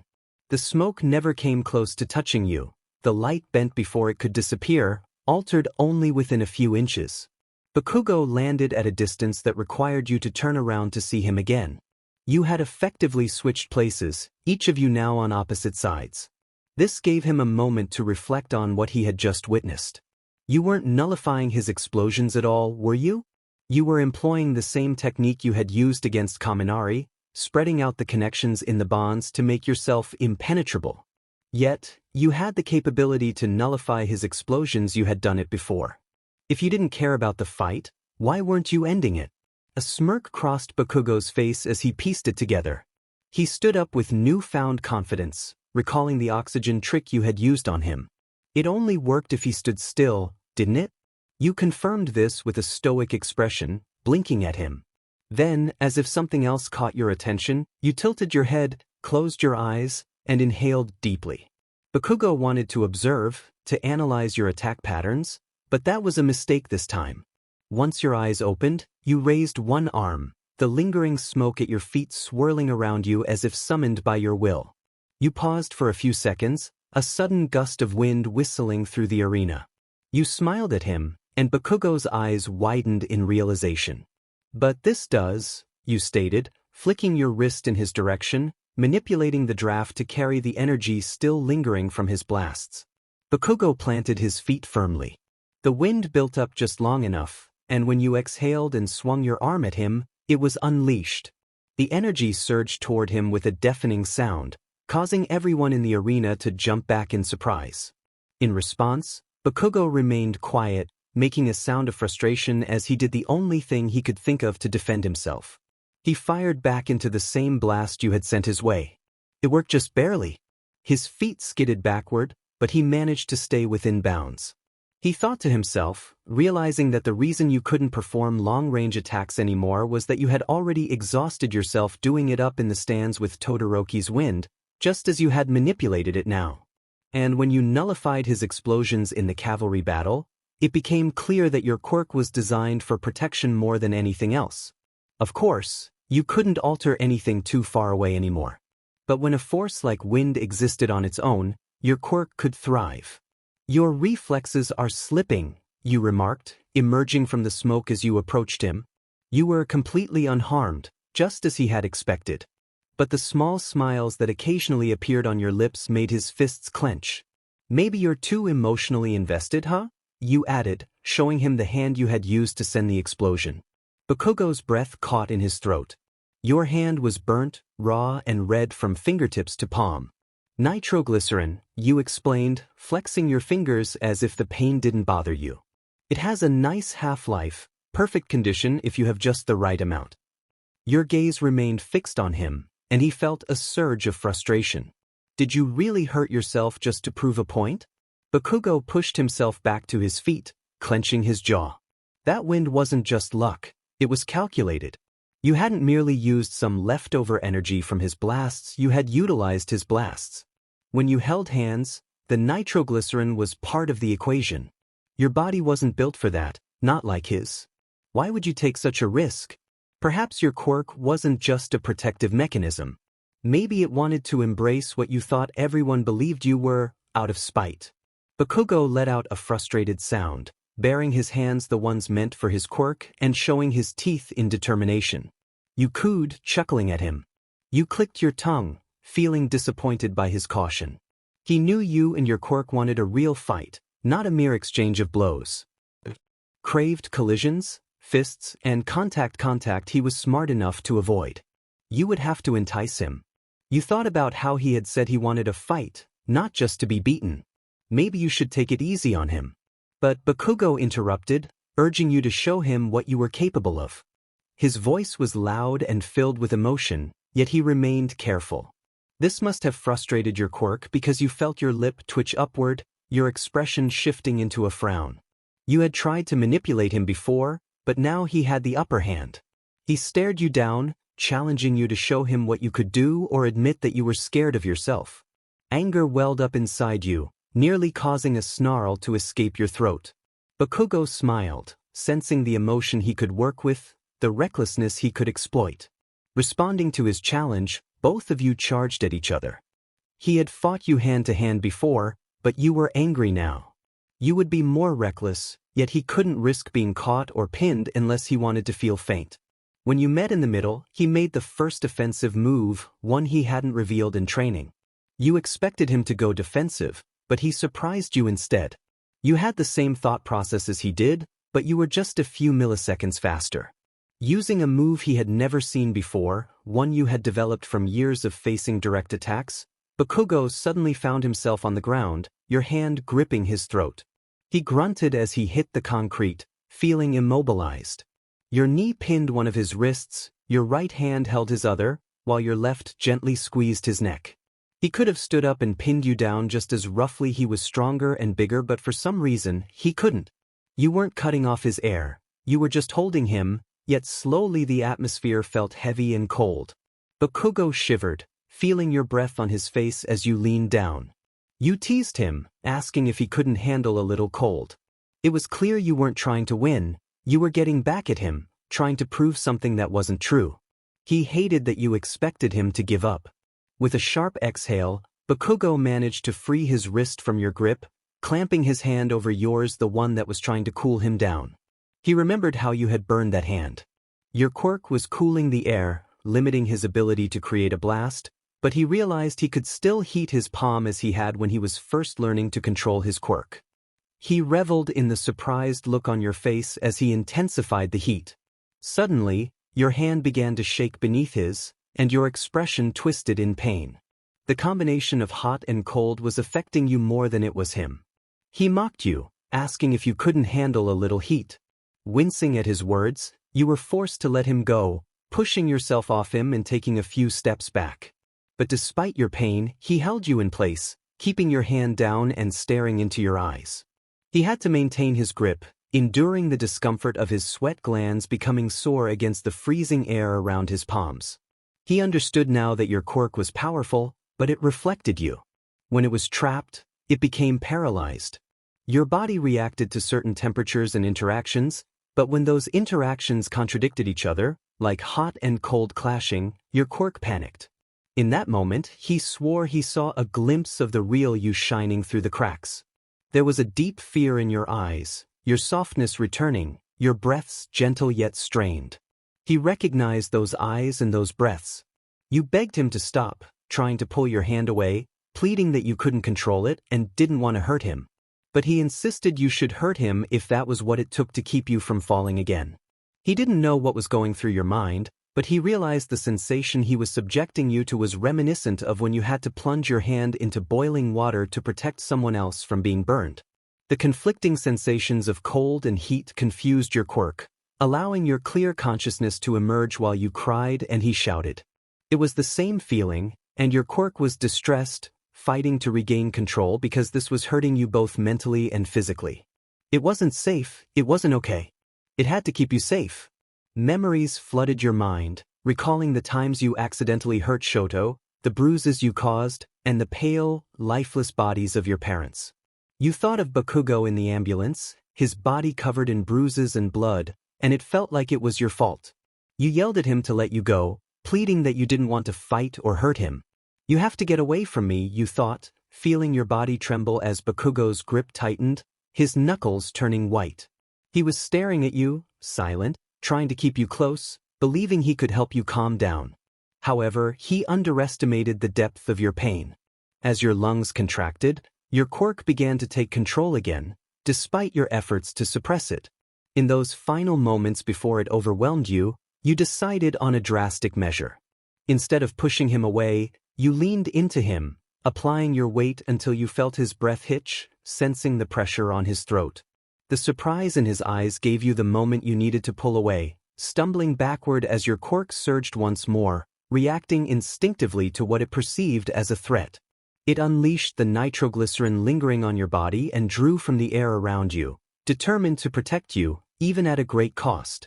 You felt a searing pain as the explosion erupted, your hand igniting in a flash. The force sent you flying backward, the chaos of sensations, heat, cold, weightlessness, and panic colliding in your mind like a chain reaction. The blast was deafening, shaking the very platform beneath you, and it propelled Bakugo away as well. For a brief moment, he lay still, and the control of your quirk slipped away. Gasping for breath, you stood, trembling as you examined your hand, wincing at the sting of the burn scars as the wind brushed against them. When you finally noticed Bakugo stirring amidst the debris, your heart raced.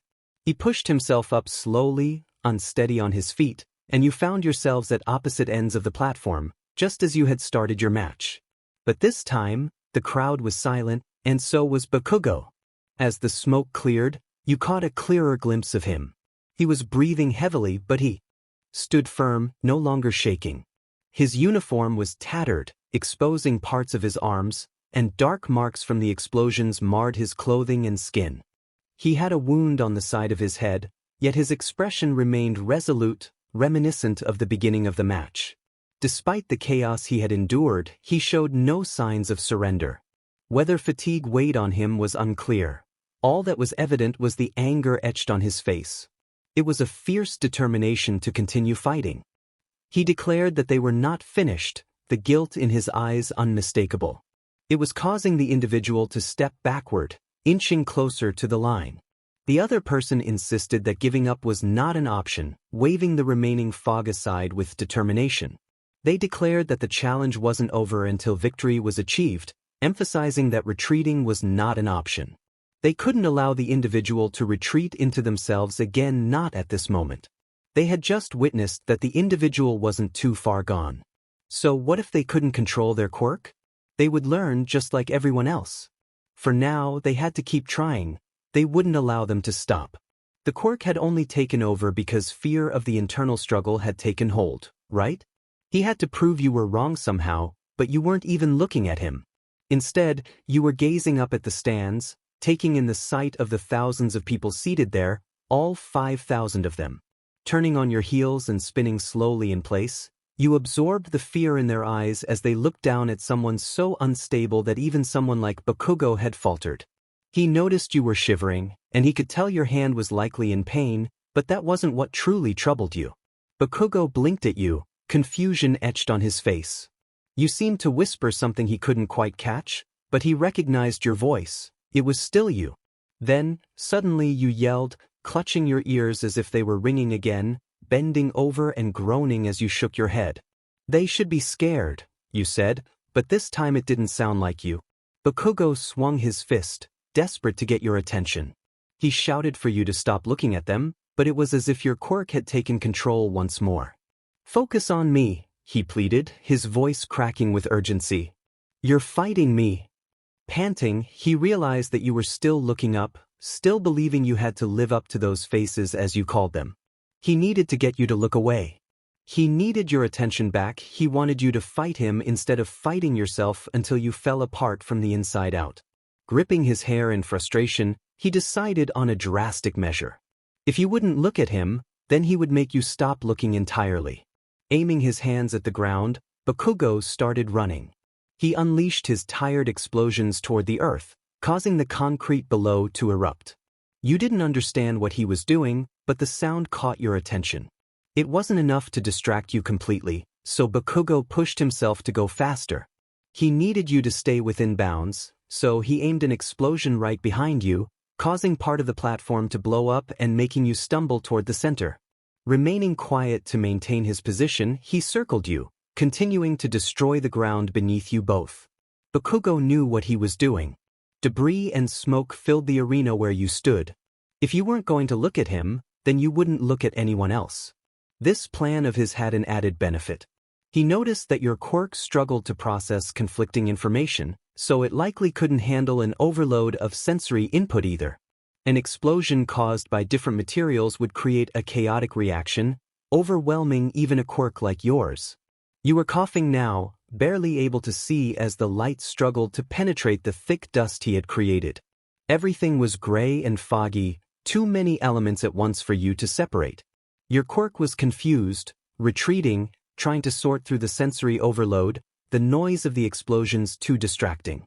Once it was quiet, you found it difficult to step without falling, your eyes burning from the dust as you coughed and heaved. Bakugo would win now, that was certain. He had found a way to beat you even in a state of panic. There was no coming back from this. You expected to wait until you either fell unconscious or succumbed to the mental storm causing terror in your veins. Your quirk urged you to fight, but you felt weak and breathless. You shook, both knees making contact with whatever part of the platform was still intact. Alone is weakness. Alone is fear, you thought, picturing all those faces, your classmates, Midoriya's, Shoto's. You might as well accept it. But your quirk didn't get a chance to respond. You didn't get a chance to give up.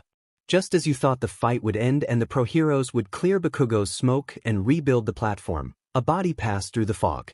Before you could even look up, two arms, stronger and bigger than your own, wrapped around your waist and pushed you down to the ground.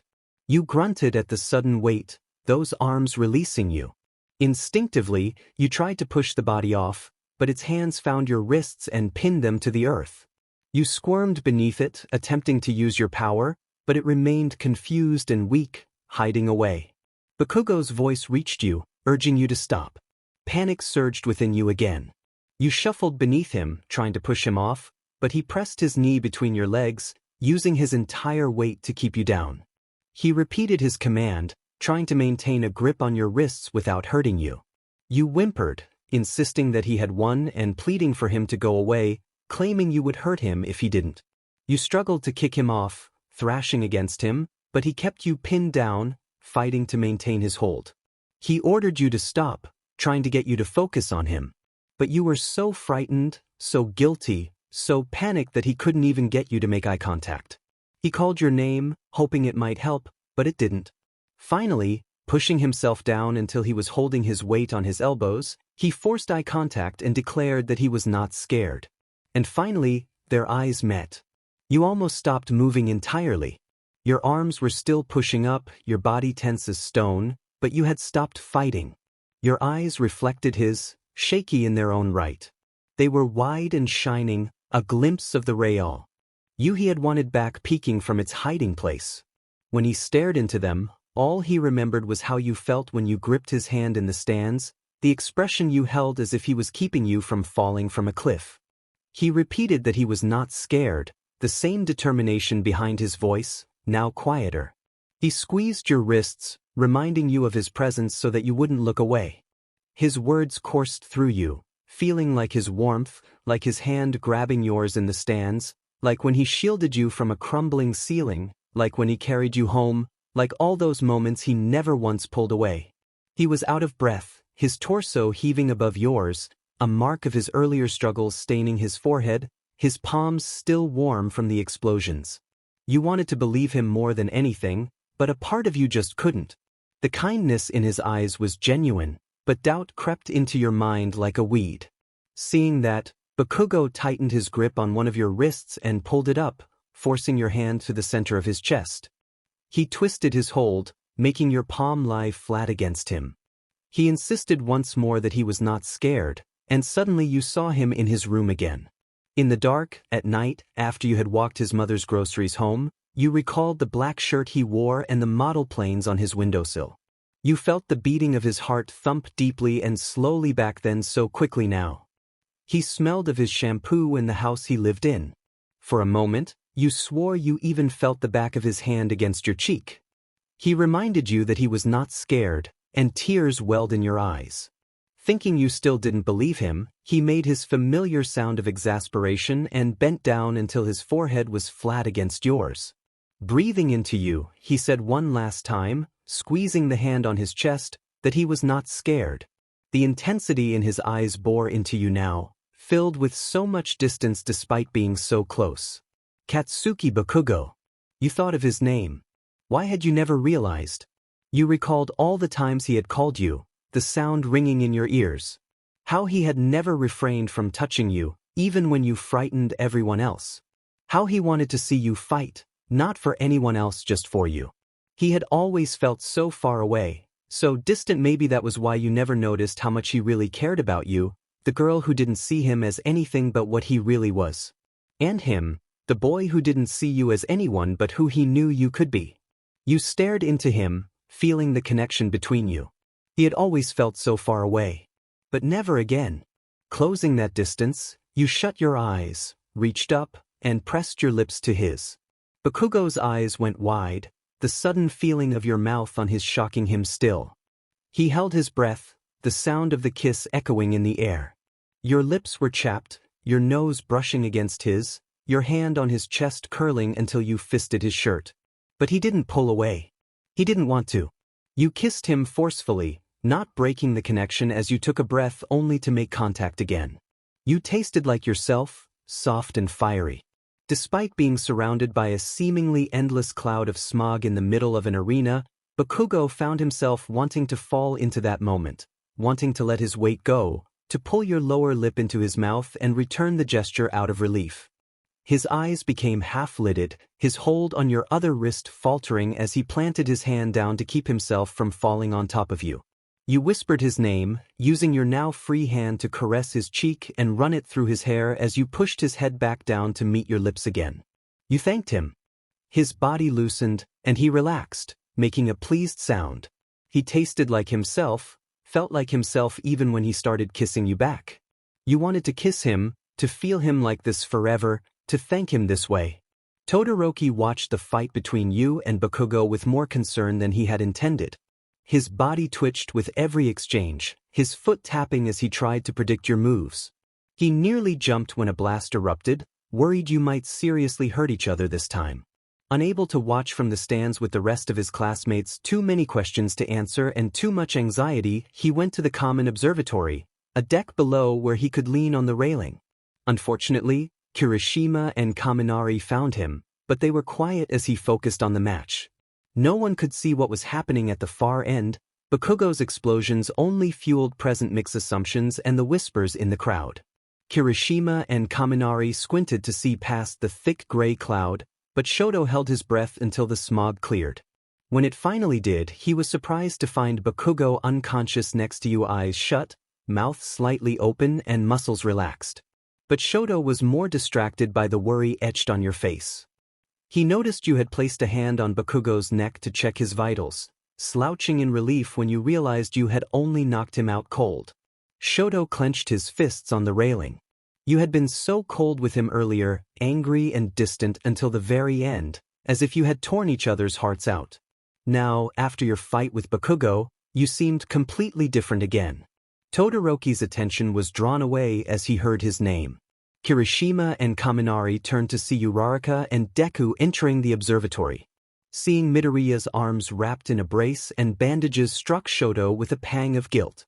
He asked if Deku was alright, and Deku smiled, assuring him he was fine now. Swallowing back the awkwardness, Shoto tried to give him space.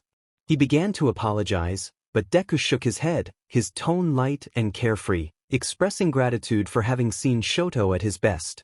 Shoto opened his mouth to say something like, "Thank you," but nothing came out. He was too busy staring at Midoriya's injuries, remembering how he had let his anger take control. Deku noticed Shoto's gaze and laughed, trying to comfort him. He assured Shoto that his injuries would heal quickly thanks to Recovery Girl. Kirishima and Kaminari joined in, teasing Deku about his quirk and congratulating him on his recovery. Shoto sighed, relieved he hadn't hurt Deku too badly. It made him empathize with you for a moment, wondering if you felt the same way about Bakugo lying down there. Kirishima looked down at the arena as Bakugo was taken to the infirmary while Cementos rebuilt the damaged platform. He remarked, "That Bakugo would be furious when he woke up." Kaminari scratched his head, confused about how you had managed to defeat Bakugo amidst all the smoke. Deku asked Shoto if you manipulated elemental bonds, to which Shoto nodded. You had disappeared from the arena, likely gone to one of the waiting rooms or roaming the halls. He recalled how, as a child, you would go for walks when you were anxious or upset, sometimes around his father's property or just around the house. He remembered the heavy sound of your footsteps when you stomped around with a pout on your face. It was an endearing habit that you had never outgrown. Whenever it was time to make up after a little argument, you would kick his door open, interrupt whatever he was doing, and lean your head on his shoulder, still pouting. He would ask if you were good, and you would respond with some noise of affirmation. When he pressed for words, you would reluctantly confirm that everything was fine. He would smile and pat your head, and you would pretend to bite him. Afterward, the two of you would talk, read books, or try to make soba together. Those moments made him feel as if you both genuinely cared for each other, as if you were twins rather than just friends. Sometimes, he even pretended that you were truly related, ignoring the shadow of his father that loomed over you. The same shadow that made him feel you only returned from those walks because you felt obligated to. Shoto shook his head, trying to dismiss those thoughts about you and his father, especially now that he would have to face you again in battle. Kirishima speculated that you had probably trapped Bakugo somehow. Shoto quickly corrected him, stating that you had suffocated him, causing concern among his friends. Kaminari asked if that could really hurt Bakugo, but Shoto reassured them that you wouldn't go that far. He imagined the look in your eyes as you had checked for Bakugo's heartbeat moments ago. Grinding his teeth, he cast an icy stare at the arena below, where he still pictured you fighting Bakugo in the festival, in class, during training, everywhere. He scoffed, thinking that you cared about him too much, and no one had forced you to. Kirishima placed a hand on Shoto's shoulder, expressing genuine concern for his well-being. Shoto affirmed that he was ready, though he felt anything but. Kirishima, unconvinced, wished him luck as Shoto began to make his way down to the pit. Kaminari called out encouragement, suggesting he avoid making a bomb this time, while Uraraka added her own well wishes. Shoto managed a brief, forced smile, not truly hearing their praises but feeling a small sense of comfort from their support. It was as if they were his friends. As he descended the stairs, Midoriya called out to him, meeting his gaze with kindness, a reminder that he would never truly be alone in this fight. There was a time when feelings of hatred did not consume me. To be honest, I barely remember it. I think I was around 5 or 4 years old. My biggest worry back then was not being able to read and the fact that I couldn't reach the counter when my mom placed the cookies just out of my grasp. I often wondered what my mother was like. I imagined she was beautiful and kind, or perhaps I just liked to envision her that way. I didn't know or remember much about her, or my father for that matter. I thought they loved each other, but maybe they fought often, too quietly for me to hear over the television. Their faces were a blur in my memory. It's strange because I can vividly recall the house we lived in, how normal it seemed, and how normal they were. Most of all, I remember a time when I didn't harbor any hatred. I remember the last night I felt that way. When the lights flickered back on, I saw 2 bodies lying in the corner. Their eyes were open, yet they remained still, their hands bound and mouths covered. Their skin had turned a shade of blue, and the outlines of their blood vessels were visible. In that moment, I thought they were just cold. Even from a distance, I could sense their chill. But then I realized I couldn't feel their heartbeats or any sign of life. I felt their stillness. I could picture my mother's face and my father's, but for some reason, their features eluded me. All I could remember was the chaos around us, the building crumbling, heroes and villains locked in a blurred battle. After it was all over, I found myself walking through the rubble, wearing the same clothes I had for days. My hair was dirty and I was hungry. Police cars surrounded the area, their sirens blaring, and I felt utterly exhausted, longing to escape. A hero with long black hair and a distinctive white scarf crossed my path and stopped in front of me. Despite the darkness, there was kindness in his eyes. He reached out, attempting to place a hand on my shoulder, but I instinctively stepped back. I couldn't talk to anyone or trust anyone.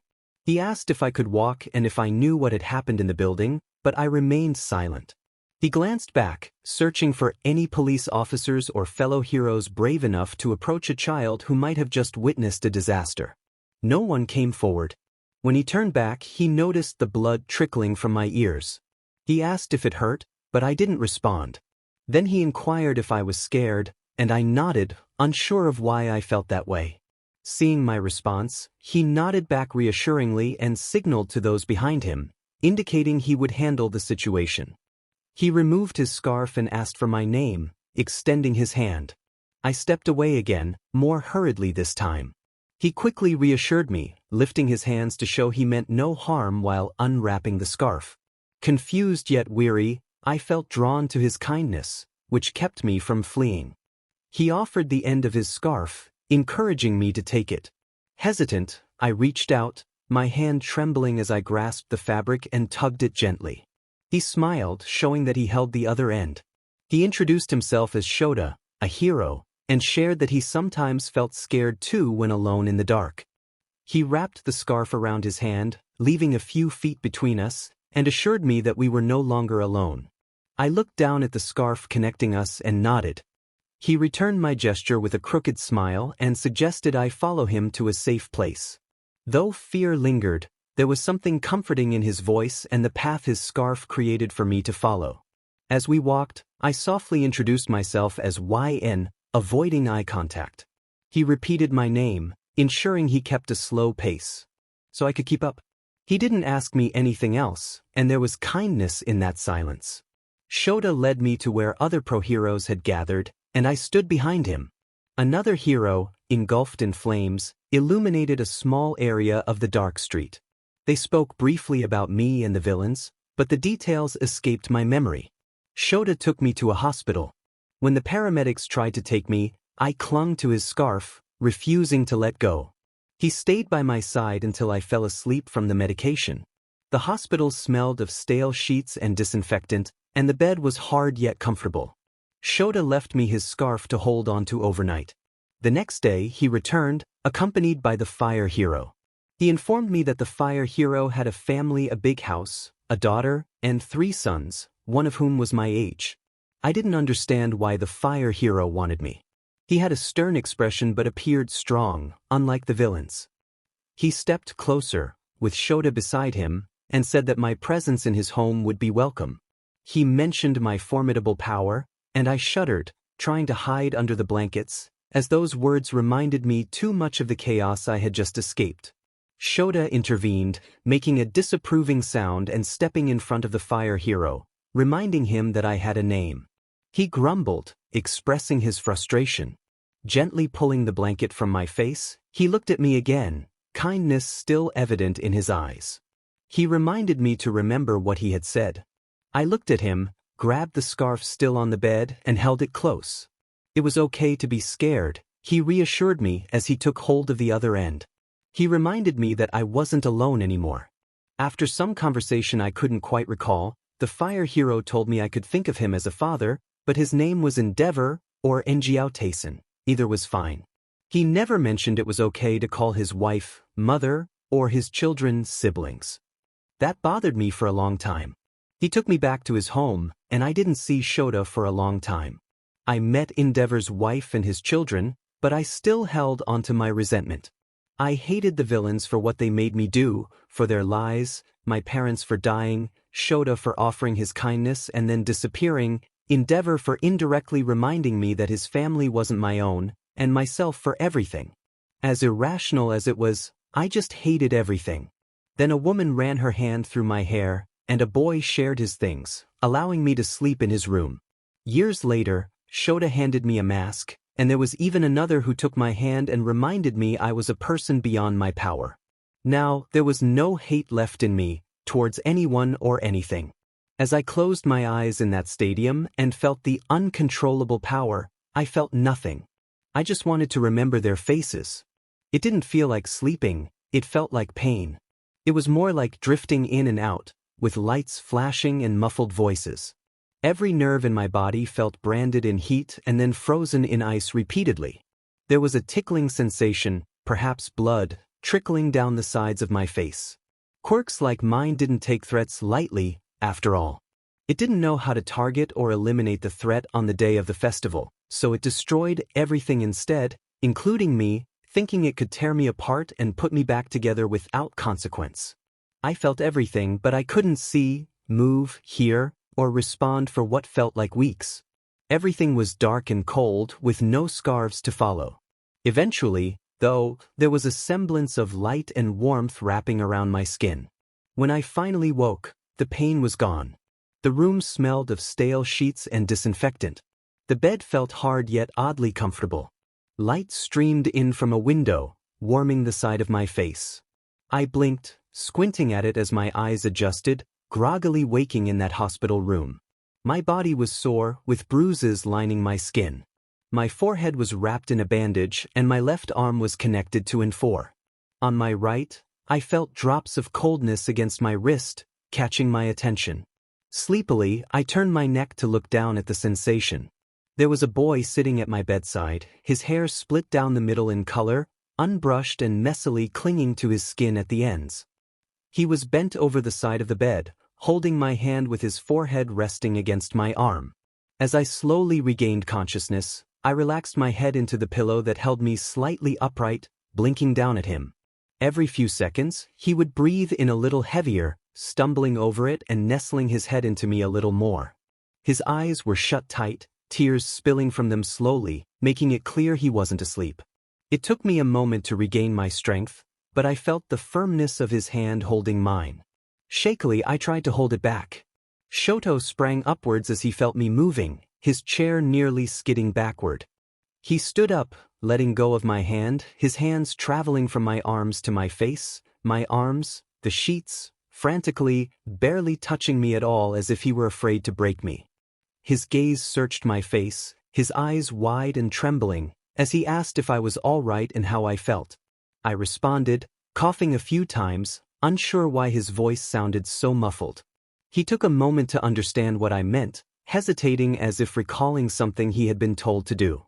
Then, showing his palms, he cautiously brought them to the sides of my head, brushing my hair back over my ears. He gently adjusted something with his fingertips, and I heard a slight ringing, wincing until everything suddenly sounded clearer.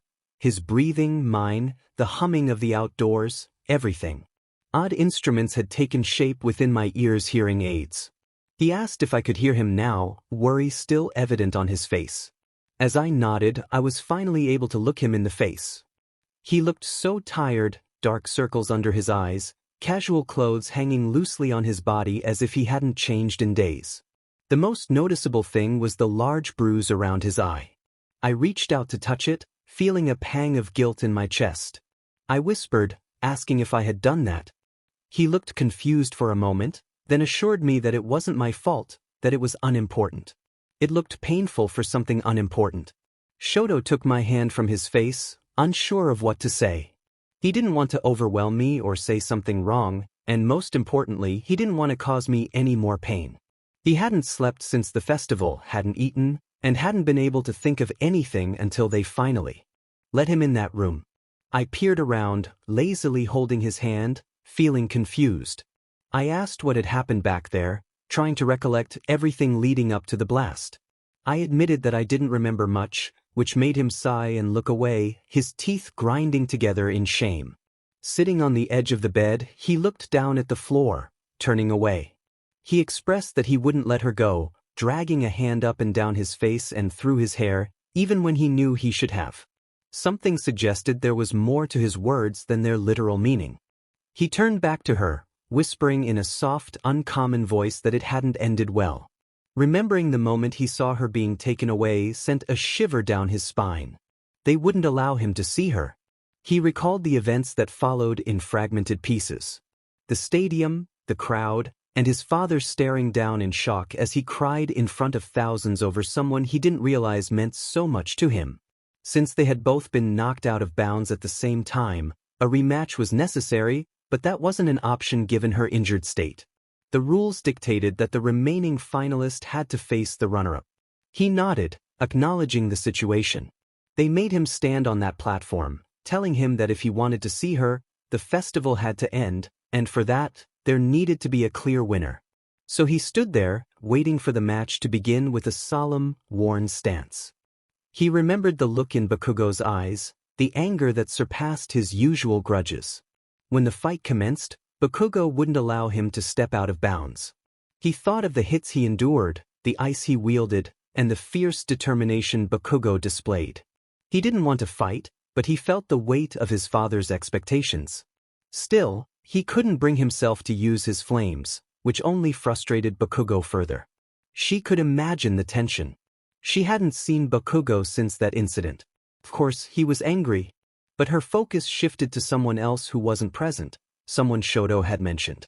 Despite being alone with Shoto, she felt compelled to search the room in fear. She asked about 𝐎𝐩𝐸𝐻𝐸, but Shoto quickly shook his head, trying to redirect her attention. He assured her that his father wasn't there, his expression hardening. He had told 𝐎𝐻𝐸𝐻𝐸 that if he continued to act as if she weren't one of his children, he had no right to visit either of them. The meeting between Endeavor and Shoto after the festival was far from loud or aggressive. It took place in the hospital, where Shoto paced outside, numb to his injuries from Bakugo. As he waited, he paced back and forth in the hallway, anxious to see her, but they wouldn't allow him in. When his father arrived, he felt a surge of anger. He wanted to yell at him, to blame him for everything, but instead, he quietly expressed his feelings. He expected a lecture or a scolding, something to fuel his resentment, but Endeavor surprised him by saying nothing of the sort. He nodded to Shoto's request for him to leave. Endeavor acknowledged his own guilt, promising to leave once she was out of surgery and to have Fuyumi bring Shoto's clothes if he chose to stay overnight. Shoto stood in surprise, watching his father walk to the counter, perhaps to settle the bills or provide necessary information. Then, Endeavor began to walk away, calling out to Shoto one last time, admitting he hadn't realized how much she meant to him. After his father left, Shoto wiped his nose, not wanting to dwell on it. He mentioned that Natsuo and Fuyumi had also asked Endeavor to leave when they saw him, and he respected their wishes. She asked if Natsuo and Fuyumi had come, and Shoto met her gaze. It was soft and hopeful, as if she couldn't fathom that her siblings would visit her during such a difficult time. Of course, they had come, he assured her, pointing toward the window. With unsteady movements, she turned to look. Bouquets of flowers, vibrant against the starkness of her room, were spread messily on the sill. Her jaw dropped slightly as she remembered the destruction she had caused, the chaos that had resulted from her lack of control, and the fear in people's eyes. But there were cards on the windowsill too, with familiar handwriting and bold letters alongside the petals that had yet to wilt. Even a mask with a note from her teacher was there. Everyone had thought of her, she realized, picturing them shyly approaching the door, handing Shoto their offerings, which he had awkwardly placed inside. She wondered what they had said and if they were okay too. It made her recall something she shouldn't have forgotten so easily, that fear and caution do not cancel out friendship. Just because people are wary of her darkness doesn't mean they don't appreciate her light. Turning back to Shoto after that moment of realization, she expected him to be looking at the flowers and cards too. He wasn't. Instead, his usually uneasy smile was wide, creasing his eyes as he watched her. Curiosity filled her voice as she asked why he was smiling at her.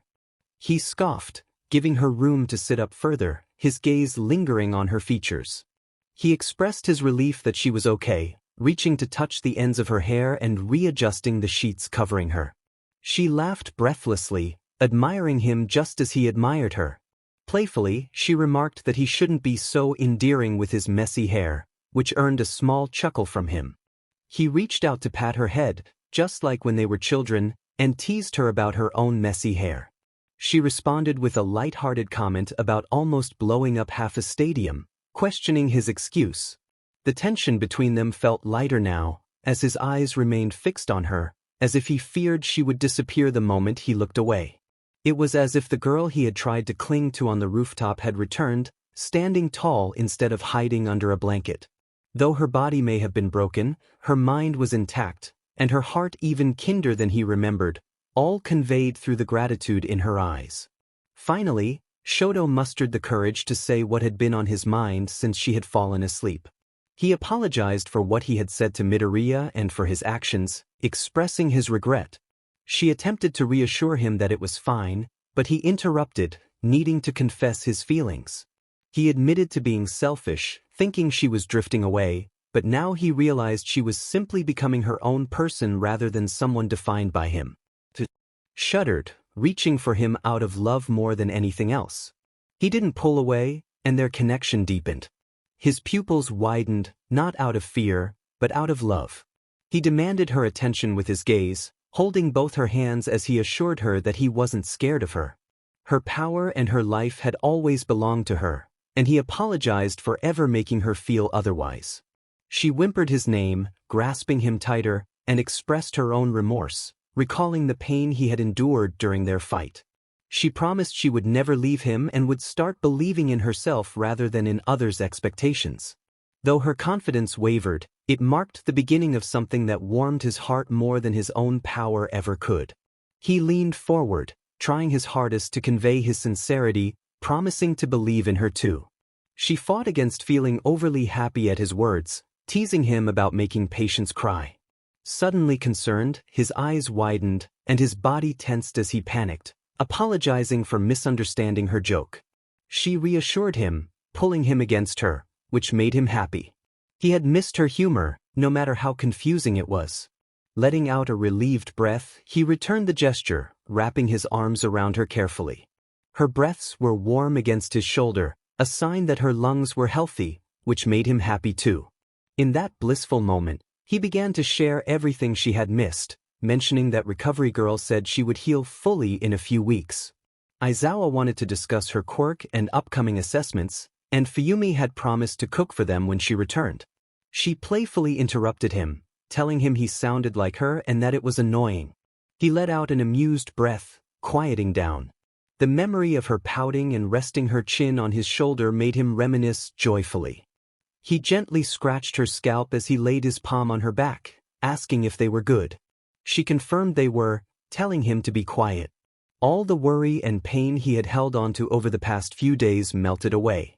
It had been so long since he felt warm. Though he smelled like he hadn't showered or gone home, he was warm, kind, and himself the brother she needed. They embraced long enough to make up for lost time. Eventually, her gaze drifted back to the windowsill where all the get-well wishes sat undisturbed. There were bright yellow tulips on the left, accompanied by a card with big, somewhat childish handwriting. It was probably from Denki, who had written that he was waiting for her with Ciro to go out for a bite he had promised after her fight. Ciro added a note at the bottom, praising her for her strength and expressing excitement for training together. Next to his card were an assortment of little flowers she didn't recognize, likely from Midoriya. His handwriting was round yet organized on an All Might-themed card, filled with enough writing to cover both sides. He was too kind for his own good. There was a single pink flower with a neat card next to it, from Uraraka. Blue flowers from Momo and Jair followed, and there were a total of 18 arrangements of flowers and cards, not including those from her teachers or Shoto. The last one was a pile of pretty marbles and rocks wrapped in a red bow, undoubtedly from Kirishima, who had left his mark with kind words written in kanji. But there was something unexpected next to Kirishima's note and rocks, something that made her look twice to ensure she saw correctly. It was a little plane. She pointed at the windowsill, asking Shoto if she could see it. He stood to grab it and handed it to her, revealing that Kirishima had brought it. Bakugo had given it to him since it was left at his house, which sparked a little zing of excitement in you as the plane made contact with your fingertips. It was a familiar little plane, adorned with a homemade paint job and neatly assembled pieces. The light bending through the wings was unfamiliar. You had only seen it at night, held it in the dark. You had to suppress a smile, marveling at how beautiful and small it was. It seemed so humble and insignificant, yet it brightened the room more than any bouquet could. A nurse knocked on the door, peeking her head in to announce that the boy from the festival, Katsuki Bakugo, was there again. You furrowed your brows, setting the plane aside, surprised to hear he had returned. Shoto scratched the back of his head, sharing your confusion. You spent a few more days in the hospital, during which most of your classmates came to visit. One time, they all came together, with Momo and the girls bringing you tea and chatting for a while. Kirishima and Kaminari excitedly told you how cool you looked on TV during your fight with Todoroki and Bakugo. Speaking of those two, they visited often. Shoto came in the mornings and late at night to have dinner with you. The nurses even allowed him to pay to sleep in the bed next to yours since you weren't used to being alone. Bakugo, however, always had a different excuse for his visits. He claimed to have forgotten his jacket the first day, then said he needed to bring you schoolwork the next, as Aizawa had made him do it. It was amusing how those excuses seemed to align perfectly with the end of the school day. You never teased him about it. Instead, you enjoyed his grumpy yet calm presence. You noticed subtle signs of relief as the swelling in your body decreased, and you improved each day, even appreciating his grumbling. Watching him do his homework and study in the chair beside you felt oddly comforting. He probably knew that, which was why he kept returning. Well, that and for his jacket, of course. When no one was around, it was challenging to contain your desire to escape. More than once, a nurse had to guide you back to your room as you wandered, justifying your actions with claims of boredom or a desire to find a wheelchair and roll down the hall. Eventually, they realized you were fine, and Fuyumi picked you up with Shoto. At 19, Fuyumi was allowed to be there in Endeavor's stead when the doctor gave you the debrief. You were grateful for her presence. Although you hadn't gotten to know her well, she was kind enough to care for you when you needed it. She loved her father despite his mistakes and wanted reconciliation rather than holding on to grudges. She understood the toll his influence had on you and Shoto's relationship, having watched the festival. Fuyumi made an effort to see you every day, speaking to you and trying to build a relationship she had long desired but never had the courage to pursue. At first, it felt odd, but there was so much of Rei in her attitude and voice that it felt almost familial, like getting to know a sister. Once you decided you liked Fuyumi, it was hard to be torn away from her. She sat with you during the debrief, along with Shoto, while you somewhat ignored the doctor as she spoke. You sat between Fuyumi and Shoto, childishly playing with the strap of Fuyumi's purse instead of paying attention. The doctor discussed your health, your physical state, and what had happened during the festival. While you cared, it was stressful to listen to, so you found it easier to dissociate and think about the shops Fuyumi promised to take you to rather than your physical well-being. The injuries were straightforward to report: severe but not permanent nerve damage, surgery had been performed on your sinuses to address the bleeding, and bone bruising was present pretty much everywhere. Your internal organs were fine, seemingly the most protected parts of your body, with everything else sacrificed in the process. Your ears had taken irreparable damage. With hearing aids, you would regain 80 to 90% of your normal hearing, but without them, you would have less than 10%. The absence of ringing was a product of something else. Your quirk, in its panic, had destroyed many of your own tissues, putting them back together but in the process, damaging much of itself as well. The normal nerve endings found in any typical human being were wrapped with a third, much more sensitive nervous system, making it easy to track. In all your past tests, with proper STMLTN, it lit up in scans, showing that your quirk was functional. Now, however, the light was dim, still present but weakened, as if your quirk was in a comatose state despite your body having awakened. The doctor relayed all this information, but you distracted yourself with Fuyumi's purse until she finished. Shoto asked if you felt okay multiple times when you finally left, and you nodded, humming affirmatively each time. On the drive home, you tried not to think about it. When you looked down at your hands and focused on your surroundings, you felt nothing, a mere shadow of the world you once knew just by existing in it. You sighed, folding your fingers over your palm and bringing it back to your side, gazing out the window. You had always hated your quirk, everything about it. But now that it felt dormant, weak, and seemingly gone, it felt as though what you had fought for all along had slipped out of reach. Later, as you stood at the back of the class with Shoto, he asked if you had received many offers. Everyone had just chosen their hero names, except for you and Bakugo. You genuinely couldn't think of anything, while he had too many violent ideas. Bakugo was at the front of the class, arguing with Kirishima and banging his head with a rolled-up workbook. It felt nice to be back. You nodded to Shoto, glancing at the board where all the agency offers were displayed. To your surprise, you received the same offers as Bakugo, which left him frustrated, considering you had expected none. Having tied with Shoto again made him more suspicious of the situation, which only fueled his irritation. How was it possible that you received the same number of offers as him? Perhaps Endeavor had put in a good word, securing Shoto a multitude of offers along with his little sidekick. You frowned. At least Shoto seemed oblivious to the implications. He genuinely believed that the agencies thought you and Bakugo would make a good team. Shoto looked up from his desk, still holding the paperwork he needed to complete for his internship, and asked if you were reviewing your list. You hummed in response, leaning back against the wall with your ankle crossed over the other, your hands tucked into the pockets of the oversized uniform pants you had borrowed from Shoto. You preferred them over a skirt, especially with the bruises on your legs, and Aizawa hadn't commented on your choice. He had received an offer, and as you stared at the board filled with opportunities, you couldn't help but think about the letter Endeavor had given you. He had offered Shoto an internship as well, but your offer felt different. It was a personally written note, complete with an apology, but it still left a sour taste in your mouth, sincere yet belated. You felt a sense of support now, with Shoto and his family separate from Endeavor. Ignoring the man had surprisingly worked well. Sometimes, when you heard him come home late, you pretended his footsteps were just the pipes acting up, and his voice when he spoke to Shoto was merely a figment of your imagination.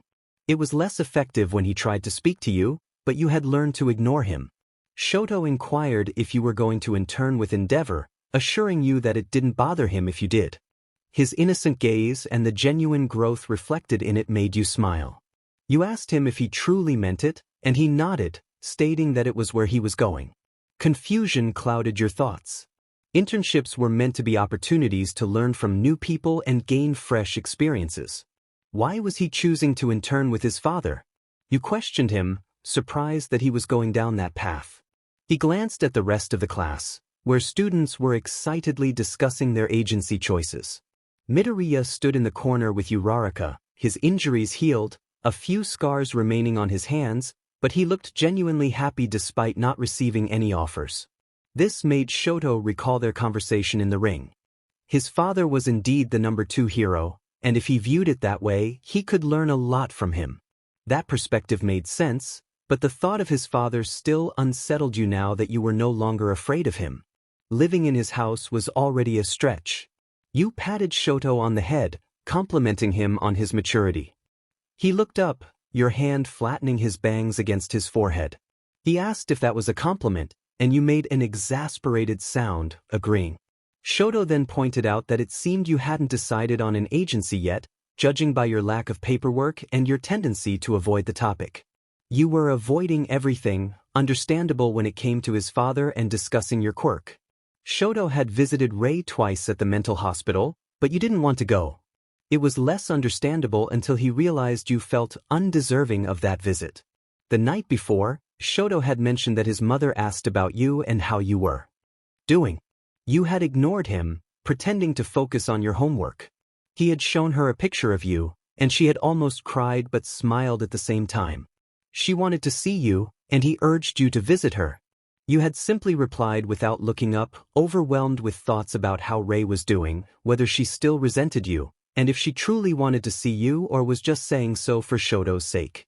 You felt unworthy of visiting her after so long, and your mind spiraled with questions. Shoto reassured you that you didn't have to accompany him, you could visit her when you were ready, and she would understand. That had made you cry, burying your head in your notebooks as he rubbed your back, silently comforting you. He understood how you felt about the situation better than anyone else. Eventually, Fuyumi came home, and Natsuo visited from college. You all spent some time together, and it was nice. Back at school, you struggled to break free from the pattern of avoidance you had fallen into. Shoto was determined to help you. You mentioned that you had received the same list as Bakugo, except for Endeavor, which meant Aizawa hadn't made 2 copies. You needed to review it with him. You had to make a decision, and Shoto's unwavering gaze indicated he knew that too. You mumbled that you were considering the number 3 hero, trying to give it some thought. Shoto agreed that it was a logical choice, but he also pointed out that the hero seemed strict. You countered that you didn't believe he offered you a position solely because of your last name, genuinely thinking that the offers were a result of Endeavor's influence. Shoto understood your thoughts about the festival and how you struggled with your quirk. He seemed to believe that someone like him, organized and fearless, could help you learn to control it. He nodded, acknowledging your concerns. The mess on your side of the room had indeed grown over the years, and he flipped through his papers, noting the chaos. A playful tap on his head followed his comment, prompting him to react a moment later with a soft, "ow." You reminded him that you weren't deaf unless you took your hearing aids out, playfully calling him a dingus. He quickly apologized, and you wished him luck with his paperwork as you headed toward the front of the class, mentioning that you needed to wrestle yours away from Bakugo. Shoto expressed his concern, asking you not to provoke Bakugo, who was already loud enough that day. You winked back at him, hands behind your back, with no intention of listening to his advice. Sneaking up behind Bakugo, you adopted a deceptively sweet tone as you called his name. He was hunched over his desk, scowling at the list of pro-hero names, unimpressed by most of them. When he heard you add a suffix to his name, he crumpled the papers in his hands and ordered you to stop calling him that. You turned your chair to face him and asked why, adding a hint of mockery to your tone. Bakugo insisted he didn't like it, but you pressed him for more reasons. He simply told you to go away, but you refused. Taking a seat, you noticed Bakugo's irritation grow, especially since Kaminari and Kirishima had also chosen to sit nearby. He growled, clearly annoyed, and questioned what you wanted.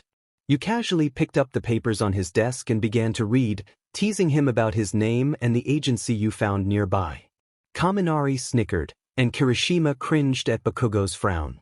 Kirishima whispered that he wondered how you were still alive, to which Bakugo agreed, glaring at you. Instead of engaging, you smiled smugly, resting your chin in your palm, knowing it annoyed him.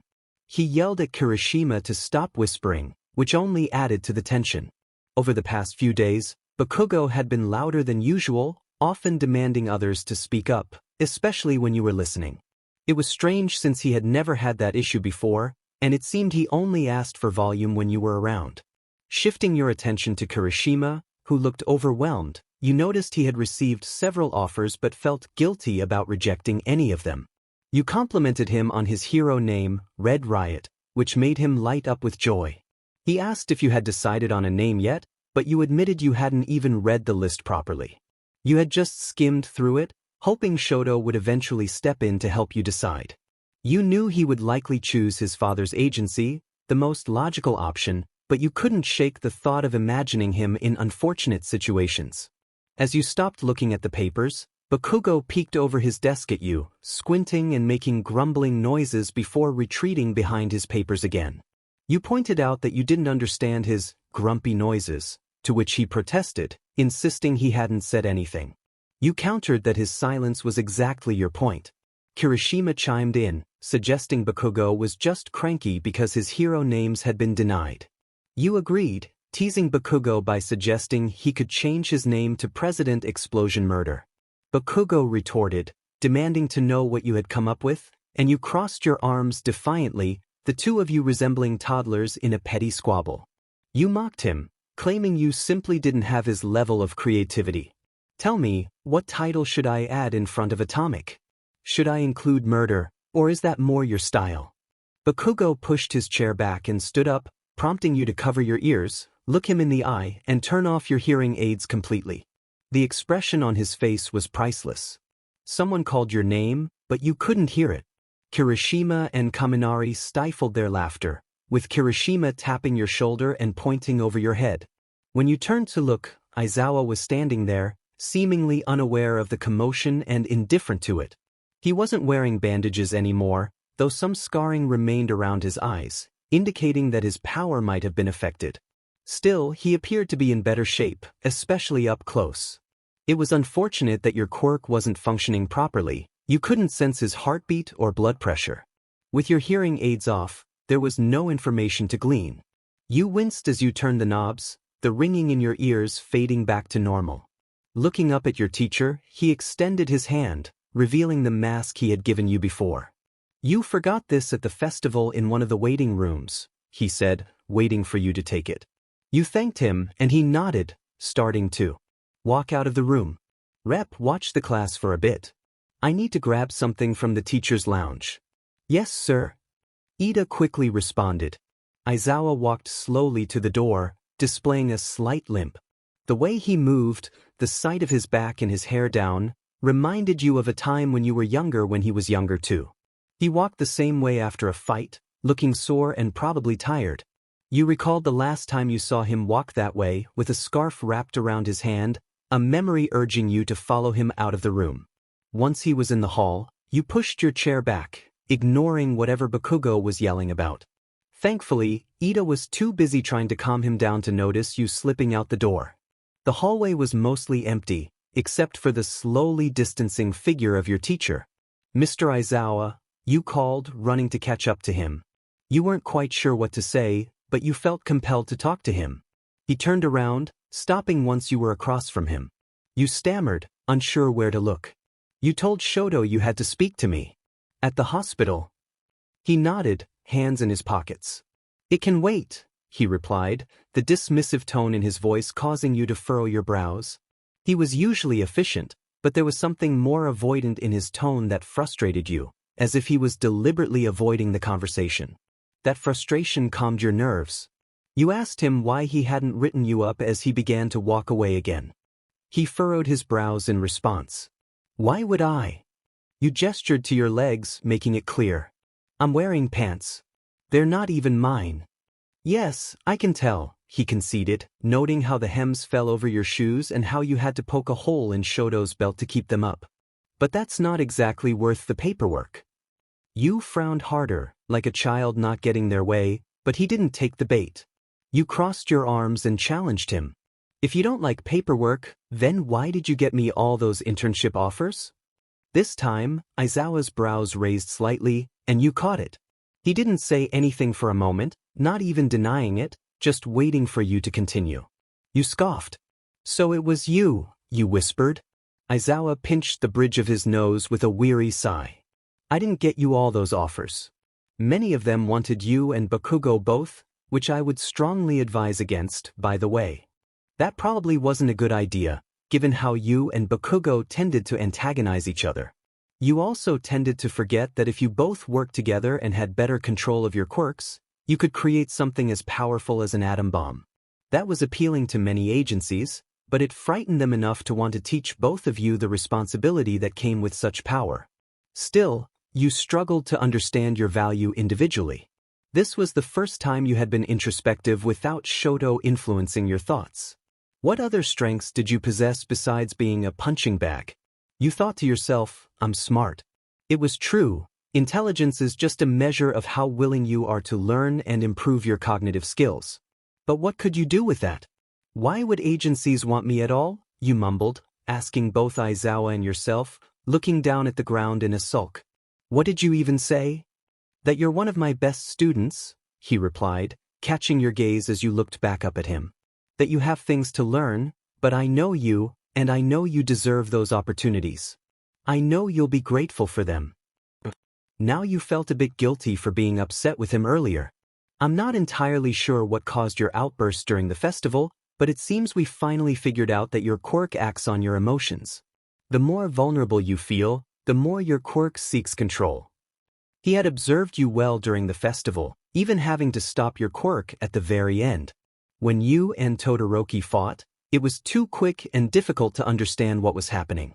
No one but Bakugo could have predicted the outcome. He knew because he experienced it firsthand. Because he cared enough to notice those things about you. 𝐎𝐸𝐸𝐬𝐢 spoke to Bakugo after the festival. After addressing Bakugo's outbursts during the awards ceremony and his obsession with winning, they discussed you. Shoto wasn't oblivious. He noticed the way Bakugo looked at you when he thought no one was watching. There were the typical teenage glances, nothing as blatant as Kaminari or Mineta, but sometimes when you frustrated him or turned away, 𝐎𝐸𝐸𝐬𝐢 caught his eyes drifting to the hem of your skirt. Beyond that, there was a more unexpected, curious aspect to Bakugo's behavior. You had earned his attention early on and gained his respect along with it. However, since the festival, 𝐎𝐸𝐸𝐬𝐢 noticed a hint of concern in Bakugo. It was a concern that could almost be mistaken for care. He would move his head out of the way more during note-taking and ask the teachers to speak up during lectures, even though most of the class could hear just fine. When they talked about you, Bakugo seemed to think that pretending he didn't care was the best approach. Yet, one thing he said stuck in Shoto's mind. He expressed that you shouldn't be using your quirk for others, referring to Todoroki and possibly Endeavor. He believed you were strong without it, but others either didn't recognize that or didn't care. He spoke with a frown, clearly frustrated. He questioned why people were so foolish, stating that your quirk was meant to protect you and would naturally react when you were in danger. He felt it was simple. If people stopped treating you like a weapon, you would act like yourself again. Looking down at you, 𝐎𝐸𝐸𝐬𝐢 felt a sudden urge to pat your head. You were as oblivious as your brother sometimes, struggling to understand your own emotions. He had never liked Endeavor, considering him rather unpleasant, but he never expected him to fail so miserably at being a father to his children, including the one he adopted. Bakugo, 𝐎𝐸𝐸𝐬𝐢 thought, sadly, not everyone values her self-worth as much as he does. He reflected on how he shouldn't have encouraged you to use your quirk during the festival without knowing more about it. He mentioned that at an agency, they could start teaching you about quirk experimentation and controlling your emotions during challenging situations. Time, 6:30 p.m. 𝐻𝐸𝐸𝐬𝐢's location, Todoroki household. Communication type, phone call. Todoroki answered the call. 𝐻𝐸𝐸𝐬𝐢 greeted him and asked where he was. He replied that he was at the store. 𝐻𝐸𝐸𝐬𝐢 inquired who he was with, to which he responded that he was with Midoriya. 𝐻𝐸𝐸𝐬𝐢 expressed surprise and reminded him about their agreement to elaborate on details. Todoroki clarified that Midoriya had taken him to the store because he was interning in Hosu and they needed supplies for the trip with Endeavor. 𝐻𝐸𝐸𝐬𝐢 felt left out and asked why she hadn't been invited. Todoroki mentioned that he had invited her, but she hadn't responded to his text. 𝐻𝐸𝐸𝐬𝐢 acknowledged her forgetfulness but expressed pride in him making friends. Todoroki noted that she was interrupting his time with them and asked why she called. 𝐎𝐸𝐻𝐸 suddenly remembered that she had signed with an agency for her internship and sought his approval. Todoroki expressed relief, considering it was the deadline. 𝐸𝐸 teased him for being a bit salty. Todoroki mentioned that Midoriya was waiting for him, prompting 𝐸𝐸 to dismiss Midoriya's importance. Todoroki was surprised to learn that Midoriya had a girlfriend, but 𝐸𝐸 clarified that while they liked each other, it wasn't a romantic relationship. She insisted that she and Bakugo were not like that, merely enjoying teasing and challenging each other. Todoroki questioned her denial, pointing out that they talked more than anyone else in class and mentioned hospital visits. He added that if Bakugo made her happy and was quiet when he was around, he was fine with it. 𝐸𝐸 protested, insisting that they were not together. Todoroki then suggested he should inform Fuyumi that she didn't have a boyfriend, which shocked 𝐸𝐸.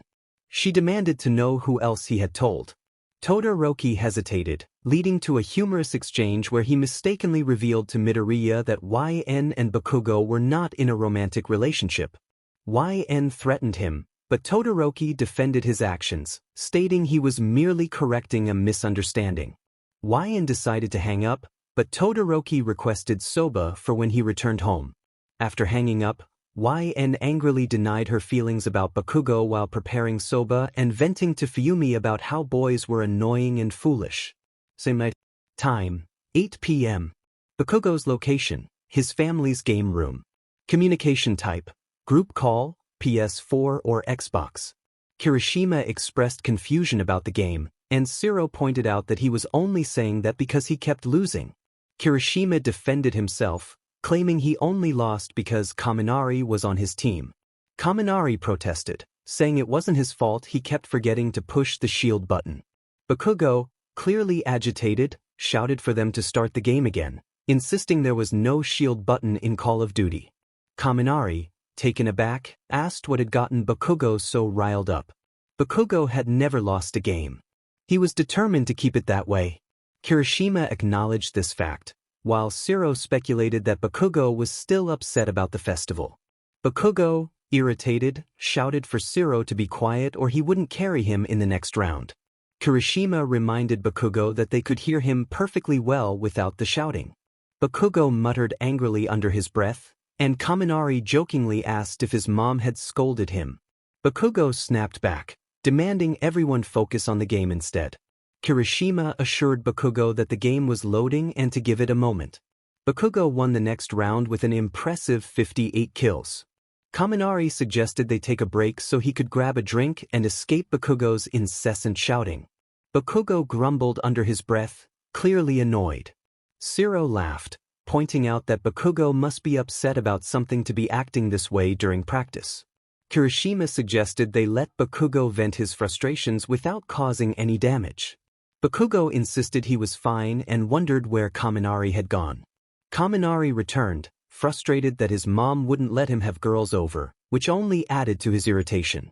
Shiro found this hilarious, and Kirishima joined in, teasing Kaminari about the girls he was interested in. Kaminari defended himself, claiming he wanted to ask someone out soon. Kirishima pressed him for details, while Shiro pointed out that all the girls in their class had already turned him down. Kaminari argued that he hadn't asked anyone from their class yet. Kirishima advised against it, warning that dating someone in their class could lead to trouble with Aizawa. Kaminari, undeterred, mentioned he was considering asking either 𝐻𝐸𝐸 or 𝐸𝐸. Bakugo, frustrated, squeezed his controller tightly. Kirishima suggested sticking with 𝐻𝐸𝐸, while Shiro continued to tease Kaminari about his chances with either girl. Kaminari was confused, and Kirishima asked Shiro for help. Shiro, enjoying the banter, refused to assist. Kirishima insisted that Kaminari should avoid asking 𝐸𝐸 out, while Shiro echoed this sentiment, claiming she wouldn't say yes. Kaminari argued that 𝐸𝐸 always talked to him in class and was beautiful. Bakugo interrupted, demanding to know if they were going to play or not. Kaminari protested that he was in the middle of saying something. Shiro called Kaminari stupid, which only fueled the latter's confusion. Kirishima tried to defend 𝐻𝐸𝐸, saying she was beautiful too, while Shiro insisted Kaminari needed to be more straightforward. Kaminari felt lost in the conversation, prompting Kirishima to ask Shiro for help again. Shiro, still enjoying the chaos, refused. Kirishima warned Kaminari not to ask YN out, to which Kaminari reacted with surprise, wondering if Kirishima liked her.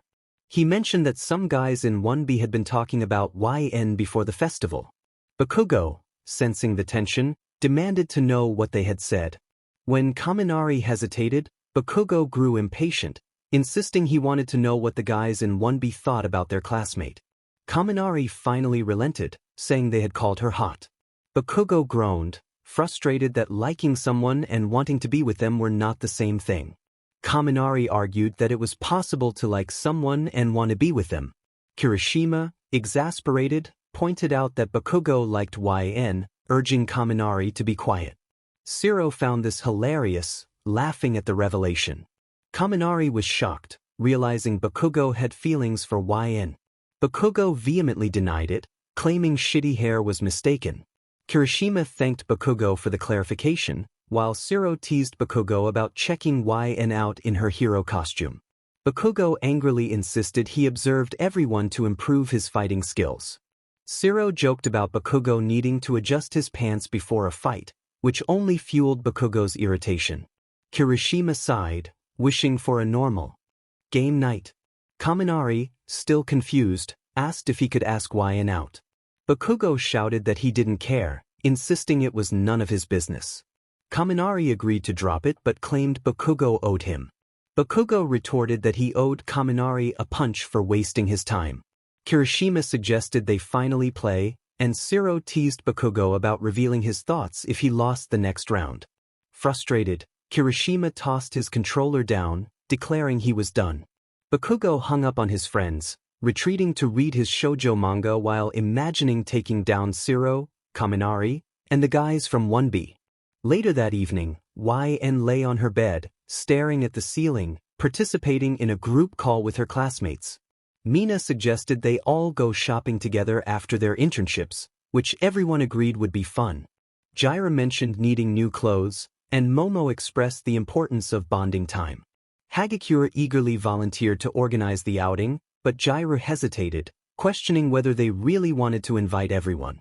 Momo insisted they shouldn't exclude anyone, as it might hurt their feelings. 𝐎𝐸𝐸𝐬𝐢 voiced her dislike for some classmates, specifically mentioning Grapehead. Mina and Momo chimed in, agreeing that some classmates could be difficult. 𝐎𝐸𝐸𝐬𝐢 expressed her concerns about Kaminari and Bakugo, labeling them as troublesome. Momo asked YN if she was still friends with Bakugo, to which YN responded that she was. Momo interpreted this as a sign that Bakugo must be nice.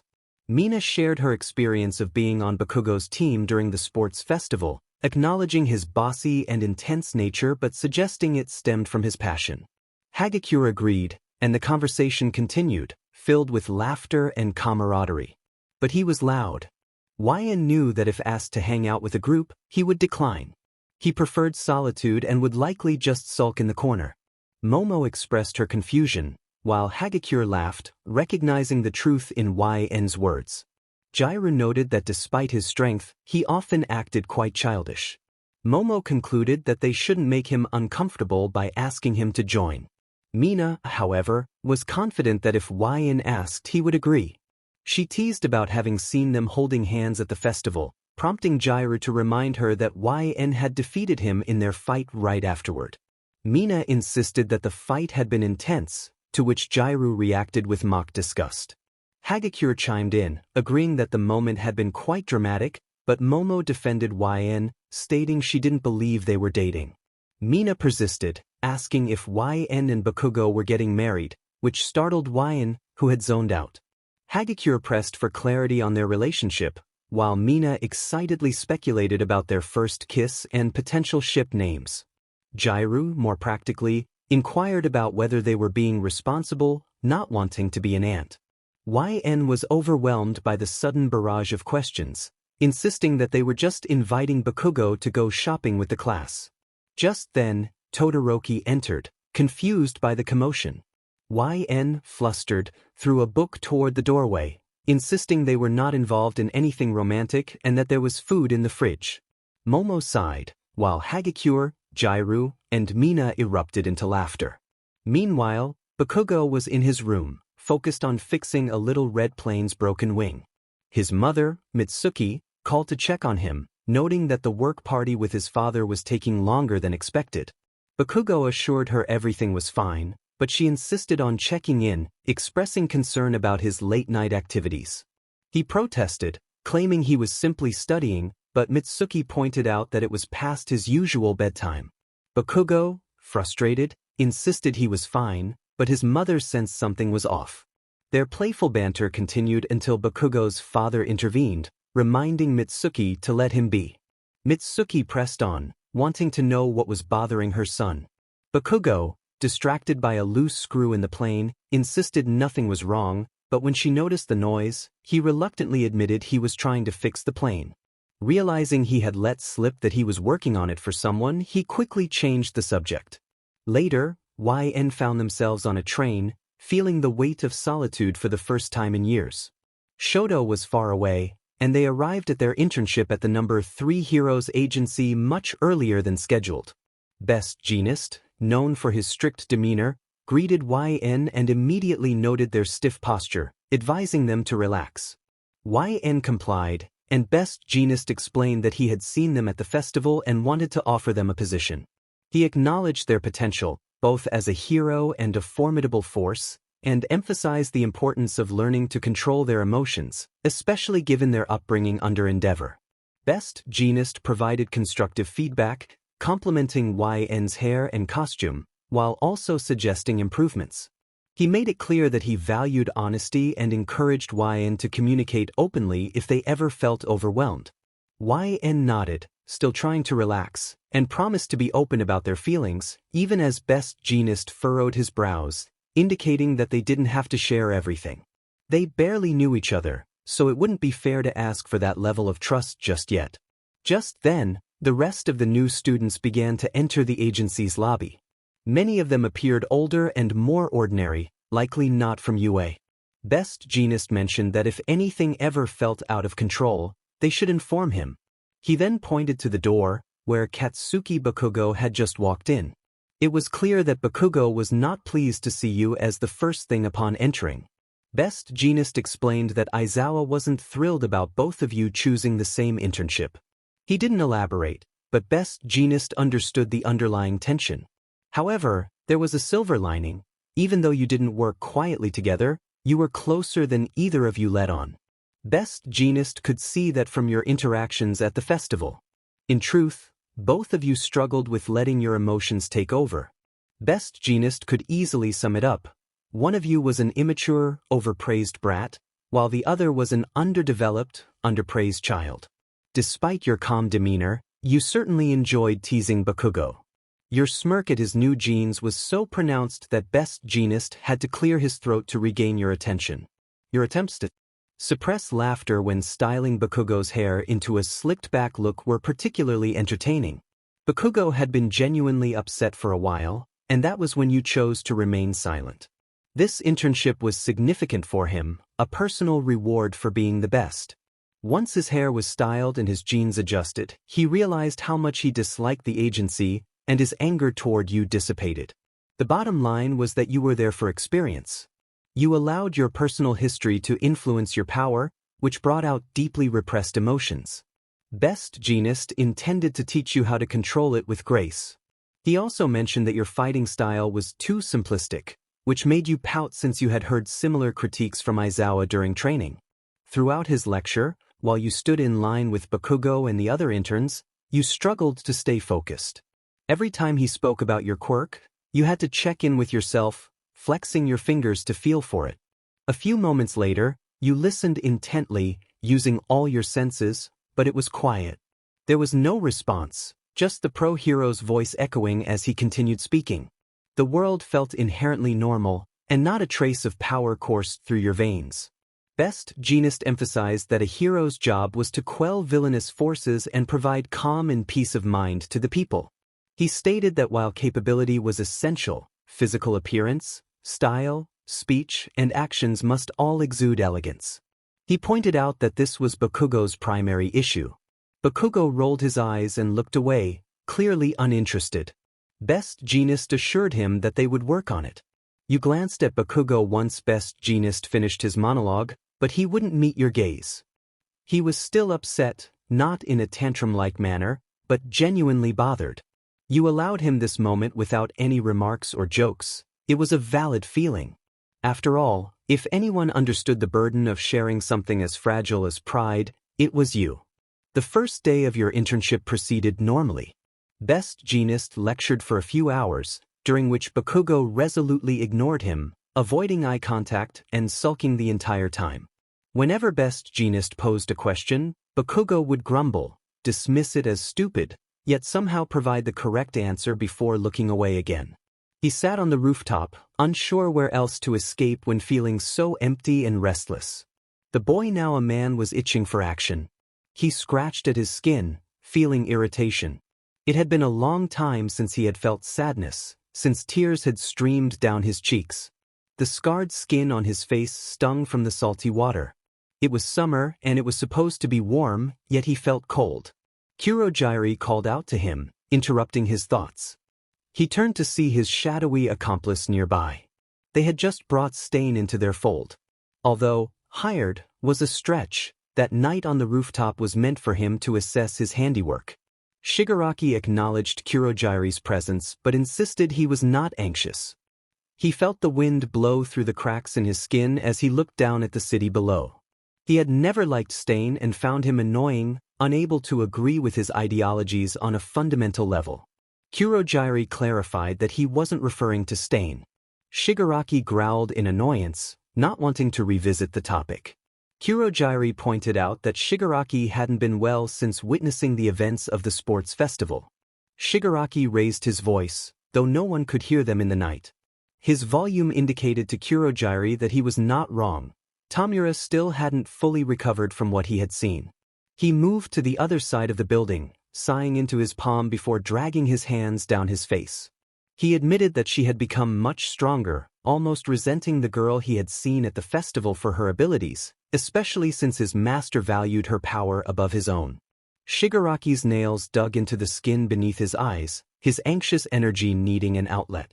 𝐎𝐸𝐸 interrupted, reminding him not to let his emotions overwhelm him, recalling how he nearly passed out from watching her final battle. Shigaraki dismissed it, claiming he was merely lightheaded. She had nothing to do with it. Shigaraki was still angry at her. He shot back, his usually soulful red eyes wide and crazed as he turned to face 𝐎𝐸𝐸. He insisted he was not envious of that child, claiming she was nothing to them, just another soon-to-be hero they would crush. 𝐎𝐸𝐸 concurred, noting that she may not mean much to the league anymore, as All for One had taken more interest in another student for the upcoming events. However, he pointed out that she certainly meant more to Shigaraki than he was willing to admit. Shigaraki shivered, refusing to respond. He remembered the girl when she was only 5, when her hand fit in his. He had learned to hold on to her with only 4 fingers, never 5. Master had told him to take care of her, to not let her fear dictate her actions, and to teach her loyalty. In a short time, he had begun to care for her, the little one he had to lead, forcing her to eat and drink. She had such kindness in her, but also so much fear. After the accident, when those heroes had shown up and taken her from them, Tamura was devastated.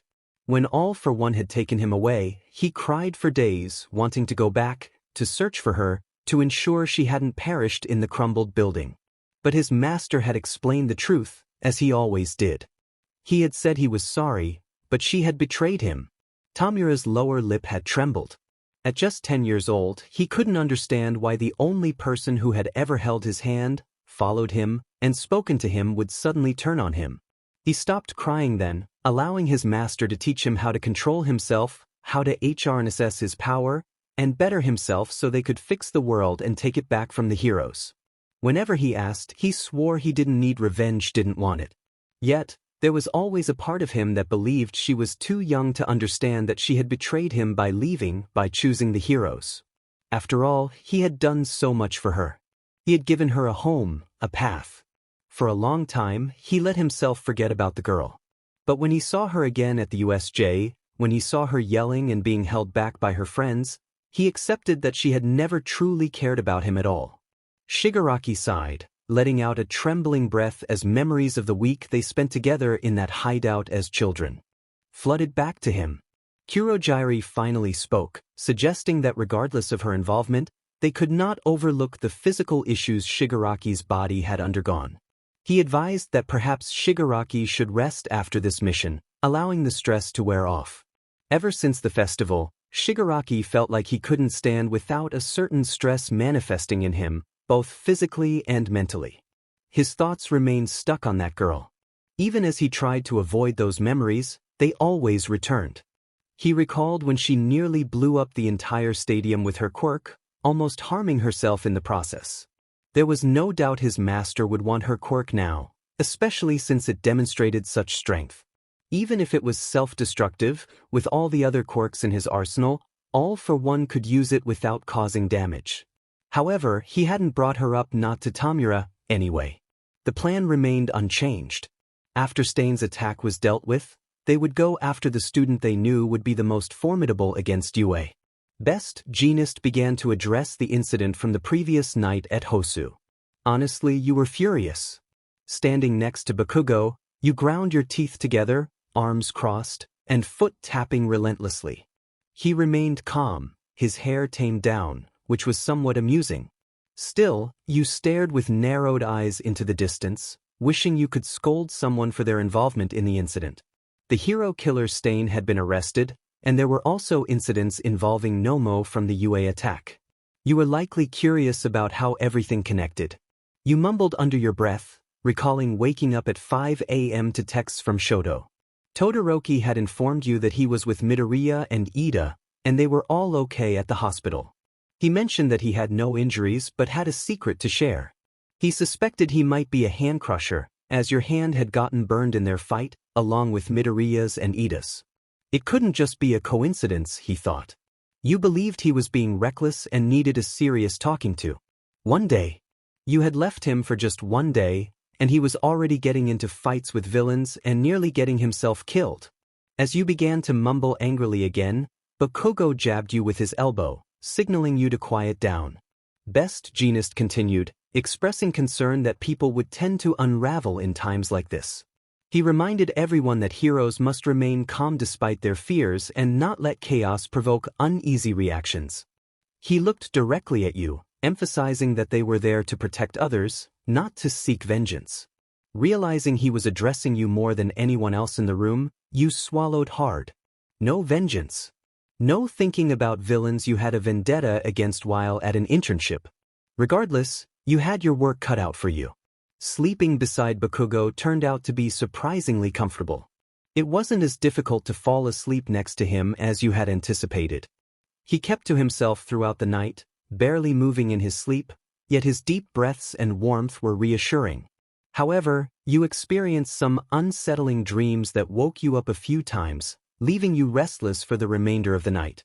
When Bakugo woke up, he noticed you weren't in bed anymore, which shocked him awake better than caffeine, considering it was barely 5:30 in the morning. He yelled for headset a few times, not very considerate of the neighbors. Swinging the closet and bathroom doors open, there was no sign of you. Bakugo felt a surge of frustration. It was against the rules to go out without supervision, just like he had done with you the night before, but that was different. What were you thinking? Heading downstairs to the lobby, Bakugo decided to check if he could catch you sneaking out.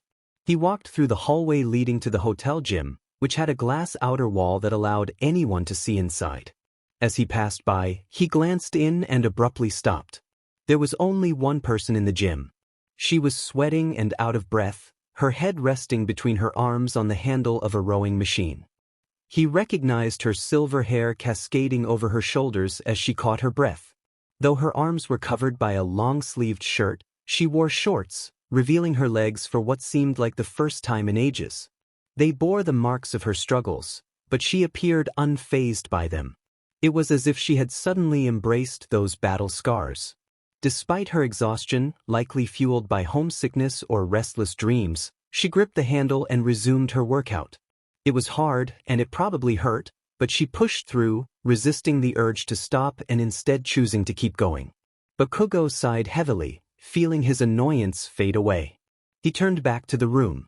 At best genus agency, the lectures were dragging on endlessly. The internship leader announced that it would be business as usual that day. They would patrol the next day for safety reasons, but for now, it was all about training and lectures before returning to their rooms. Bakugo found the leader's words grating. And so the day continued. Training was exhausting. It felt like hours to Bakugo, who thrived on the challenge, relishing the opportunity to improve and showcase his skills. For you, however, it was tedious and drawn out. You were just looking forward to some food and rest. When you returned to the hotel room, a playful argument ensued between you and Bakugo about who would shower first. You felt a familiar restlessness. Being alone with him brought out a different side of you. Without the watchful eyes of strangers, you felt free to be yourself, dropping any pretense of formality. It was comfortable. Despite the occasional tension from shared glances filled with unspoken understanding, you found it easy to be around him, easier than with anyone else, at least. While Bakugo showered, you took the time to study. With practicals and final exams approaching after the internship, you knew you needed to prepare.